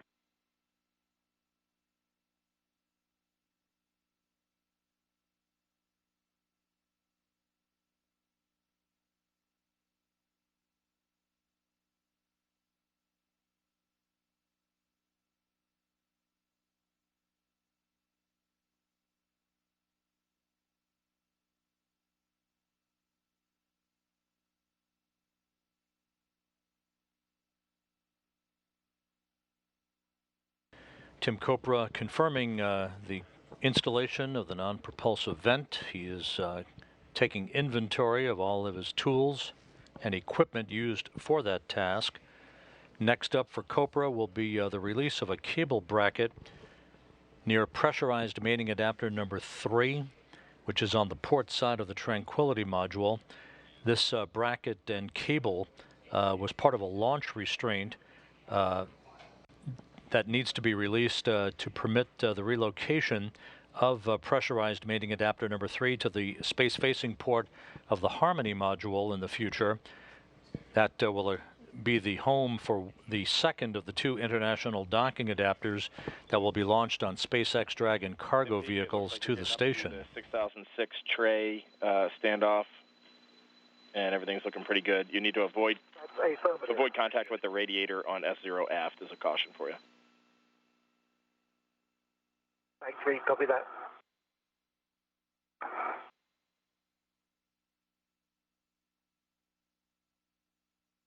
And this view from Tim Peake's helmet camera as he continues the very methodical work to route this length of cable along both the Destiny laboratory, ultimately down the Harmony module, so that it can be tied off and await the arrival of the international docking adapters. Sure, I'll just put a third twist in here and I'll give you a WVS. Everybody likes that? Very well. The cable routing under.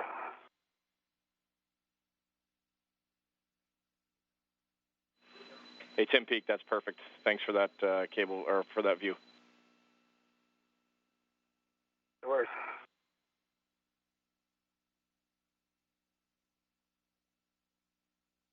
The International Space Station is currently flying 250 miles above the Earth, moving from northwest to southeast across the northeastern Pacific Ocean, about to cross the west coast of the United States directly over San Francisco.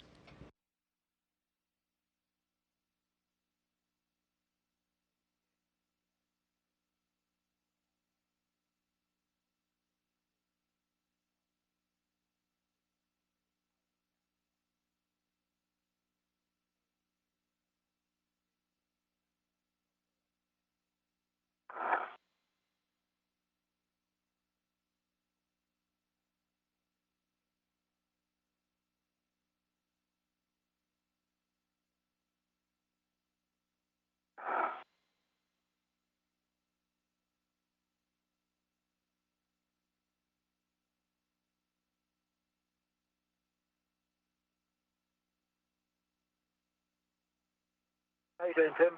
Good. I'm done with the bolts on the MPV and installing the thermal cover. How about yourself? Just in the rat's nest on 6010. Copy that. For Tim Peake, I have a little note here to watch out for the IAPFR elbow, which is kind of right around the corner there. Great, thanks. I see on my left shoulder. Thank you.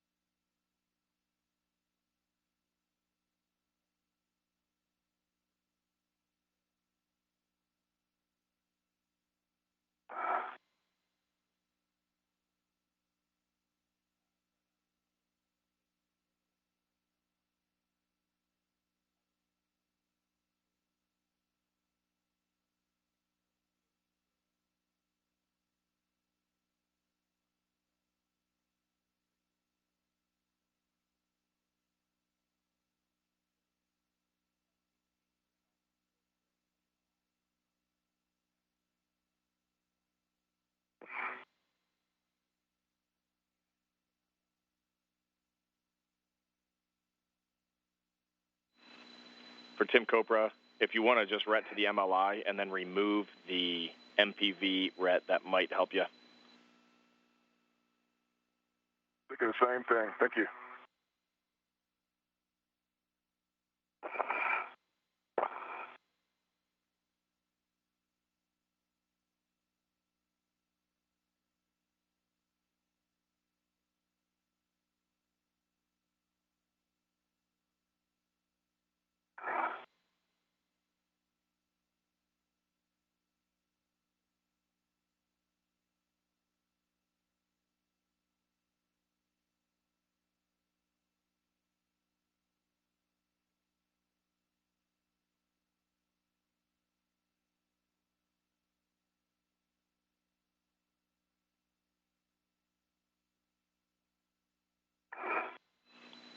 For Tim Peake, you'll be stowing that P5J5 wire tie on Z1 handrail 6011, which is, I think, where you are.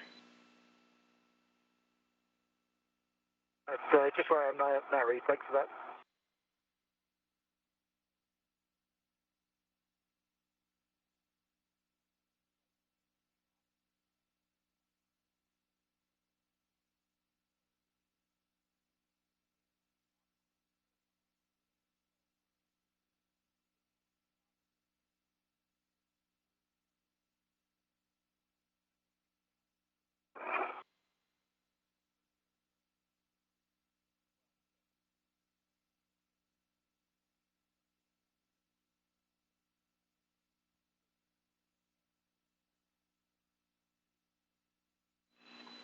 Tim, the hinge on that MLI should be opposite the tether point.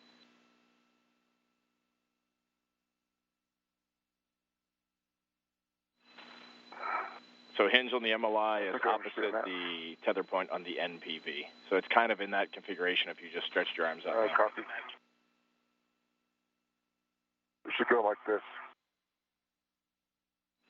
Yes, that's correct. The trick is the reach to get that loop around it. Turns out there's not a whole lot of reach.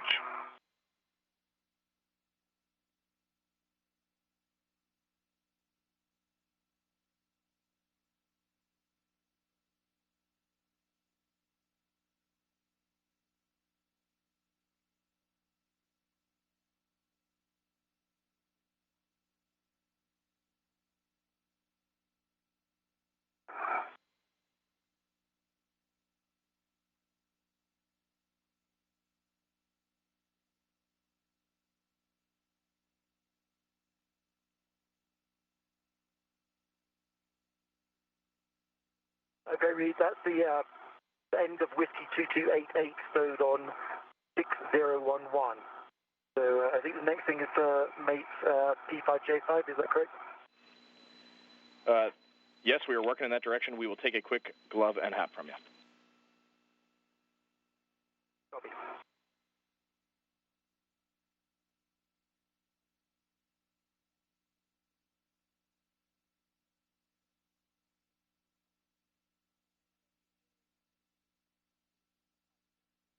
And gloves are in good condition, hat is nominal, baseline.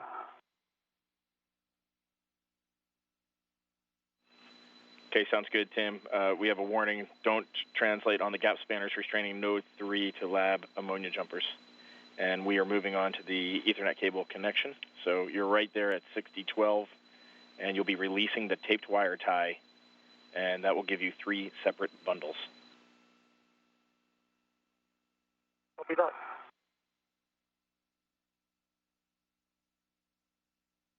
Four hours, 5 minutes into today's spacewalk, Tim Peake, and this the first excursion for him outside of the Quest airlock, making very efficient time as he works through this rather complex stringing of the cables down the length of the modules of the International Space Station to accommodate the future installation of international docking adapters.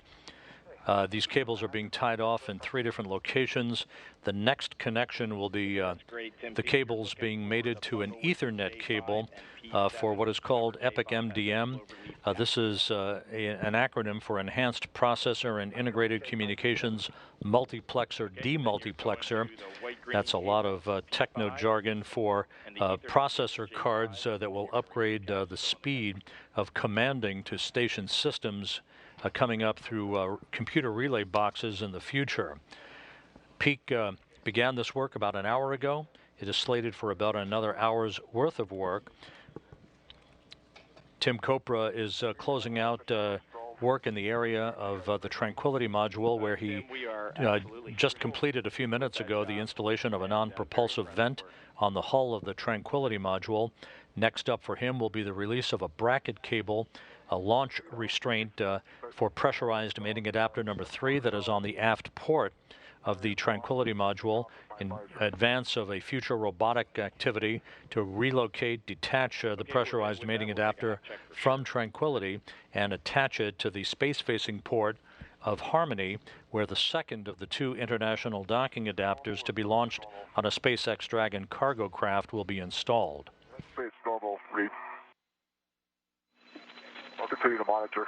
Okay. Yeah, why don't you just hold right there? Let's talk this out for a second down here. All right, sounds good.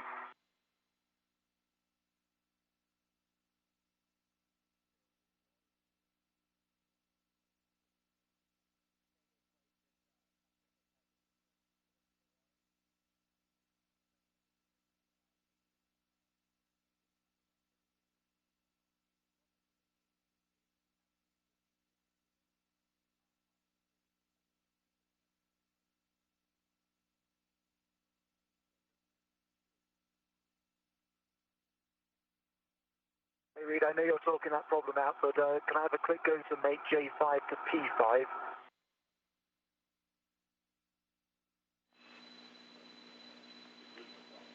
Yes, Tim, you are going to, we need to hear the no FOD, bent pins, good EMI, and then you have a go for P5 of white-green and J5 of the Ethernet cable.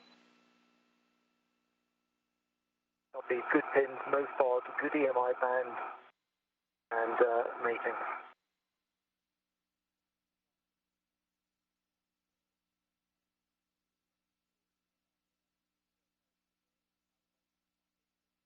That's a good mate of P5 Whiskey 2288 to J5 over center. Okay, Tim, we're going to have you hold right there. Just let us talk some stuff out here for a second. You know where you're going next, but just hold there. Copy that, hold it.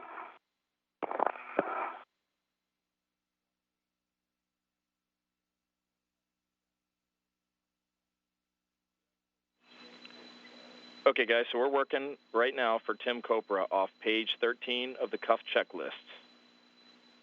We know it's a small amount of water. Going to 13. Yep, and I can just read you the steps right now, Tim.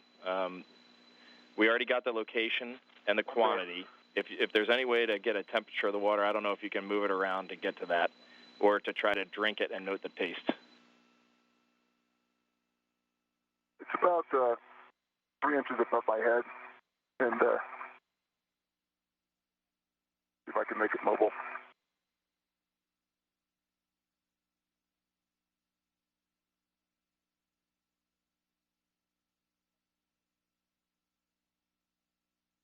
Tim Kopra reporting a small amount of water inside the helmet of his extravehicular mobility unit. The next little line there is if the DIDB is a confirmed source.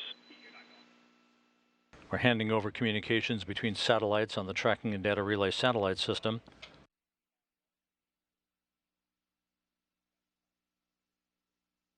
About a half-inch line that I was able to get in front of me, and the water's cold.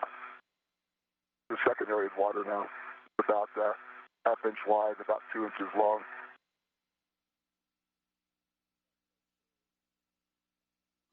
Okay, guys, stand by just for a second.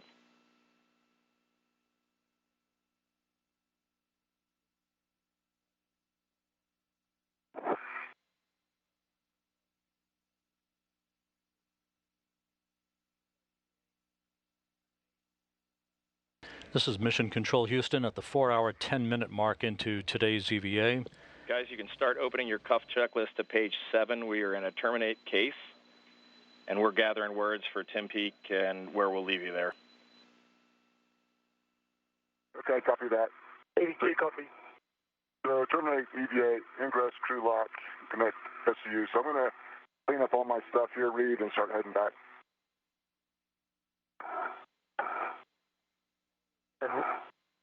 Okay, for Tim, Worksite's in a good condition. for Tim Copra, we want you to get your crew lock bag on your BRT and start heading back towards the airlock.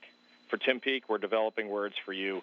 For the most part, it's going to be tying down the bundle you have, giving us a good handrail location of what's going on.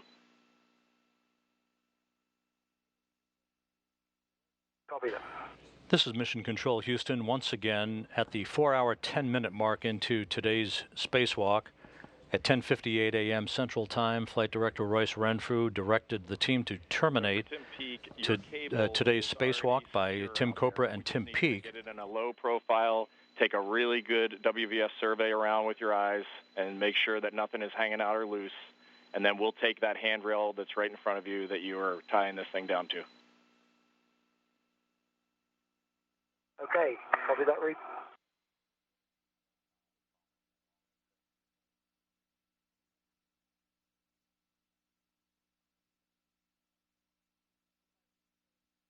The decision to terminate today's EVA by Copra and Peake was made after Copra reported a small amount of water and a small feeling of dampness around his helmet absorption pad, which was installed on all spacewalkers outside of the U.S. segment of the International Space Station following an incident back in July of 2013. On July 16th, 2013, when Chris Cassidy, who's now the chief of the astronaut office, and Luca Parmitano were conducting a spacewalk. It was terminated in that case at the 1-hour, 32-minute mark after Parmitano reported an unexplained buildup of water inside his helmet that was later traced to cooling loop chemistry issues. And we do need to retrieve that bag, or at a minimum, the PEGT out of that bag. Once again, today's spacewalk is being terminated because of a report by Tim Copra of a small amount of water that he detected in his helmet, with the major objective of this spacewalk having long been accomplished, the replacement of the sequential shunt unit.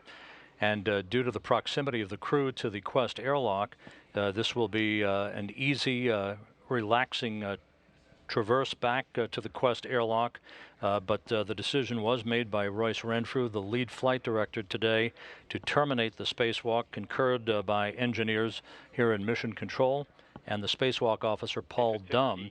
Tim Peake will tie off the bundle of cables where he is on the U.S. segment of the International Space Station that he was in the process of laying out to set the stage for the installation of international docking adapters in the future. That task can be picked up and easily completed on a future spacewalk.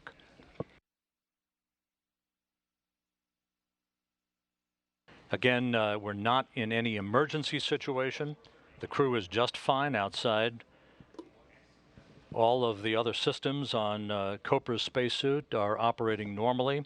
Earlier in the spacewalk, a sensor reading was slightly off nominal on a carbon dioxide reading attributed to a bad sensor on Copra's suit. That in of itself not enough to terminate a spacewalk, but in this case, with the presence of some water in Copra's helmet, the prudent course of action, playing it safe, is the decision by Royce Renfrew, the flight director, to terminate today's spacewalk, bring the crew back inside, with their major objective having been completed a couple of hours ago, that being the successful replacement of the voltage regulator unit on the starboard truss of the International Space Station. Trying to get oriented here, Tim.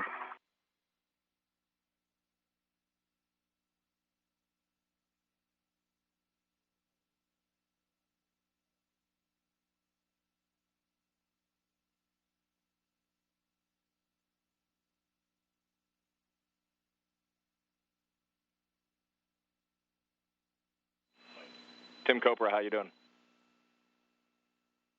I'm doing well, thanks. I'm at the forward starboard side of node 3. I see Tim Peake. What I said? Yeah, just above you. Sorry, where are you? Yeah, that's it. Twist that way. There we go. Yeah, if you lift up your gold visor, you're going to be looking into the sun. It's like a film of water right now. Can you see it? Yeah, I see it. It's a film of water. That's good. Yeah. I mean, it's less than a golf ball, definitely. Okay, we're happy with that, guys. We want Tim Copra to continue moving back towards the CETA spur, so grab your green hook on the way back for Tim Copra. We will have you get to the end of the CETA spur and just put a local down. That way we can get Tim Peake back to the airlock underneath and have good safety tether clearance. How's that sound to both of you guys? The CETA cart. This is Mission Control Houston. Just to repeat, the decision was made a few minutes ago by Flight Director Royce Renfrew, who's standing here in this view of the Flight Director's console here in Mission Control. Renfrew heard the report. I'm going to want you to make the decision here. We have Tim Peake is going to go get Ida Bag Alpha because it has a PGT in it. If your situation deteriorates, let us know, and we will just have him grab the PGT and start heading back. It may have progressed a little bit, or it could have just worked its way down, but so far I'm okay in terms of the water level. Again, Copra reported a small water bubble in his helmet, and based on where we're at with today's spacewalk and the major objective of the replacement of the voltage regulator on the starboard truss having been completed to restore full power capability to the station, the decision was made by Royce Renfrew to terminate the spacewalk, bring the crew back inside, and call it a day. The crew is not in any danger. There's no emergency at hand here, but the precautions in place in the wake of an incident back in July of 2013 when European Space Agency astronaut Luca Parmitano developed a rather significant flow of water in his helmet during a spacewalk with Chris Cassidy. The rules are in place and are very explicit to terminate a spacewalk in the event of the presence of water inside a crew member's helmet. The crew is in the process of taking inventory, wrapping up the collection of all of their tools. Tim Peake is tying down the length of cable that he had been working on to string down the length of the U.S. segment of the station in order to put a pause point. Okay, we copy that, Tim. And Reed, I'm going to have trouble. In the work that he had been doing to lay the cabling out for the future installation of international docking adapters. Okay, Tim. We're talking about options, Tim. Just, for right now, just take your time and try to work it down there, and we'll work it.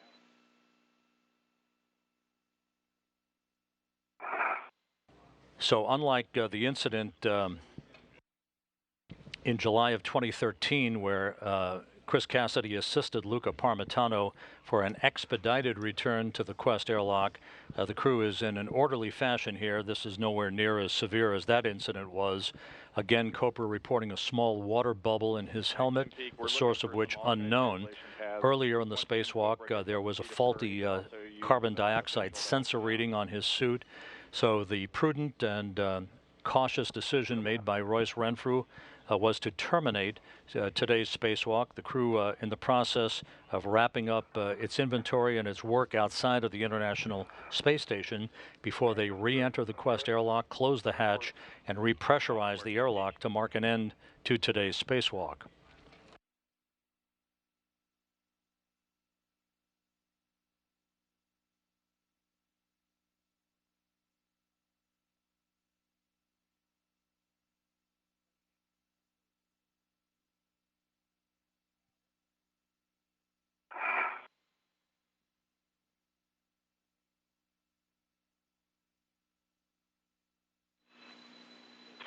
I've got my green hook and heading back. Okay, we copy that, Tim Copra. Can you just give us a quick status update?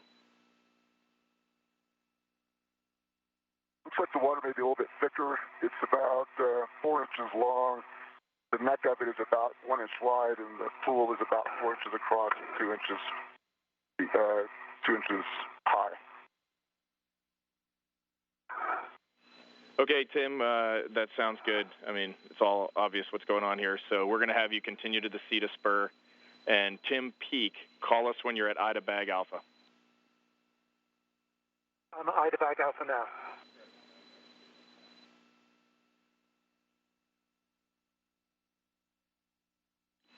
Okay, for Tim Peake, we just want you to get the PGT out of that bag. You can leave the bag as it is. Copy. And if it's easy to grab one strap and close the lid of that bag, do it. If not, just leave it as it is. Copy.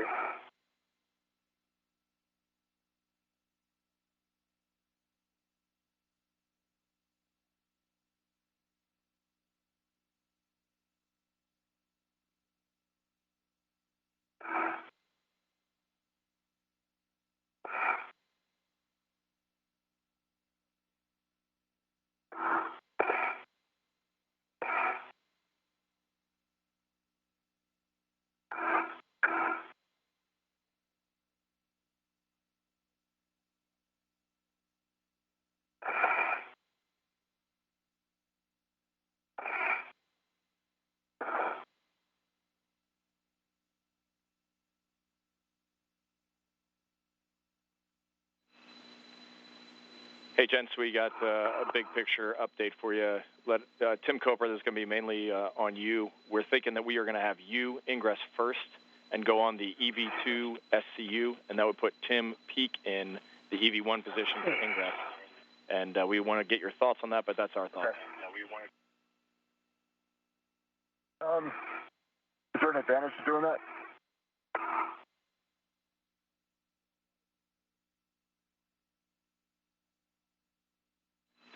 Maybe we assess once we get there and see how much water there is. Okay. But it's no call. Okay. The main advantage is that Tim Peake will be operating the hatch. That's our main advantage, just in case you get overly saturated there. Okay.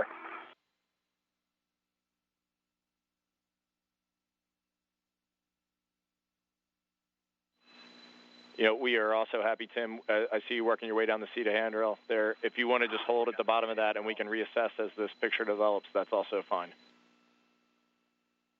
That sounds good. When you drop your waist tether, just give us a call with the handrail that you put it on, please. Okay. Their advantage is I can get you out of the airlock first, or quicker. Yeah, thanks, Scott. That makes sense.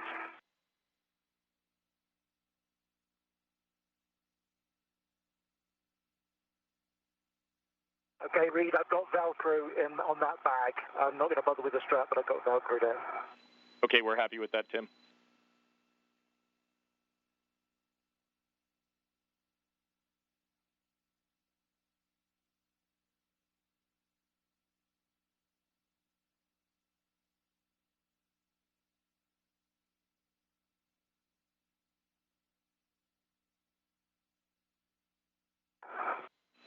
And Tim Peake, just to verify, we are happy with that config, and we like your direction here, heading back to the airlock. Copy that, heading back to the airlock. All right, for Tim Copra, we have a decision here to make of whether you go in first or you go in second. We'll use your advice and Scott's advice. I'll go in first. Okay, so we see you working towards the crew lock now, so you are go to ingress. Okay, I mean, I can help with bags unless the water develops, but we still have the 1-3 bag out here, and I have the 2 bag. But it's your call.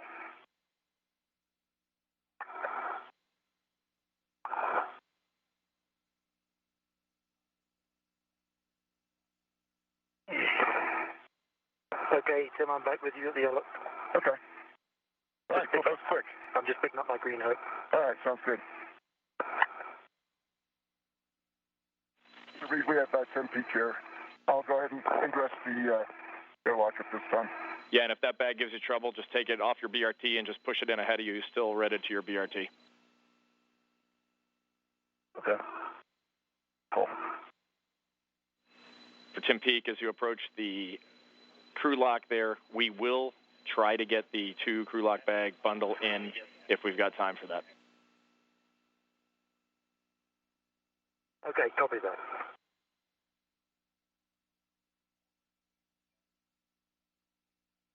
The 2 crew lock bundle. Not the one with the torque wrench then? Yeah, that's the one. Oh, that one, yeah. Down there, okay, I'll pick that up. Okay, sounds good.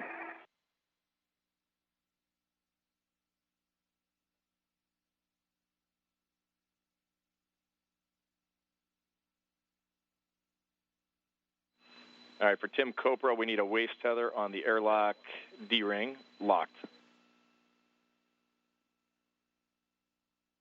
To the airlock D-ring or to the waist tether? Either way, as long as we got a good load path. Copy that.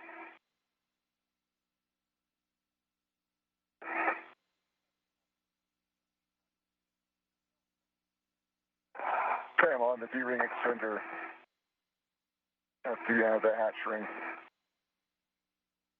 Then if you want to pass me the big hook, I can secure the 1-3 bag inside. Sure, just getting a BRT rec onto it now. Sounds good. And Tim Copra, we need a verification that you're locked black on black. Sorry about that.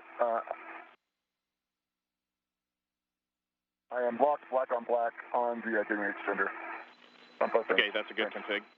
This is Mission Control Houston, 4 hours, 27 minutes, 44 seconds into today's spacewalk. Just to recap, Flight Director Royce Renfrew, about 17 minutes ago, directed that today's spacewalk by Tim Copra and Tim Peake be terminated. This coming after Copra reported a small water bubble having formed inside his helmet. Under very conservative flight rules, and with the major accomplishment of this spacewalk having been successfully tackled, that being the replacement of a failed voltage regulator on the starboard truss of the station, the decision was made to bring the crew back inside. They're in the process of making their way back to the Quest airlock in an orderly fashion. The crew is not in any danger whatsoever, but the decision was made, playing it safe, to bring the crew back inside and to get them in a safe configuration, get their helmets off, and take the requisite photos that are needed, both of the spacesuit and all of the associated equipment. Tim Copra earlier in the spacewalk reported a higher than normal carbon dioxide reading, which was later traced to a faulty sensor in the suit. Load alleviating strap. The suit had been performing normally otherwise until he reported a small amount of water in the suit. He first reported that at 10:56 a.m. Central Time. Again, a small water bubble having formed in his helmet. He was able to sample the water and said it was cold, and that was indicative of water coming from a cooling loop, apparently, in the suit. We are going to be pressing into a normal repressurization of the Quest airlock. No other extenuating tasks to be undertaken, no extenuating work to be done to get the crew back inside safely. But the decision was made about 20 minutes ago to terminate the spacewalk early, with the major accomplishment having been completed, that being the replacement of the failed sequential shunt unit on the starboard truss of the International Space Station.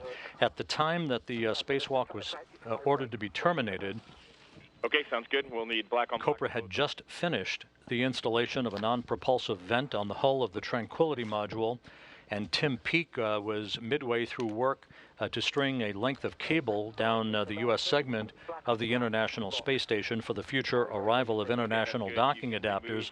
That work can be picked up at a later date on a future spacewalk with no impact to other station operations. Tim Copra, how are you doing? I'm doing good. The pool of water that's not too deep in the center, and I'm secure inside. Okay, great. We have Scott ready and Sergey to help, and we got towels ready. And we are still pressing with a nominal repress if you want to grab the cue card. Copy. Tim Peake is ready for ingress. Go ahead, Tim.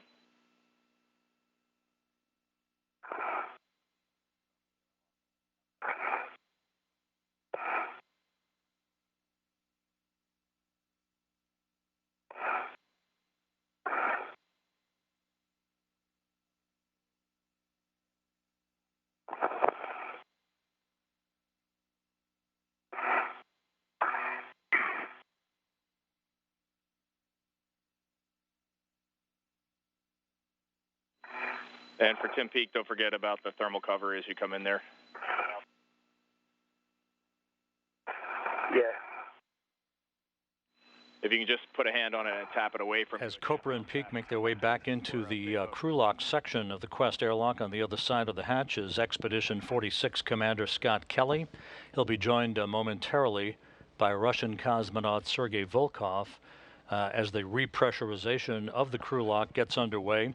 At the point of the start of the repressurization, that will mark the official end of the spacewalk, although additional work obviously will be required to open the hatch, get the crew back on side, have them doff their helmets, and take detailed photographs of Tim Copra's suit in particular to see what may be at work here that generated a small water bubble in his helmet within the last half hour that resulted in a decision by Flight Director Royce Renfrew to terminate today's spacewalk. Put your feet down if you can. Your feet, your knees, Tim. Say again? Your feet, your knees. I need them. That's right. These highly conservative procedures and flight rules were put into place after a spacewalk on July 16th, 2013 by Chris Cassidy and European Space Agency astronaut Luca Parmitano. That spacewalk was terminated after just an hour due to a buildup of water inside the helmet of Parmitano. That was a more severe situation where the helmet was quickly filling up with water. In this case, with Tim Copra, there's no immediate concern at all, and was not at the time that he reported the small water bubble inside the helmet. In this case, he just radioed down just a few minutes ago that he was not noticing any increase in the water, but the fact that a small water bubble had formed in the helmet under these conservative flight rules was enough for Flight Director Royce Renfrew to order the EVA terminated early, with the major accomplishment of the spacewalk having been completed.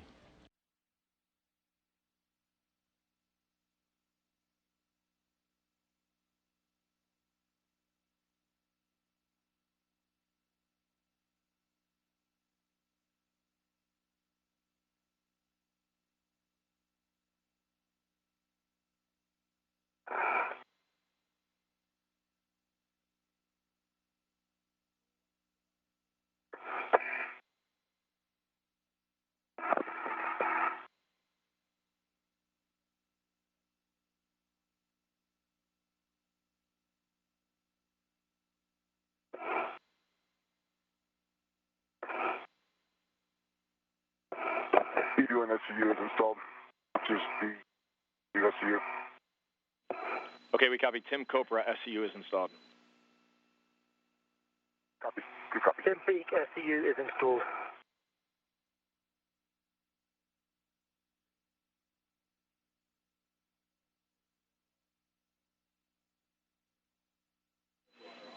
For Tim Peake, if you can go to 8 to max cold, that'd be great. For both of you, we are ready for water switch to off, and you will get an H2O is off message. Oh. OFF, right? Okay, coming in sequence. EV1, water off. EV2, water off. Okay, copy. Tim Peake, we are not going to close the hatch until water has been off for 2 minutes, and then we will obviously verify the outer hatch is clear of hardware when you go to close. So we have a 2-minute timer now. Copy.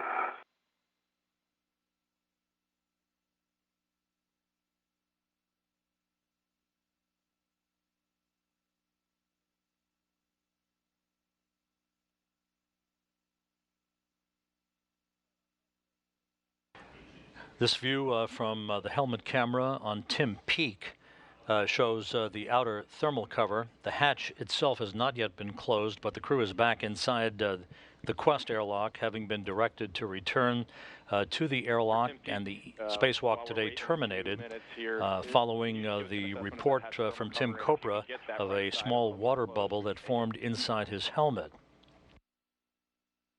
Okay. The crew is in no danger, although the flight rules call for an expedited return to the airlock. Again, the crew in no danger whatsoever as we stand by for the closing of this thermal cover and the hatch that will precede the start of the repressurization of Quest. Once the airlock has been repressurized to 14.7 pounds per square inch of pressure, okay, that's then Scott Kelly, who is joined now inside the equipment lock section by Russian cosmonauts Yuri Malenchenko with his back to the camera, and Mikhail Kornienko, Kelly's fellow year-long crew member aboard the complex. That hatch will be open to permit them to assist Copra and Peake back inside the equipment lock, where they will take their respective locations on either side of the wall of the equipment lock to be assisted in doffing their helmets. And for the crew to take detailed photos of their helmets and gloves. Go to close the hatch. Copy.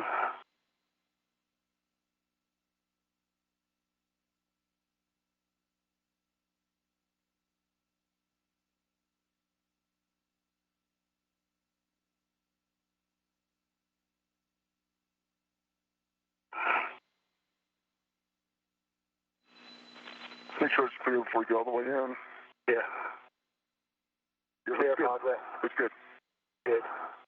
And latching. Nice work. Nice work. Tim Copra, how's it going over there? It's going good, Reed. Same size water. I think the half has water in it in the very top.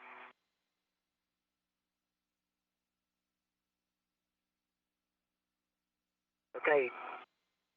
The hatch handle's in the unlocked position, and I've moved it fully latched.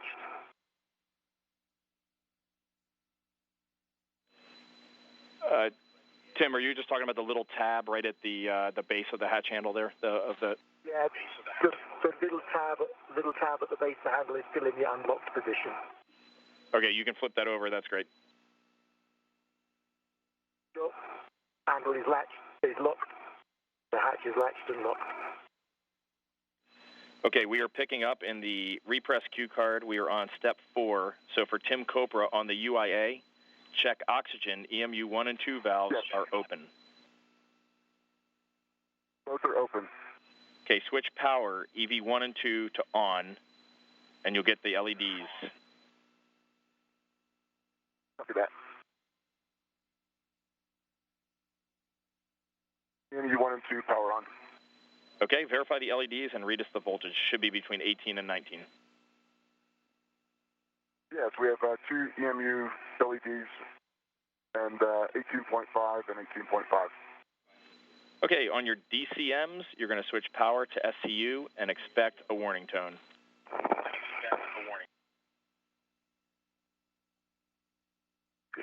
SCU for EV1.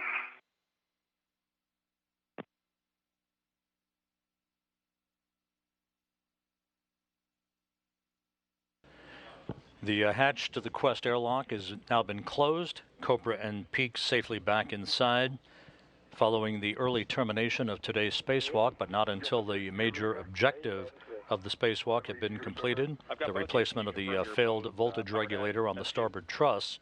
We're standing by for the start of the repressurization of Quest that will mark the official end of today's spacewalk. Okay, great. We're rolling into crew lock repress. On the DCM, take your O2 actuator to press.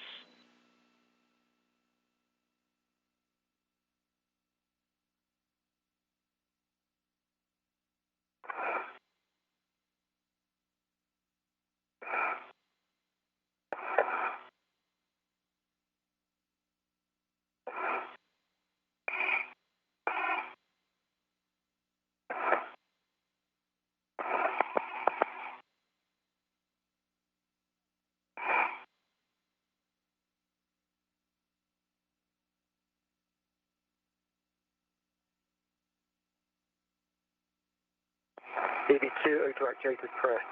Not quite yet for me. Okay, Tim Copra, take your time. And for Tim Peake, can you check that the EV hatch MPEV, which is on your crew lock hatch there, is in a closed position? EV hatch MPEV is closed. And on press, read. Okay, and Tim Copra, I think I missed your call there. Sorry, I'm press as well. Okay, great. We're moving on to step 4. So at this point, it's over to Scott inside to be working the hatch equalization valve from off to norm. So I will pass the comm to Scott here in step 4. After that, before we do that, we wanted to thank the entire set of teams that got the International Space Station back to full power. We really appreciate all the dedication and hard work. Tim?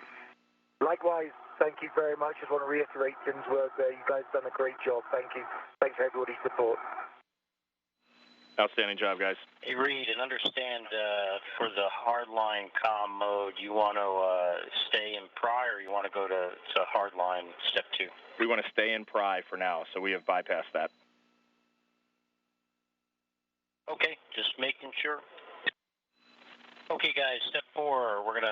I'm gonna take the hatch equalization valve off to normal. You're gonna get an alert tone.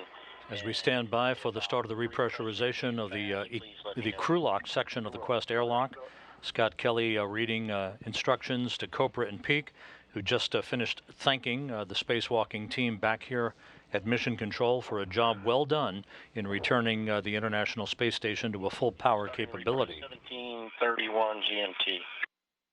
So, Scott, are we going to hardline? No, we are not. We're staying in pry. Copy that.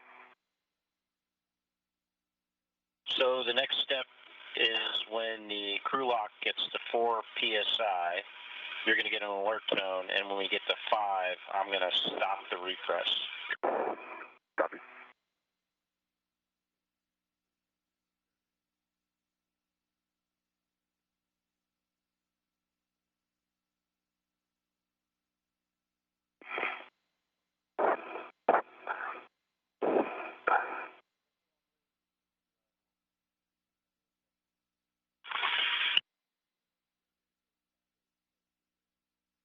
This is Mission Control Houston. The repressurization of the Quest airlock is underway, marking the official end of today's spacewalk at 11:31 a.m. Central Time at 4 hours and 43 minutes. Again, the repressurization of the Quest airlock underway. It began at 11:31 a.m. Central Time to mark a 4-hour, 43-minute spacewalk for Tim Copra and Tim Peake. Once the Quest airlock is fully repressurized at 14.7 pounds per square inch, Scott Kelly, with the assistance of Sergei Volkov, will open the hatch that you see right by Kelly and assist Copra and Peake back into the equipment block section, the innermost section of the dual-section Quest airlock, to assist them with the doffing of their helmets and suits. That will be accompanied by detailed photographs, no doubt, of Copra's helmet, which formed a small water bubble inside at about 36 minutes ago, right around 10:56 a.m. Central Time. Flight Director Royce Renfrew, with the major objective of this spacewalk long having been completed, directed a termination of the spacewalk. The crew made its way back inside Quest after collecting all of its tools and equipment and closed the hatch behind them. Once again, the repressurization of the Quest airlock began at 11:31 a.m. Central Time, marking an end to today's spacewalk at 4 hours and 43 minutes. The repressurization will pause at 5 pounds per square inch to enable a systems check. Then it will resume back up to full pressurization at 14.7 pounds per square inch. Okay, I'll hold this rate.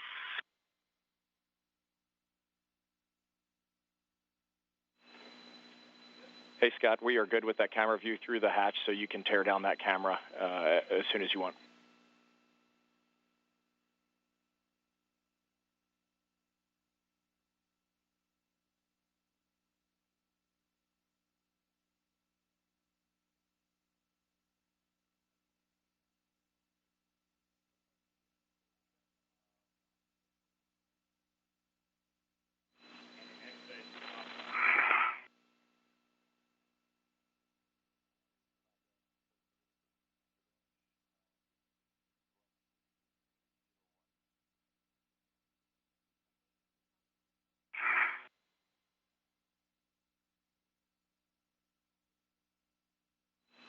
Hey, Scott, obviously when you get these guys through, you will be taking Tim Copra to the forward ETA. You'll be taking Tim Peake to the aft ETA. And now I'm going to hand over to Jessica to go through the rest of the admin with you here. Copy.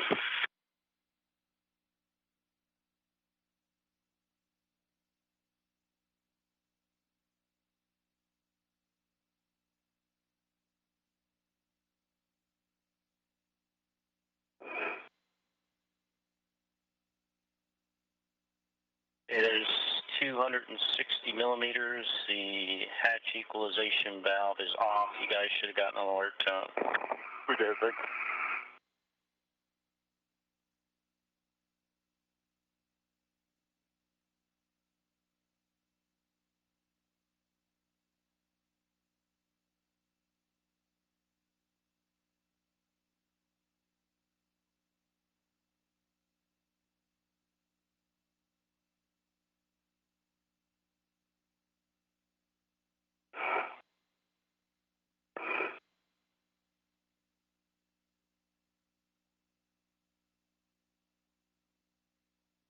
Ten seconds from an LOS. Copy.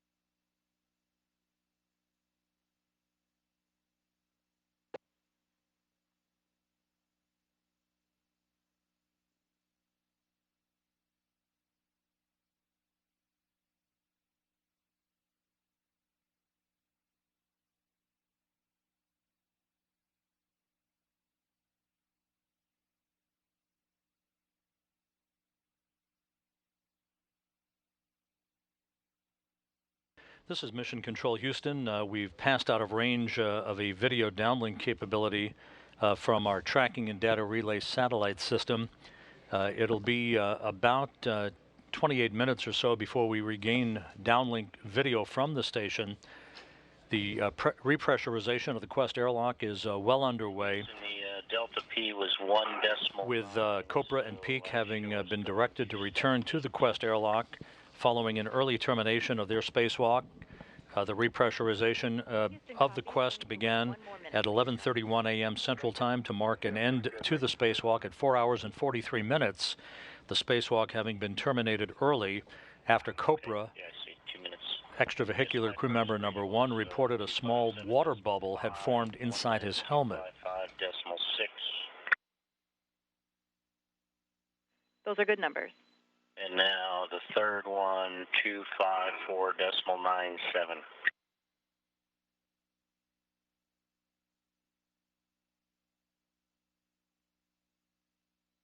We copy, Scott, and we'll wait another 30 seconds.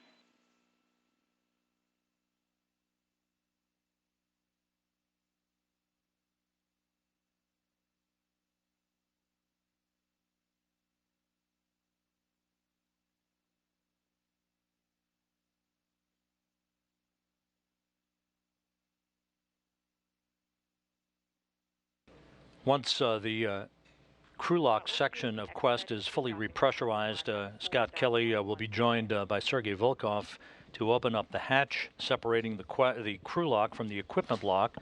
Copra and Peake will be brought back inside the equipment lock for what is known as an expedited doffing of their suits. And we are go to proceed with step 9 of repress. They will also take, no doubt, a sample of the water that formed inside Copra's helmet, this water bubble that Copra reported just before 11 a.m. Central Time that prompted Flight Director Royce Renfrew to order an early termination to today's spacewalk. Copy that. Copy. Okay, next step is an action. On your DCM, take your O2 actuator to IV.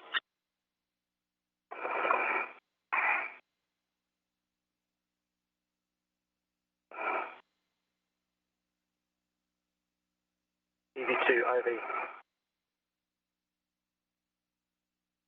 EV1 is IV. Okay, we're going to continue the repress. I'll start off at the same rate, and let me know if you're having any issues. Okay.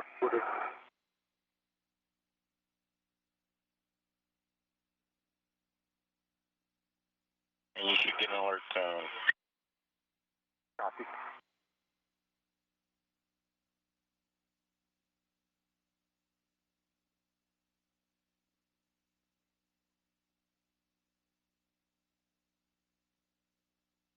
And after a short pause at the 5 psi mark, the repressurization of the crew lock section of the Quest airlock is back underway. As you can see in this view, hovering over communicator Reed Wiseman is Chief Astronaut Chris Cassidy, who knows firsthand what this is all about. He was outside with European Space Agency astronaut Luca Parmitano on July 16th, 2013, when their spacewalk was terminated early after just an hour or so, when Parmitano's helmet began to fill up with water. Once the crew is back inside the equipment lock and their helmets and suits are off, they'll use a syringe to take a sample of the water bubble that formed inside Copra's helmet.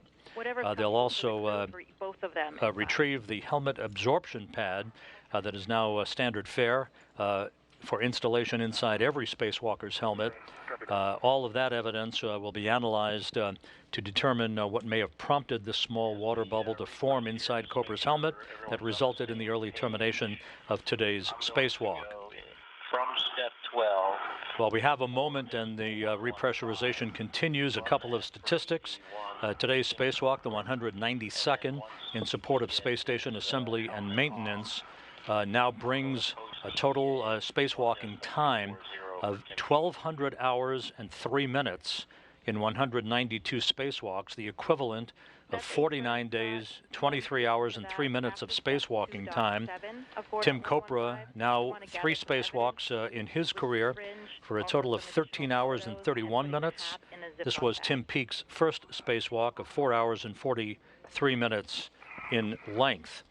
This was the first spacewalk of the year, but the second during the Expedition 46 increment, 7 hours and 59 minutes in those 2 spacewalks out of the Quest airlock.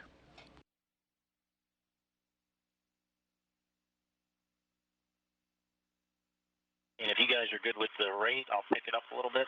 Yeah, I'm good. I'm good.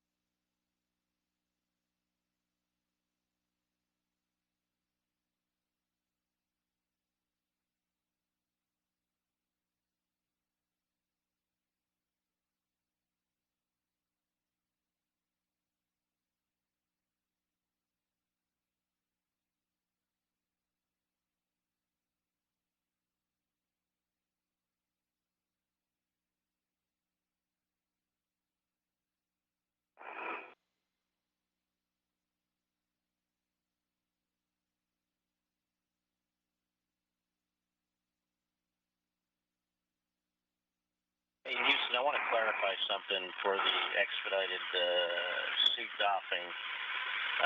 Do you want me to remove the safer and put them in the Don dock, or you just want me to get into the step 2 first? Stand by.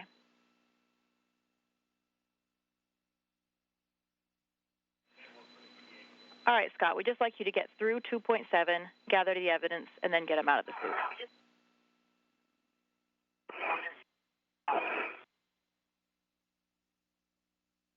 Okay, understand, thanks. And Scott, after that, you'll be in 1.240 post-EVA for both crew.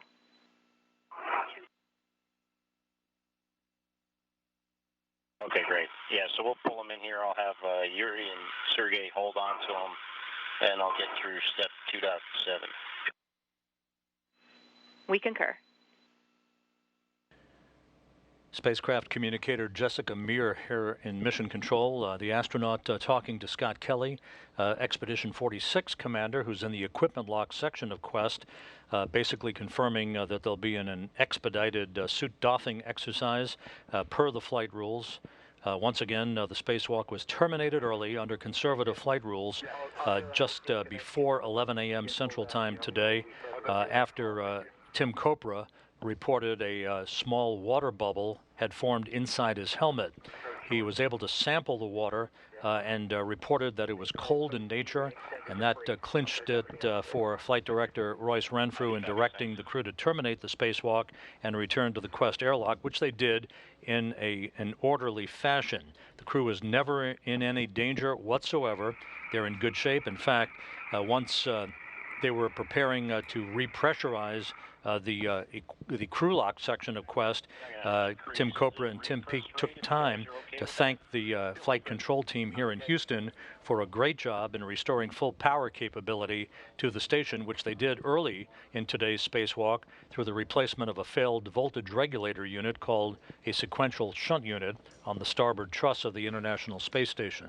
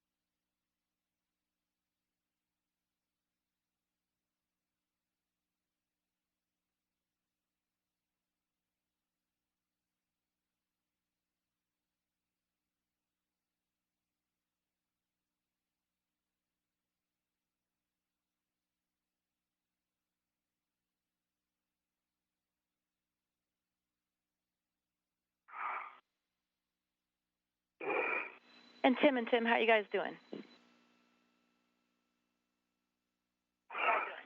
Doing good, Jessica, thanks. Doing good, thanks, Jessica. Okay, great to hear it.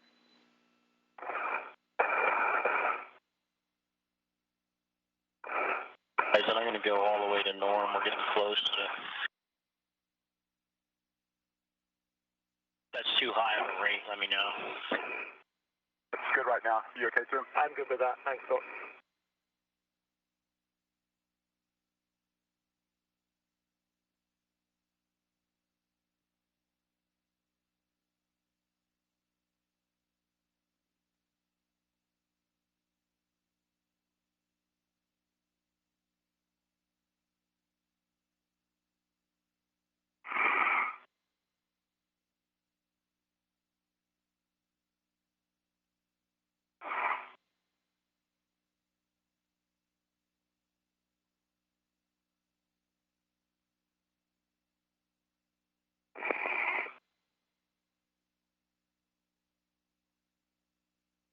The sides of the hat are noticeably swollen.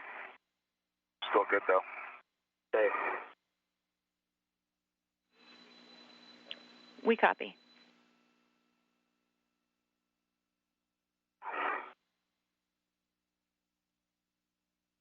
And we see equalization.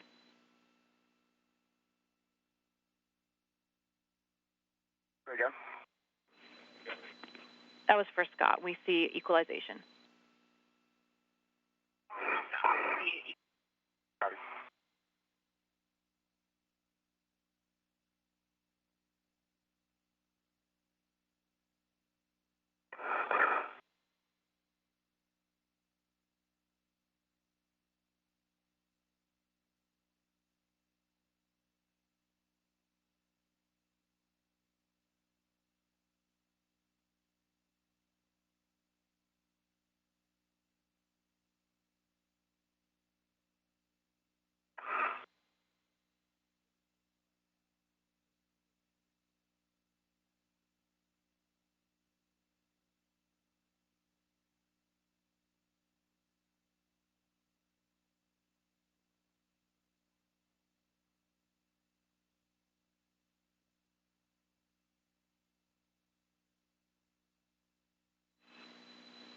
And Scott, how are things looking?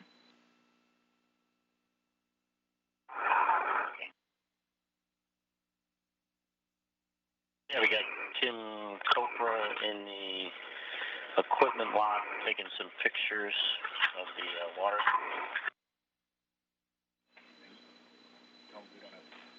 Sounds great. Thank you. We don't have KU right now, so that's helpful. Anything you can give us. This is Mission Control Houston. We're about 14 minutes away from regaining a downlink television capability from the International Space Station.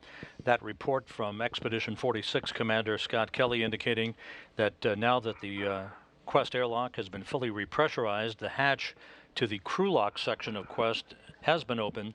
Tim Copra back in the equipment lock as Scott Kelly works with Sergei Volkov at the very least to assist the crew in the expedited doffing of their suits, particularly Tim Copra's suit, where a syringe will be used to collect whatever water, a small bubble of water that was reported by Copra that resulted in the termination of today's spacewalk, to recover any evidence of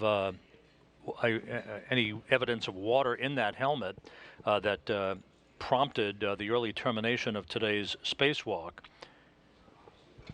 The helmet absorption pad will also be preserved. All of this evidence to be analyzed at a later date to attempt to determine what may have caused this water bubble to form inside Copra's helmet. The spacewalk ending at 11:31 a.m. Central Time with the start of the repressurization of the Quest's crew lock, marking an end to the spacewalk at 4 hours and 43 minutes.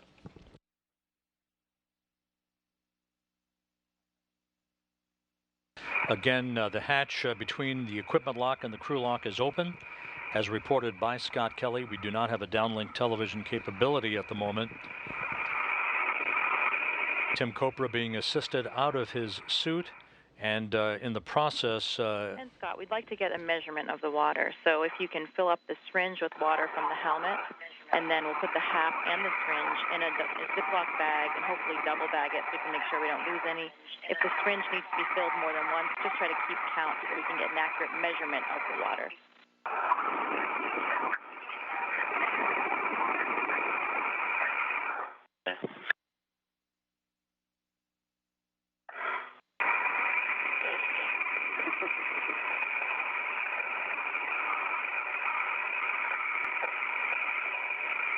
Down to CP.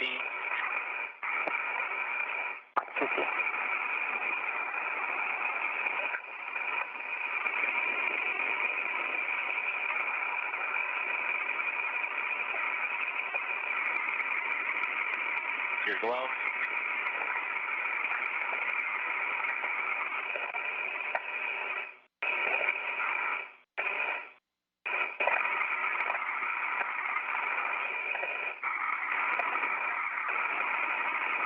Scott, make sure you go slow when you take off the glove.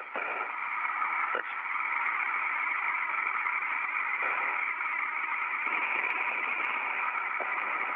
And now palm bar.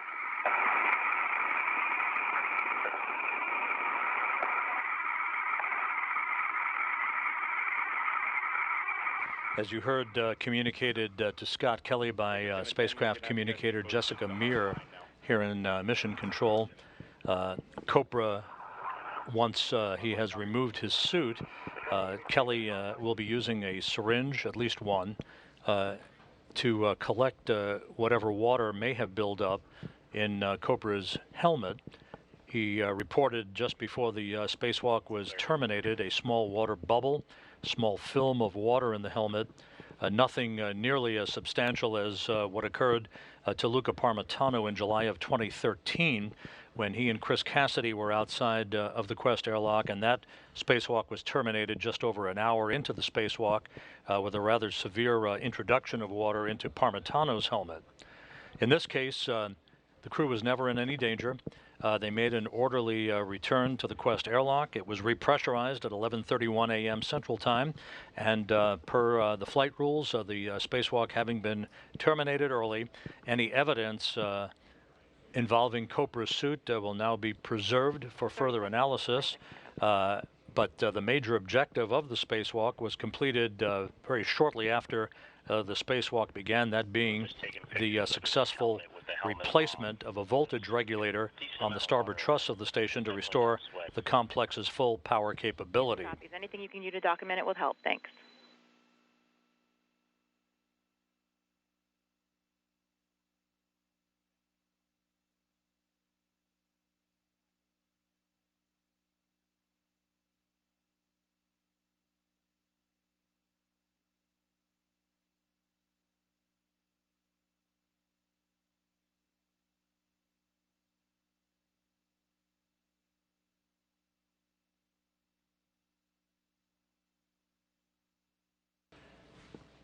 In the white shirt in the middle of your picture is the lead spacewalk officer, Paul Dumm. He consulted with Flight Director Royce Renfrew before agreeing that per the flight rules, the spacewalk should be brought to an end early, as it was, following the report from Copra of this water bubble inside his helmet. Once again, the crew was never in any danger at all. The cause of the introduction of that water bubble into Copra's helmet is future engineering work that will have to be undertaken, but the crew is safely back inside. The hatchway between the equipment lock and the crew lock open. Copra is having his suit doffed with the assistance of Kelly and Sergei Volkov, as is normal procedure, and any evidence from the water bubble in the helmet absorption pad, or any other equipment that Kelly may find to be of noteworthiness is being preserved for future engineering analysis.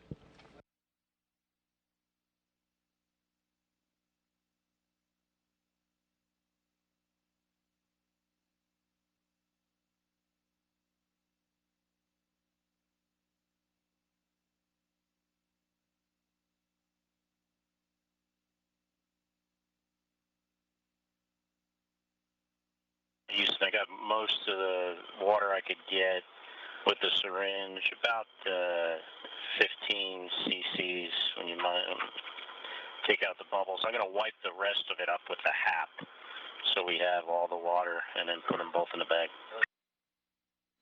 We concur with the plan.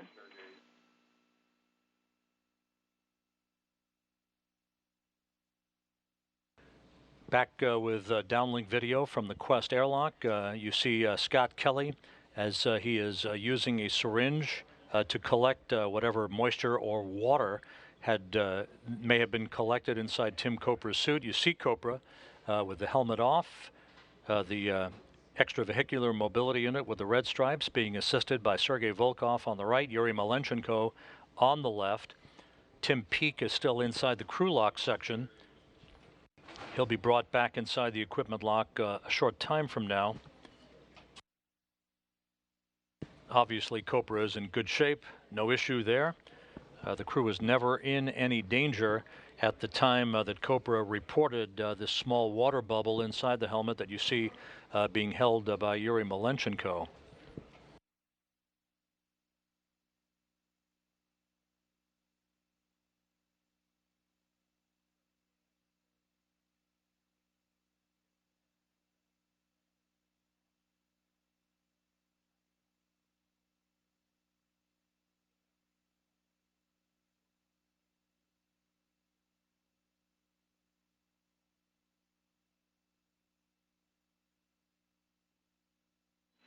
And can we have EV1 fan to off? Okay.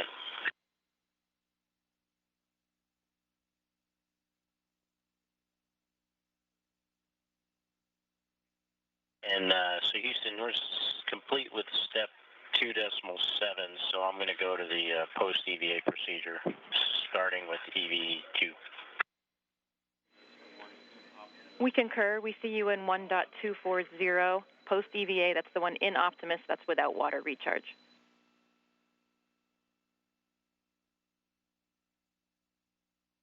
Step 2 of 1.240.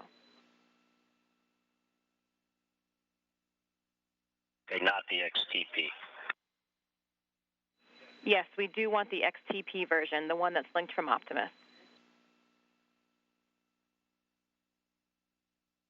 So 1.240 post-EVA without water recharge or MEDOX initiation XTP. Affirm.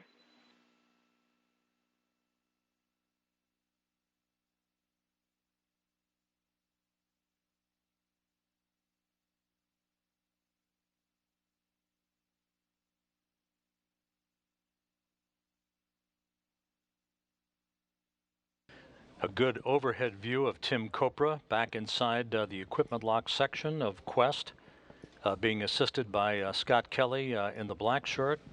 And just on the right is Russian cosmonaut Yuri Malenchenko. They will assist now in removing the SAFER unit, the Simplified Aid for EVA Rescue, the jetpack unit from the back of Copra's extravehicular mobility unit. Just to recap, today's spacewalk began at 6:48 a.m. Central Time.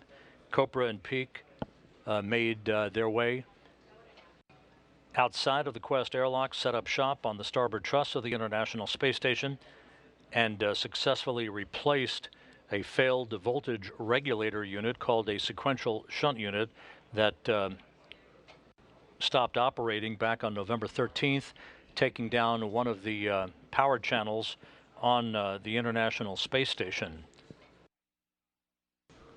Other tasks were in the process of being completed by Copra and Peake when, at about 10:56 a.m. Central Time, Copra reported a small water bubble had formed inside his helmet.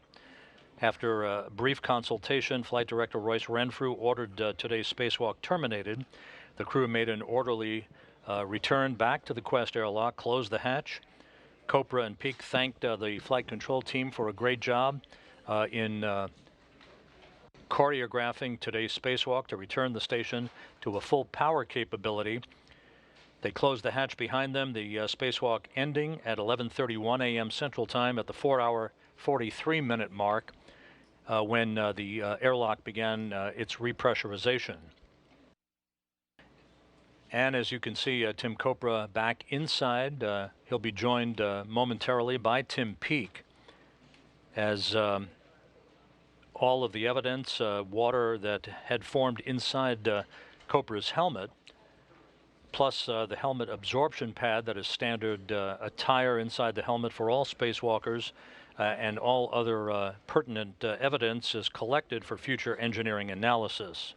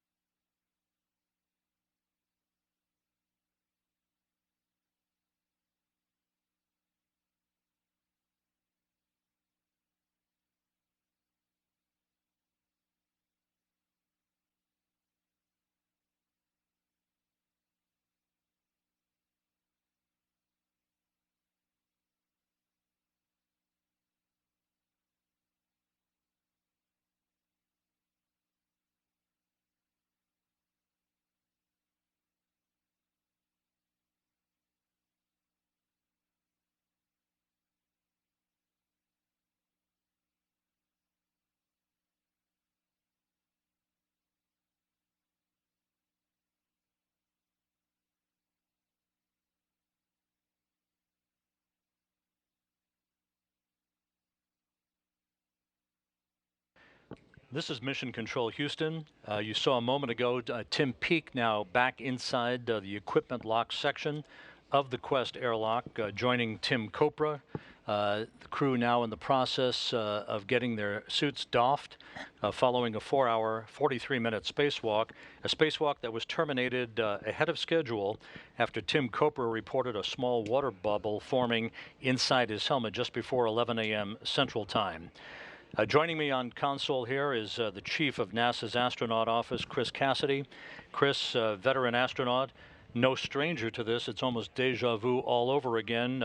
Cassidy was outside with European Space Agency astronaut Luca Parmitano on July 16th, 2013, when Luca's helmet began to fill up rather significantly with a large amount of water, nothing like we saw today with Tim Copra, who just had a small water bubble form for unknown reasons at this point. Chris, thanks for joining us.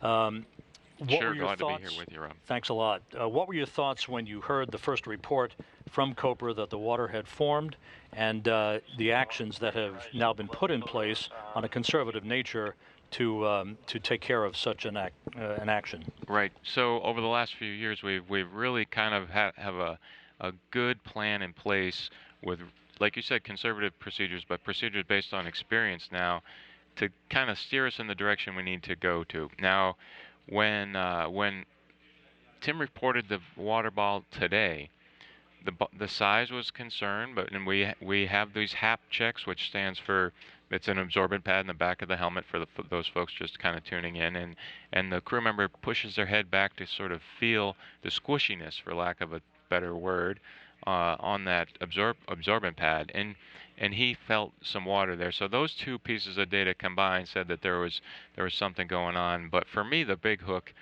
is the temperature of the water. As soon as you can tell that it's cold water, there's something going on where that's coming from a source in your backpack, which is a significant concern to us. So these procedures really kind of did their job today. The team did their job, and we flowed right into a nice, safe return back into the airlock for these guys. Now, since the crew got back inside the equipment lock, and as we are speaking, Scott Kelly has been documenting evidence. The first order of business was Tim Copra taking his helmet off, or being assisted in getting his helmet off, so that any evidence could be preserved. What are they capturing there? So really, one of the main things we want to know is how much water. Get the quantity of water, the volume of water that's there. We had a syringe, you maybe heard, and Scott was trying to capture the floating globules of water that was there, and try to, as best you can, see how much is in his comm cap and saturated in his hair and that sort of thing, and then take the HAP itself, the absorbent pad, and put it into a Ziploc bag. We'll capture all that, and that will give us a good estimate, or as best estimate as we can, of the leak rate of the leak, and that kind of propagates backwards. You reverse engineer to kind of see what's happening in the guts of the suit. Since the incident during your spacewalk with Luca Parmitano 2.5 years ago, how have the flight rules grown a bit more conservative, more strictly adhered to, if you will, to certain parameters of this type of thing than was the case when you went outside in July of 2013? Yeah, well, I think what it really does is take the guessing game out of for the folks in the team. Now, in past, if with different signatures, people would kind of have a gut feeling and said this doesn't seem right. Now we know that it's leading towards a water in the helmet case. So specifically, CO2 sensors, that we got that today, and then anything in the HAP shouldn't be there. Any water, you should have a really dry absorbent pad on the back of your head. So as soon as you start to feel something there, unless you're really sweating profusely, there's something going on. And then, as I mentioned before, the temperature of the water is the big one. So how has it changed? The conservatism, our mentality, I don't think has changed. It just allowed us, the incident a couple years ago allowed us to kind of really take a deep look at it all and understand each one of those individual signatures in and of themselves could be nothing, but combined they really amount to a significant problem. So we really have a good grasp on what goes on now. You know, there is a lot of work that's done in scrubbing the cooling loops, keeping them as clean as possible, a whole variety of checks on these suits before a crew is given the go-ahead to go outside. But hardware is hardware, so a random event and obviously the investigation into what may have caused this small amount of water to form in the helmet will begin, right? Oh yeah, absolutely. And I'm sure the teams are looking at all the data right now. They can look at the amp draw on the motor and get really down into the fine granularity there to see if any signatures of the fan are working harder than it normally does, and that gives you some insight into how smoothly the rotor's spinning and all kind of stuff that the real smart engineering team will pour over that data in the coming weeks and months. On the flip side, while I have you here, obviously Cobra and Peake were breezing through their spacewalk today in rather trip hammer fashion, taking care of everything. The fact that the station is now back to a full power capability is certainly great news. Oh, absolutely. And prior to any EVA, we look at all the tasks and say, okay, these are the tasks that we really have to get done. These other ones we can break off at any time. For instance, laying cable with wire ties. At any point along this 50-foot cable, you can stop and leave the coil bundled. And clearly going into this spacewalk, we knew that, hey, we really got to get this SSU back in there and get the space station full up on power. And that's why it was put right at the beginning of the spacewalk, and the whole timeline was derived to give us the best chance of success at that, and that happened. We got the SSU done, and in fact, in several of the meetings that I attended, the common phrase was, anything after the SSU is all gravy anyway. So we got a little bit of the gravy, but the meat was consumed. But all's well that ends well, and as we can see, Tim Peake back inside the equipment lock. Copra with his helmet off. Peake soon to get his helmet off as we speak. It's being removed by Scott Kelly, and a safe and successful end to the EVA, albeit a bit earlier than planned. Chris Cassidy, NASA's chief astronaut, thanks very much for your insight and joining us today. Thank you, Rob. My pleasure.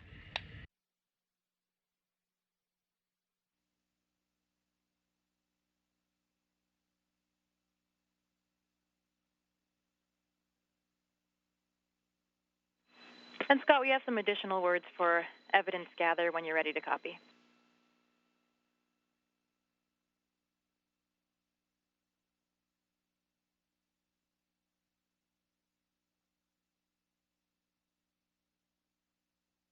Okay, go ahead. We'd like you guys to inspect Copra's LCVG and take a look for any signs of water in the LCVG. Then also we'd like an estimate of the quantity of water in his DIDB. We want to quarantine that DIDB in a different Ziploc bag other than the other ones you're using. And then for the HAP and the other equipment, we'll double Ziploc bag that and then stow all of those in the large pocket in the EMU equipment bag, which is above the aft EMU.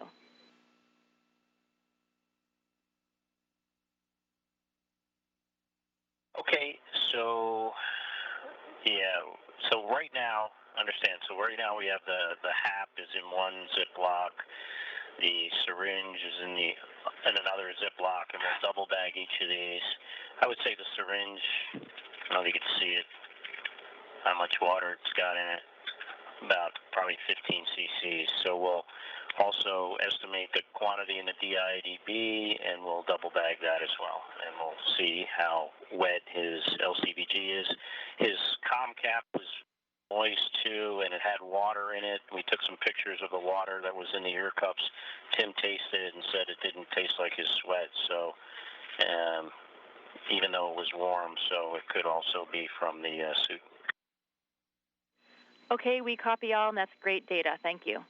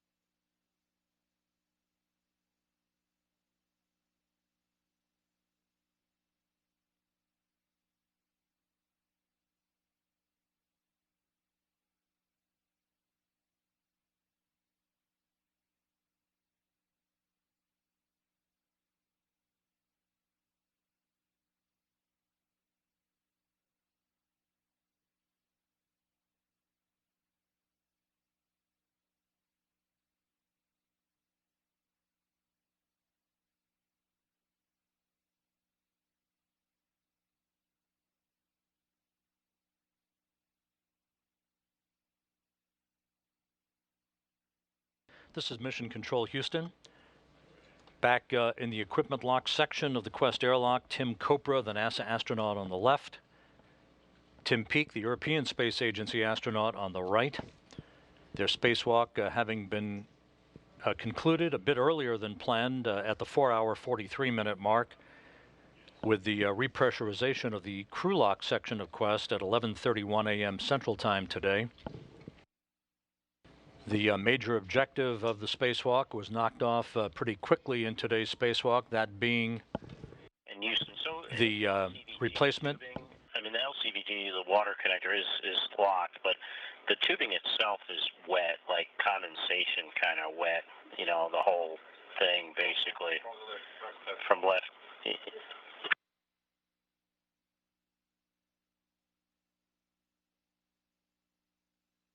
Okay, we copy that. Stand by. I took some pictures of it.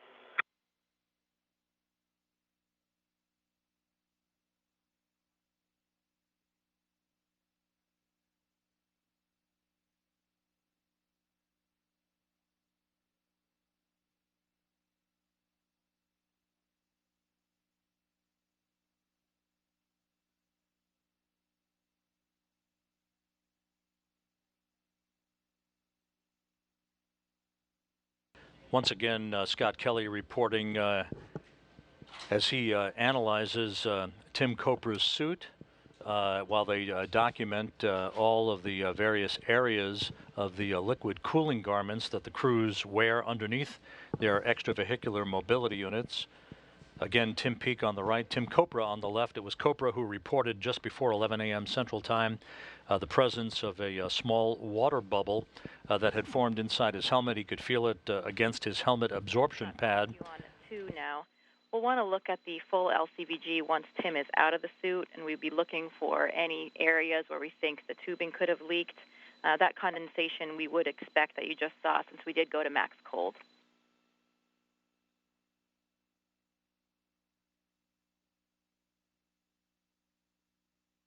Okay, understand that.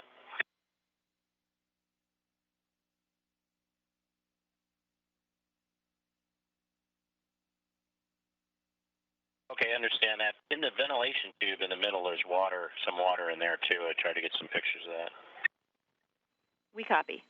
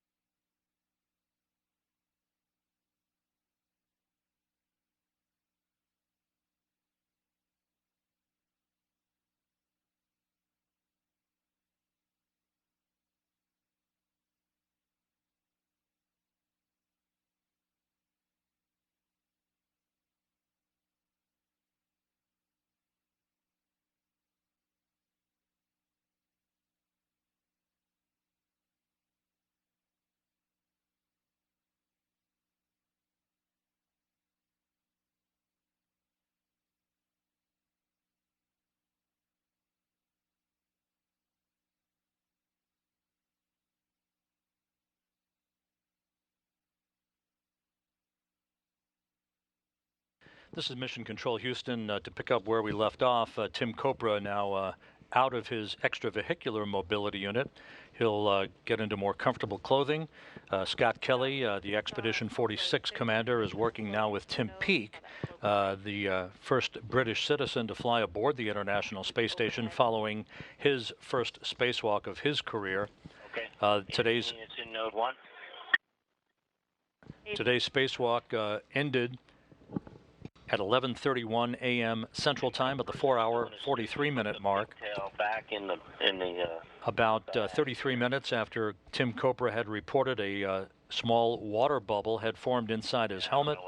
The conservative flight rules calling for an early termination to the spacewalk and an orderly return to the Quest airlock. The crew was never in any danger. We will be replaying shortly the interview I just completed on console here in Mission Control with the chief of NASA's astronaut office, Chris Cassidy, for those of you who may have just tuned in. We'll get to that in just a few minutes as we continue to watch Tim Peake being assisted out of his extravehicular mobility unit.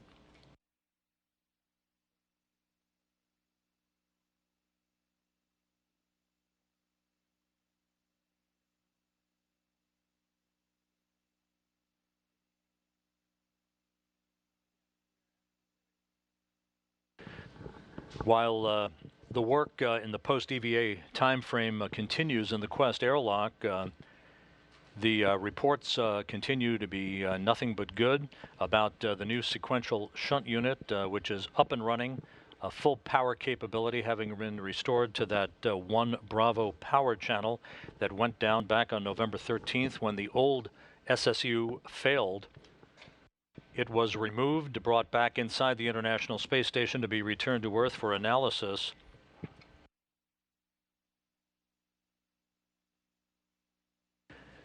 And just as Tim Peake was about to make his way out of the airlock to initial assessment anyway of the LCVG, Tim Copra was wet. Not soaking wet, but just kind of moist up by his shoulders and by his wrists, and his LCVG was obviously, had the condensation around it, and in the water connector, and in the ventilation line in the water connector there was moisture.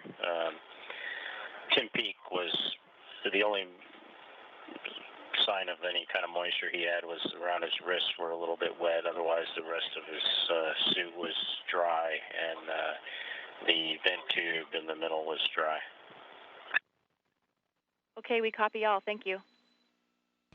Scott Kelly providing further words on some of the moisture that was noticed on the liquid cooling garment for Tim Copra. Once again, both Copra and Peake are changing into more comfortable clothing. The spacewalk having ended at 11:31 a.m. Central Time. As I was mentioning, the space station systems that had to be converted to a different power channel on board the International Space Station following the failure of the 1 Bravo power channel due to the old sequential shunt unit back on November 13th. All of those systems are now in the process of being returned, basically tied back to their normal power distribution path, that being the 1 Bravo system that is now back up and running in good shape. So the space station has been restored to a full power capability. Once again, to recap, the spacewalk terminated early, ending at the 4-hour 43-minute mark after Tim Copra reported a small water bubble had formed inside his helmet. The conservative flight rules that are in work called for an early termination of the spacewalk. The crew was never in any danger. They made their way in an orderly fashion back to the Quest airlock, where the airlock was repressurized. The crew made their way back into the equipment lock section, where Scott Kelly was assisted by Russian cosmonauts Sergei Volkov and Yuri Malenchenko to complete a full documentation of Tim Copra's helmet and other elements of his extravehicular mobility unit. Bag looking pretty empty. Can you find out from Tim how much he drank?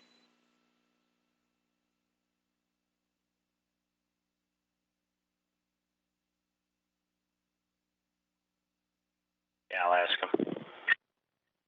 It's very empty. Yeah, we see the same. Thanks.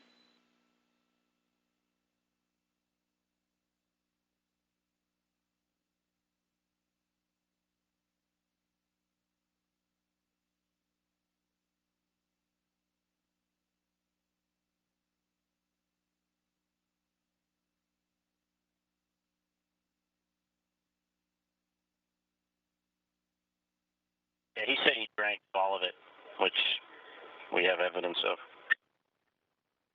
We concur with the evidence.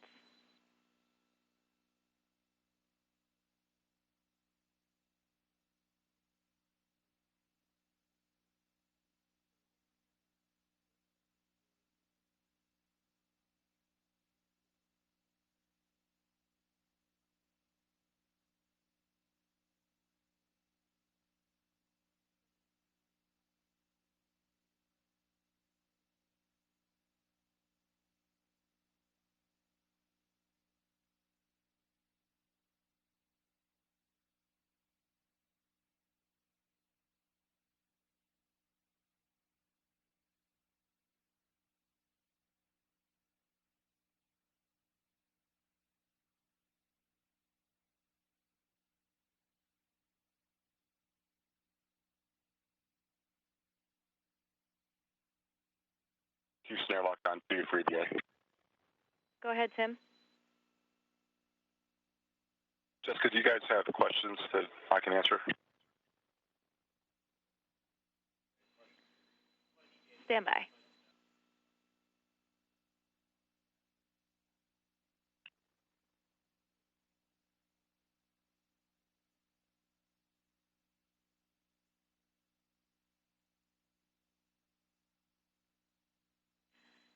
Yeah, Tim, we're wondering if you can give us any kind of estimate on the saturation of the HAP. So how much water you think was in there, how thick it became, anything that you think might give us an indication there.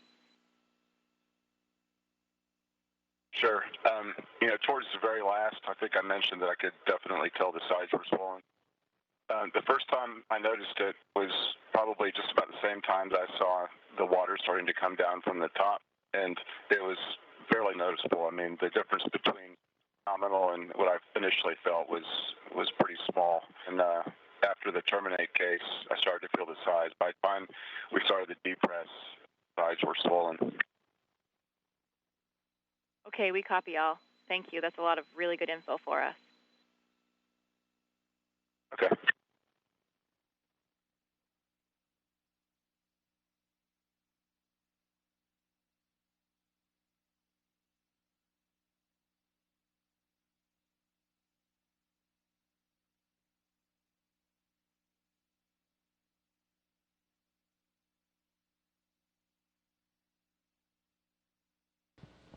In the equipment lock section of the Quest airlock, Tim Kopra providing additional words to spacecraft communicator Jessica Meir here in Mission Control as the data gathering exercise now begins to try to understand better what may have caused the introduction of a small amount of water into Kopra's helmet that precipitated the early termination of today's spacewalk.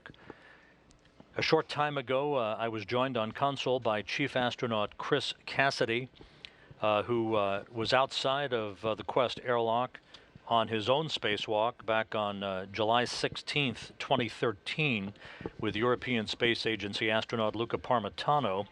That spacewalk terminated shortly after an hour after it began, when Parmitano's helmet began to fill up rather significantly with a much larger amount of water than was noticed today for Tim Kopra.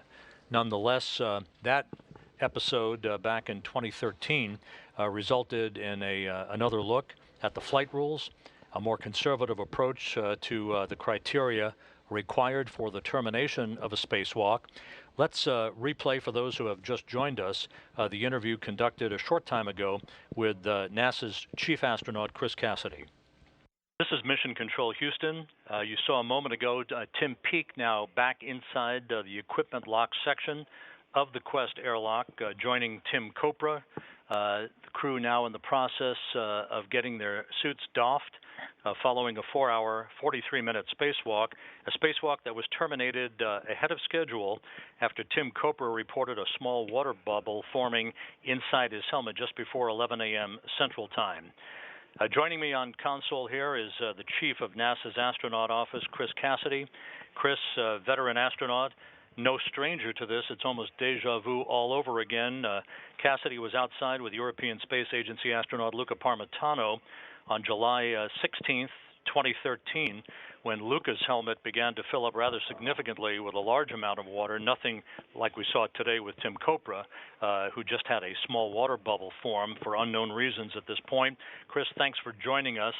Sure, glad to be here with you, Rob. Thanks a lot. What were your thoughts when you heard the first report from Copra that the water had formed, and the actions that have now been put in place on a conservative nature to take care of such an action? Right. So over the last few years, we've really kind of have a good plan in place with, like you said, conservative procedures, but procedures based on experience now to kind of steer us in the direction we need to go to. Now, when Tim reported the water ball today, the size was concerned, and we have these HAP checks, which stands for, it's an absorbent pad in the back of the helmet for those folks just kind of tuning in, and the crew member pushes their head back to sort of feel the squishiness, for lack of a better word, on that absorbent pad, and he felt some water there. So those two pieces of data combined said that there was something going on. But for me, the big hook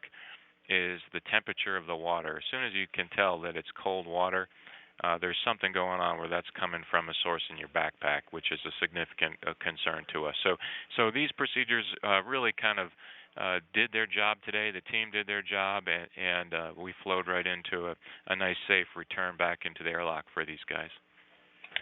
Now, since the crew got back inside the equipment lock, and as we are speaking, Scott Kelly has been documenting evidence. The first order of business was Tim Copra taking his helmet off, or being assisted in getting his helmet off, so that any evidence could be preserved. What are they capturing there? So really, one of the main things we want to know is how much water, get the quantity of water, the volume of water that's there. We had a syringe, you maybe heard, and Scott was trying to capture the floating globules of water that was there, and try to, as best you can, see how much is in his comm cap and saturated in his hair and that sort of thing, and then take the HAP itself, the absorbent pad, and put it into a Ziploc bag. We'll capture all that, and that will give us a good estimate, or as best estimate as we can, of the leak rate of the leak, and that kind of propagates backwards. You reverse engineer to kind of see what's happening in the guts of the suit. Since the incident during your spacewalk with Luca Parmitano 2.5 years ago, how have the flight rules grown a bit more conservative, more strictly adhered to, if you will, to certain parameters of this type of thing than was the case when you went outside in July of 2013? Yeah. Well, I think what it really does is take the guessing game out of for the folks in the team. Now, in past, if with different signatures, people would kind of have a gut feeling and said this doesn't seem right. Now we know that it's leading towards a water in the helmet case. So specifically, CO2 sensor, that we got that today, and then anything in the HAP shouldn't be there. Any water, you should have a really dry absorbent pad on the back of your head. So as soon as you start to feel something there, unless you're really sweating profusely, there's something going on. And then, as I mentioned before, the temperature of the water is the big one. So how has it changed? The conservatism, our mentality, I don't think has changed. It just allowed us, the incident a couple years ago allowed us to kind of really take a deep look at it all and understand each one of those individual signatures in and of themselves could be nothing, but combined they really amount to a significant problem. So we really have a good grasp on what goes on now. You know, there is a lot of work that's done in scrubbing the cooling loops, keeping them as clean as possible, a whole variety of checks on these suits before a crew is given the go-ahead to go outside. But hardware is hardware. So a random event, and obviously the investigation into what may have caused this small amount of water to form in the helmet will begin, right?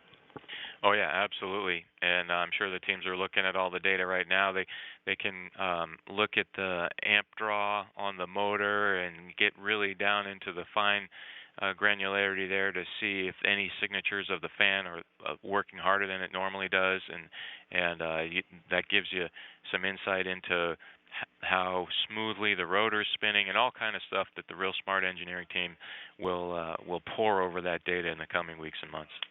On the flip side, while I have you here, obviously Cobra and Peake were breezing through their spacewalk today in rather trip hammer fashion, taking care of everything. The fact that the station is now back to a full power capability is certainly great news. Oh, absolutely. And prior to any EVA, we look at all the tasks and say, okay, these are the tasks that we really have to get done. These other ones we can break off at any time. For instance, laying cable with wire ties at any point along this 50-foot cable, you can stop and leave the coil bundled. And clearly going into this spacewalk, we knew that, hey, we really got to get this SSU back in there and get the space station full up on power. And that's why it was put right at the beginning of the spacewalk, and the whole timeline was derived to give us the best chance of success at that, and that happened. We got the SSU done, and in fact, in several of the meetings that I attended, the common phrase was, anything after the SSU is all gravy anyway. So we got a little bit of the gravy, but the meat was consumed. But all's well that ends well, and as we can see, Tim Peake back inside the equipment lock. Cobra with his helmet off. Peake soon to get his helmet off as we speak. It's being removed by Scott Kelly, and a safe and successful end to the EVA, albeit a bit earlier than planned. Chris Cassidy, NASA's chief astronaut, thanks very much for your insight and joining us today. Thank you, Rob. My pleasure.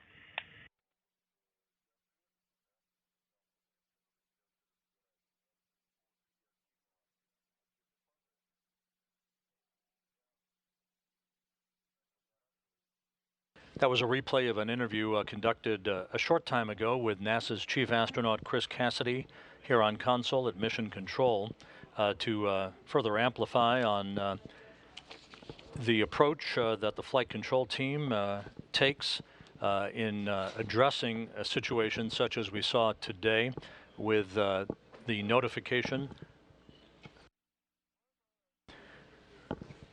of a small buildup of water, a small water bubble that formed inside the helmet of Tim Copra that precipitated the early termination of today's spacewalk, which ended at 4 hours and 43 minutes.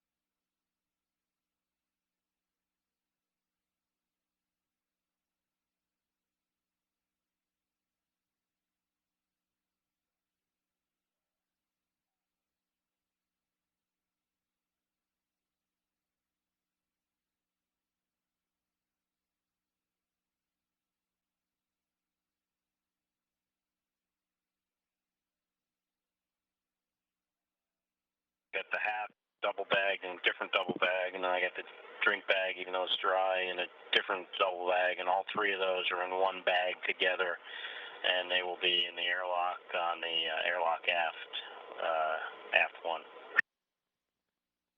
Okay, airlock aft and a lot of double bagging. Thanks, Scott.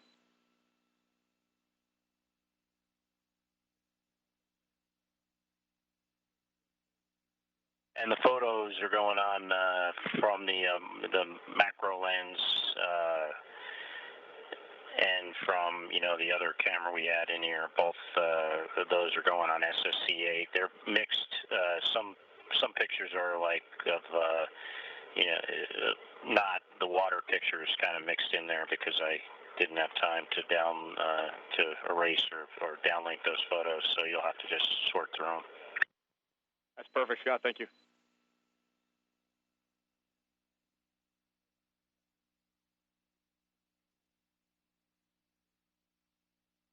And I'll pick up in step 36 of 1.240 and waiting on any deltas you might have. Okay, we would like you to pick up in step 35, and we're still working on the deltas.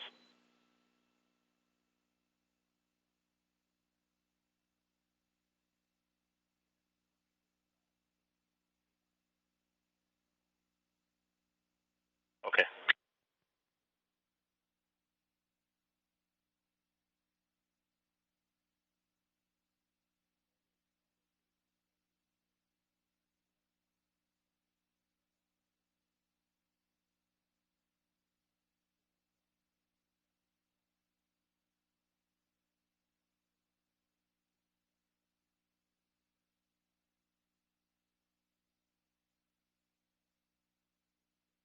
Yeah, both the suit fits were great. Tim Peake's gloves look great. I haven't taken a look at Cover's gloves yet, but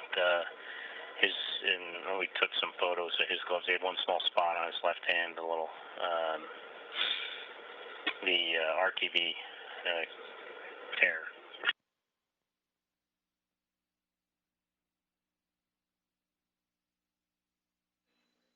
Okay, Scott, that's great. You can pick up in step 36 for both EMUs and run it to the end.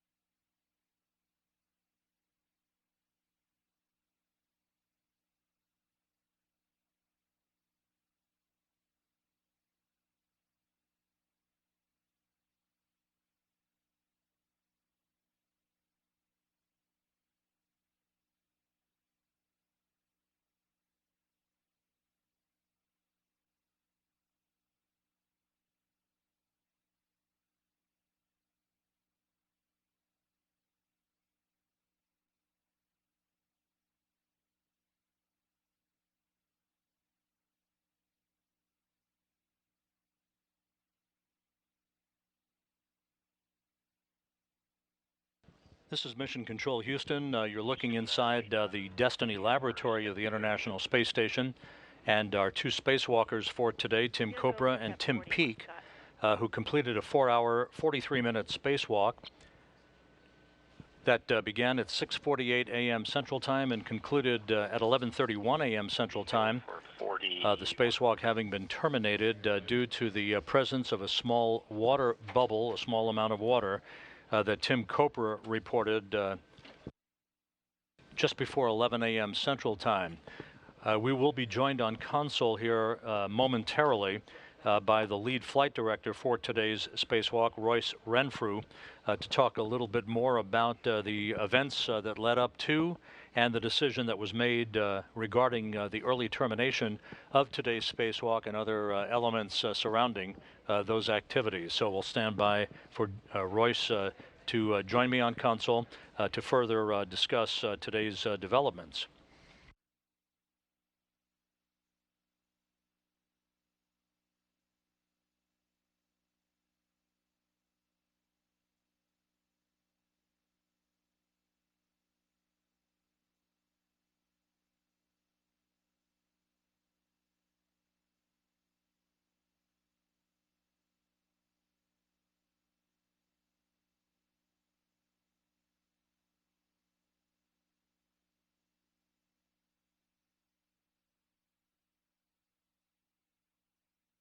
Houston, step 43 is complete. We copy.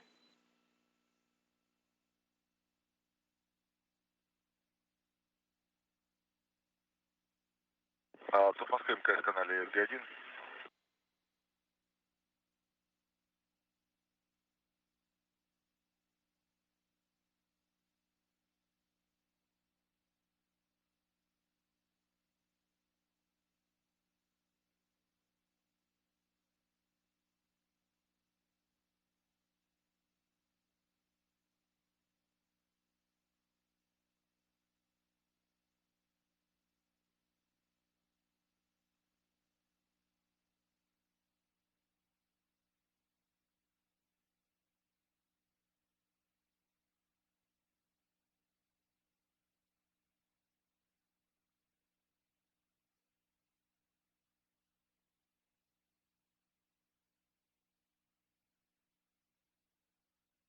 Автоматка МКС канале РГ-2.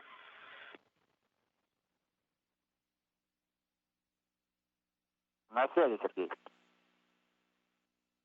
Антон, слушай, ну раз все равно уже как бы выход закончен, может быть, тогда переконфигурируем.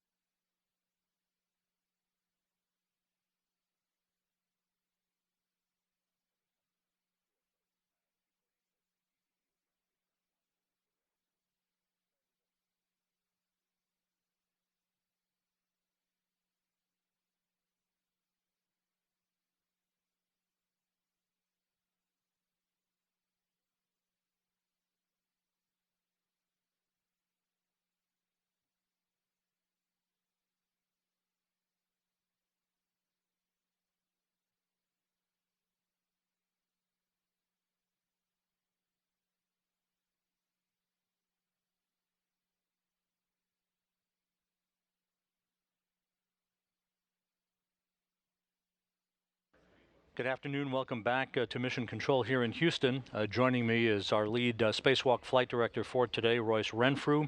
Royce, if you could take a moment to summarize today's spacewalk activities and the events that led up to and required an early termination to the spacewalk. Sure. So what I said to the team before we went out the hatch, and I've said this in every EVA I've done, the one in December, it was the same speech, was that the objective that we have today is to take the crew outside the hatch and bring them back in. And somewhere in between the depress and the repress, we're going to do some other things. But the primary objective is to get the crew back inside the hatch safe, and that's what we're all focused on. And that's exactly what we did today. We went outside, we did a couple of tasks. The suit started talking to us. We had a CO2 sensor that went fritzy on us, and then a little bit later in the EVA, Tim Coper started seeing some water on his visor. Those are all indications that we have some water carryover in that EMU. I'm not going to try to diagnose the problem that I had with the EMU today. It's very similar to the one that we've had before, where we had water carryover into the helmet. I made the call after we started getting some water on the visor to terminate the EVA.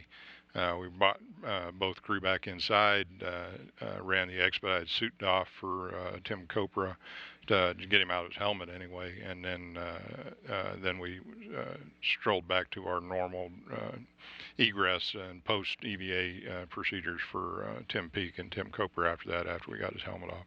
We did do some collection, some sample collection. We got some of the water out of the helmet, the helmet high absorbent pad that's inside the helmet now.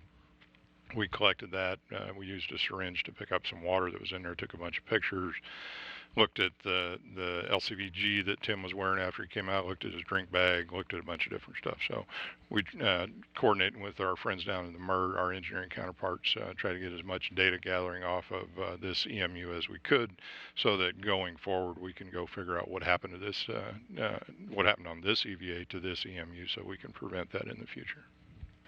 Royce, a great deal of work since the Chris Cassidy-Luca Parmitano spacewalk in July of 2013. A lot of work has been done to refine the flight rules regarding situations such as we saw today. Can you talk a little bit about the approach now versus July of 2013, and how you as a flight director interpret the flight rules and then make the final call that you did today? Sure, and so everybody's completely cognizant of that case where Luca wound up with a bunch of water in his helmet with Mr. Cassidy out there. We brought him back inside, and we've spent a great deal of time the last couple of years looking at that case in particular, trying to understand what happened in the EMU to allow that water carryover to occur, and to posture ourselves so that we are in a config that if we got into the case again, which is conceivably, I'm not going to try to call it today, but again, it's conceivably what we got into today. I think that demonstrates that the training that we've gone through in the last couple of years, you're talking about the flight rules, we're talking about understanding what it means when that CO2 sensor goes bad. That could be water carryover into the suit. We didn't terminate the EVA at that time because we've seen that in the past, but we did, if you remember, as we were going forward from that point, we did ask Tim Coper to give us HAP checks more often than we had normally would have, and that's part of the training, part of the follow-on from what we did there. You see that CO2 sensor go bad, one of the legs of that fault tree says you're going to get water in the helmet, so you start asking the crew, not only are you starting to have any CO2 symptoms because I don't have a sensor there, but are you starting to feel any, if you move your head around inside the helmet, are you starting to feel any water in the HAP? And then when we got the water on the visor, that was the trigger where I pulled the trigger and we terminated the EVA. The activity today, all these events you just described that led up to the decision you made to call off the EVA at an earlier point, all the major objectives have been completed, of course. Obviously, the crew was never in any danger, right? Crew was not in any danger today. Again, based on the lessons learned that we had, we executed per our normal procedures for this failure case, There are multiple feather cases on the EMU, and we spend a great deal of time looking at each of those individual feather cases. What would you do in this case? There's this thing called a cuff checklist. You'll see the EV crew members thumbing through it occasionally. I have one on my console. There are 30, 40 pages in there of things that could go wrong with the suit. One of them in there says, well, you have water in the helmet. So we executed per our nominal timeline, and again, the crew is not in any danger, which is why we were in a terminate case instead of an abort case, and we did not do the expedited repress. We did the normal repress because following the signature as it was going, we made the decision that we did not need to go down a path to do an emergency repress of the airlock or call an abort for the case. There's a subtle difference in EVA terminology between a terminate and an abort. Terminate, you can take a little bit of time, clean up the worksite, and an abort case, you drop everything and come back inside. I called it terminate today. We did not do the emergency repress. We did the normal repress. So we were in control of the case, but we could not ignore the case as we went forward. And in fact, the crew took time out to thank the team down here before the repress even began, another indication that there was time to do this in an orderly fashion. Yeah, I thought that was good, Tim Coper. So again, the objective for today's EVA was to go out and replace the sequential shunt unit on Channel 1 Bravo. And we did, and it works just fine, and that's awesome. So we managed to get our primary objective done.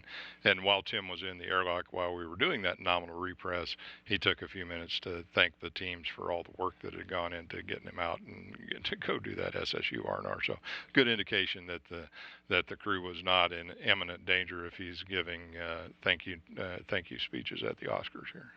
And the bottom line is the engineers now go off in a CSI mode and do detective work. That's correct, and that's why it's important. You probably heard some of the calls going up between Jessica and Reed there to go get a syringe and collect the water that was in the helmet. We collected the HAP out of the helmet. We collected a bunch of pictures, and then we'll turn all that over to the engineering community along with the ops guys, and I'll sit around and see if we can figure out what happened here again to try to prevent this from happening again. But I do want to emphasize that that the plans that we had, the procedures that we had, the products that we have on console with us, the training that we've gone through in the last couple of years was exactly on par with what we executed today. So I was very happy about that. Team did a great job. Great. Thanks very much. Royce Renfrew, lead flight director for today's spacewalk. Appreciate it, and congratulations on accomplishing the restoration of full power to the space station. Yes, thank you. Thank you very much.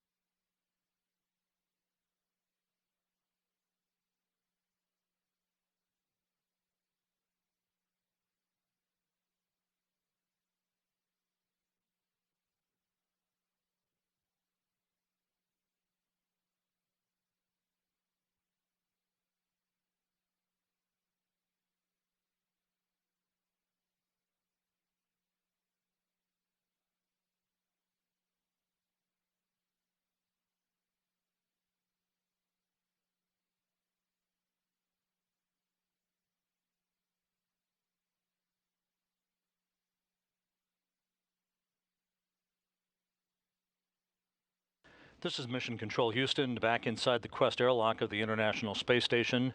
European Space Agency astronaut Tim Peake, you see floating just out of the field of view as he and Expedition 46 Commander Scott Kelly collect more equipment from the two spacesuits that were worn by Peake and Tim Kopra for their 4-hour, 43-minute spacewalk today outside of the Quest airlock.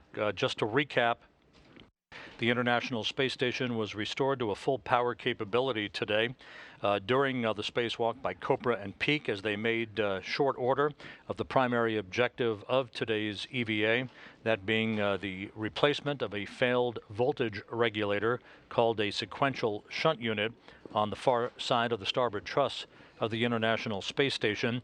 All 8 power channels are up and running in excellent shape. The station back to full power. At the about the 4-hour, 15-minute mark or so of the spacewalk, it was reported by Kopra that he had detected a small amount of water in his helmet. He referred to it as a small water bubble. It began to propagate just a bit. Nothing like what was seen with Luca Parmitano's helmet back in July of 2013, but nonetheless, under the flight rules incorporated and the procedures in place that you just heard Lead Flight Director Royce Renfrew refer to, the decision was made by Renfrew to terminate the spacewalk, with the major objective having been completed, and to bring the crew back inside. They were not in any danger. They were brought back inside in an orderly fashion. The airlock was repressurized. They were brought back inside the equipment lock. Detailed photographs were taken of Kopra's suit, his liquid cooling garment, and other elements of his spacesuit that will be used for engineering analysis in the days ahead by the spacewalk specialists and the engineering community here at the Johnson Space Center and elsewhere. So, all's well that ends well for Kopra and Peake, their spacewalk having been completed. Tim Kopra's third spacewalk, the first for Tim Peake, as Scott Kelly continues to stow equipment in the Quest airlock from today's spacewalk. That'll wrap up our coverage for today. With that, we'll point you towards our website at www.nasa.gov/station for further information as the days unfold. We'll be back on the air next Tuesday, January 19th, with our next Space Station live broadcast at 10 a.m. Central Time, 11 a.m. Eastern Time on NASA television. For now, the 4-hour, 43-minute spacewalk by Kopra and Peake at an end, the station restored to full power capability. Have a good weekend. That'll wrap up our coverage from Mission Control in Houston.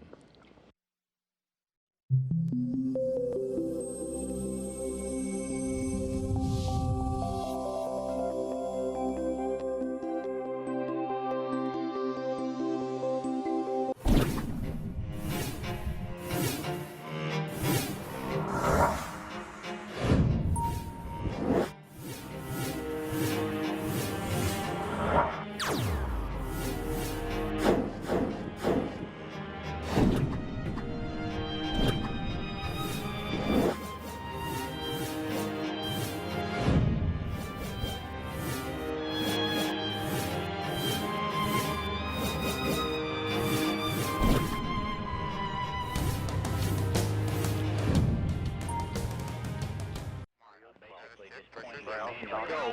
Missile power. Go. 9, 8, 7.